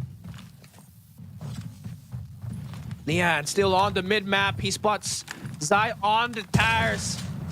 Coming in with the push. Is coming in as the aggressor, and Nian goes up 2-1 on the series. Very solid plays for him. 2-1. One more win to finally dethrone Zai as the king of sniper and finally reign as the best sniper, not just in China, but in the entire Garena and the Japan region as well. Very solid plays. Now, there will be a great potential that we play this saloon map right up next, knowing that we've seen 3 maps already. But if it's going to be a saloon map, Nian could be on a disadvantage. He has struggled versus Suno just a little bit earlier on the semifinal matchup. Well, indeed, it was close. Suno still had the better advantage. Not to mention, we got Zai, who loves using his movements to actually evade those gunshots. And, well, it is going to be the name of the game. 2-1 now, really in favor for our boy Nian. So, take a look at the difference from these guys at their final game, you know, looking at their play in round scores. Zai had a total of 166 kills from the play in round 1 and round 2. Compare that to Nian, who had 144. You know, that is at least a 22 deficit here for Nian, but he has defied the odds so far in this game. He has managed to beat the 2nd seed in Suno. He has managed to defeat Pepe as well. All had to go down to a map number 3. Had to play overtime. But for Nian, as soon as we open up the maps and modes and take a look at the map pick, we should be able to determine whether he would be able to close this one out on a map number 4 or in a map number 5. Has to play with his strengths. The Pine is still available. He could totally use that map to end it here right now. But you know what? This is a best of 5 and things are just gonna be a little bit crazy. But there will be 2 narratives that's actually on the rise right now. If Wolf Zai wins the series, he'll be the back-to-back Sniper Challenge champion for CDFI and CDSI 2023. Now, if we do see Nian actually push in through, he'd be arguably the best sniper in China right now. Deadly aim, calm and compose. Nian's clutch plays all throughout China Masters Season 5 helped them become the best team in the region by far. Let's see what's gonna be the best one. We start off map number 4. Starts off laggy at first. It will be alright. Technical difficulties are part of the show. I do think we're gonna have to be right back on towards the broadcast caster deck. But yeah, very impressive stuff so far on that map number 1. But I can't really cast this. I mean, everything is lagging, so.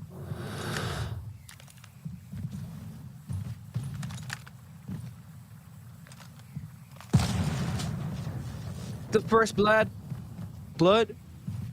He's trying to push up. I mean, this is so unlikely of Nian. He's pushing up. He doesn't care what angles he's taking. He's just gonna push up. Pressure Zai to make some mistakes. Here we go. Zai once again winning the gunfights. I mean, has he been hiding this strat all along? We've seen him play so passive, now this time so uncharacteristically. Defeating Zai with his own aggressive play. He may not have those movements, but he's a little bit more of that movement, and of course, accompanying that with the deadly aim should be more than enough for Nian. 3 in a row. Match point for Nian here to round number 1. To be able to close this one out. Hiding at the 3 shed. Zai is trying to counter. Nian holding his own properly at the map. Great shot from Zai. Now he's got map control. He'll spawn Nian on towards the right side of the minimap. Should be able to play in camp here. It's gonna be a total opposite. You got Zai just playing for position now. You got Nian doing the exact same thing as well, but this time he'll be the one forced to actually move around the map. Gunshots heard. Should be info now for Nian. Playing the info game. Pushing out, gets the kill. Round number 1 in favor for Nian. Just 1 round away from winning the King of Sniper Challenge of CDSI 2023. Zai is in big trouble.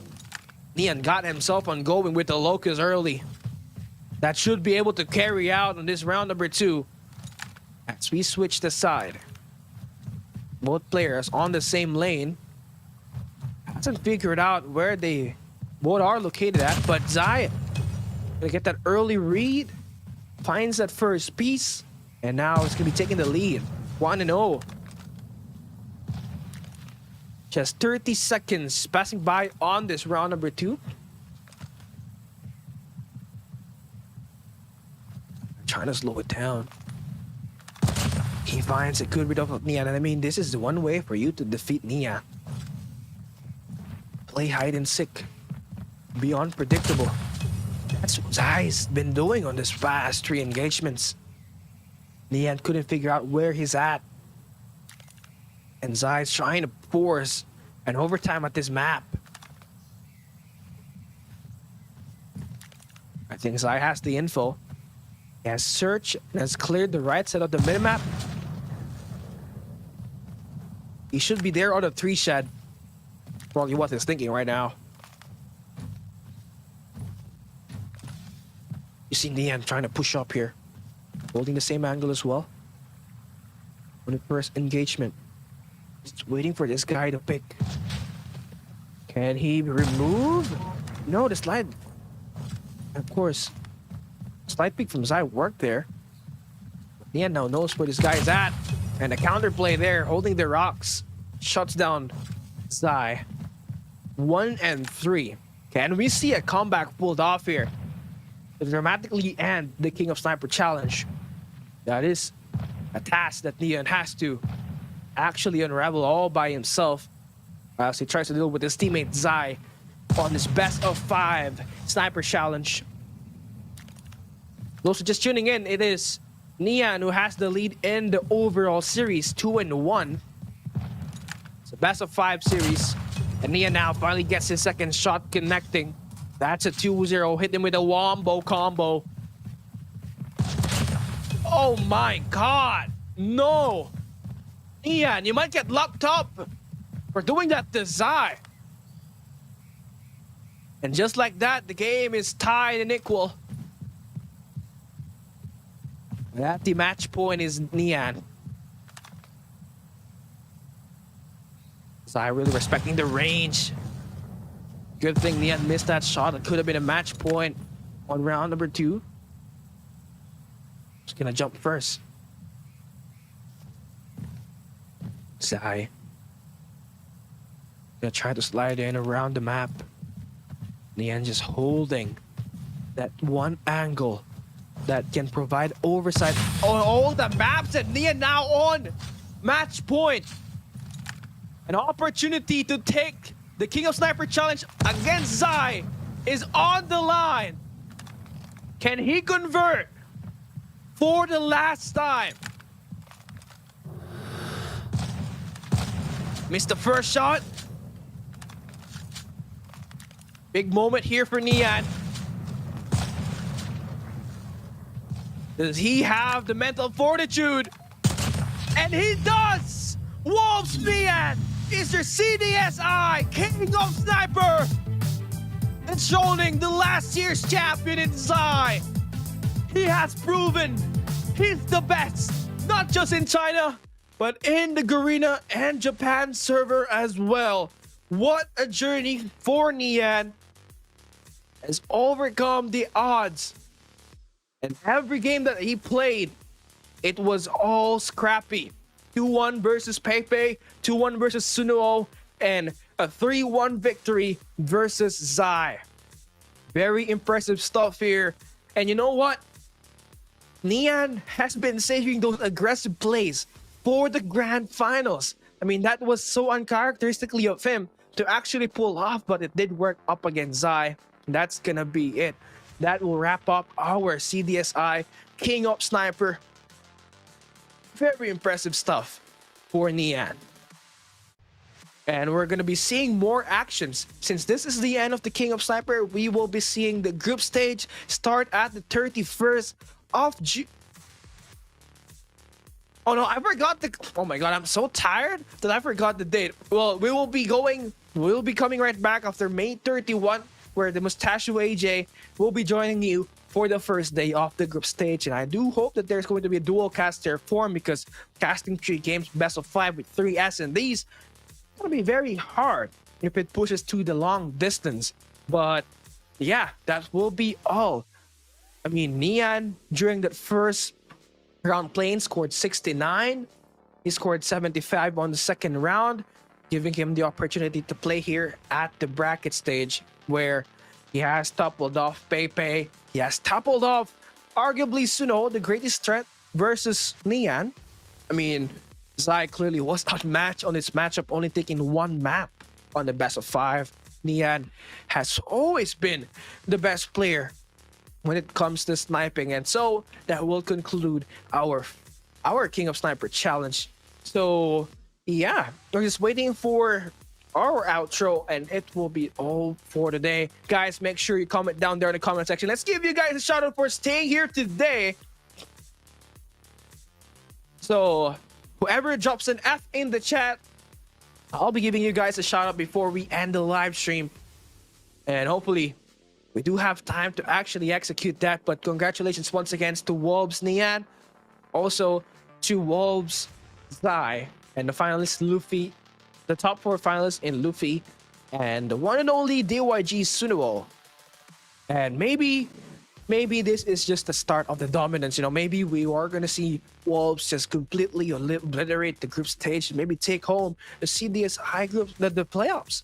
That could be great. But yeah, a great shout out to Redback, shout out to Professor Amar, Yapopop, Akash, Srivastava, and of course shout out to Mazer, shout out to Doom Guy. No, I will not go bald. I mean, Luffy did not win today. He didn't win the grand final, so I am safe. I am safe. Shout out to Hercule Poirot as well. Shout out to the production crew, of course, of Garena Call of Duty Mobile for this awesome broadcast once again. To Garena Farouk as well, and to the casters that will be casting the next few days. If I do have the schedule, I should be able to give you guys an outlook of what will be more to come on to the coming days ahead for CDSI 2023. So as I open that up real quick, do you still want Cali to go bald? Oh no, there's only 2 questions. There's only 2 answers. No. I'm still gonna vote. I'm gonna vote absolutely. You guys can vote yes. Whatever works for you guys. Whatever works. But yeah, that's gonna... I don't know if the group stage is still finalized. Oh my god, I am pressured. But the initial schedule for day 1, which is May 31, will be AMT versus Q9, SPG versus Blacklist International Ultimate, and WPM versus Z1. So make sure you stay tuned in. That will be the Group A group stage. from 5 p.m. plus 8 GMT to 11 p.m. plus 8 GMT. So that will be all for today. And I hope you guys had fun. Casting solo was a challenge, but I've done it more than many times. But performing while I am sick, it's not great. You know, I had cold sweats earlier. My temperature is 38.8 before I cast today. But yeah, hopefully I get better so I can provide you guys quality broadcasts on the coming days of CDSI. So yeah, make sure you stay tuned in, follow and like and share the official Garena Call of Duty mobile page, of course, in Facebook and here at YouTube. And if you guys do want to follow me on Twitter, just search at It's Kelly. I provide updates on Call of Duty Mobile esports and what's really happening around the community. And we are still waiting for the game. We're still waiting for the interview to actually happen because as far as we know, we actually have an interview ready. But yeah, let's do that exactly. So while we are waiting, let's do more shoutouts, guys. Let's do more shoutouts. Shout out to Doom, guys. Shout out to Hercule once again. I think I gave you guys a shout out already. Yeah, a big thanks to Dum Dum. Big thanks to Trickshaw for making sure that the broadcast of Garena Call of Duty Mobile runs smooth. And there are 48 votes. You guys really want me to go bald, aren't you? 69% said yes. 31% said yes. Oh my god. That is not good. No. I'm just gonna pretend I did not see that because I don't want to see that. But yeah. Are you guys liking the bracket so far? I mean, you know, AMT, Q9 are gonna be playing on the Group A. Group B will have Kagev, Volt, Wolves, KZ, E-Star, and DYG. Wow. It's actually very... I mean... I do think Group B is... Group B is more competitive compared to Group A. I mean, the only threat right now for the Garena teams at Group A will be Z1. But yeah, that is all for today. Thank you guys for watching Garena Call of Duty Mobile King of Sniper Challenge Day number 2. Once again, it's Kali at the desk. See you guys on March 31, 8 p.m. plus 8 GM, 5 p.m. plus 8 GMT for the start of the group stage. Mustachio AJ will be there to join you, so don't miss out. Goodbye.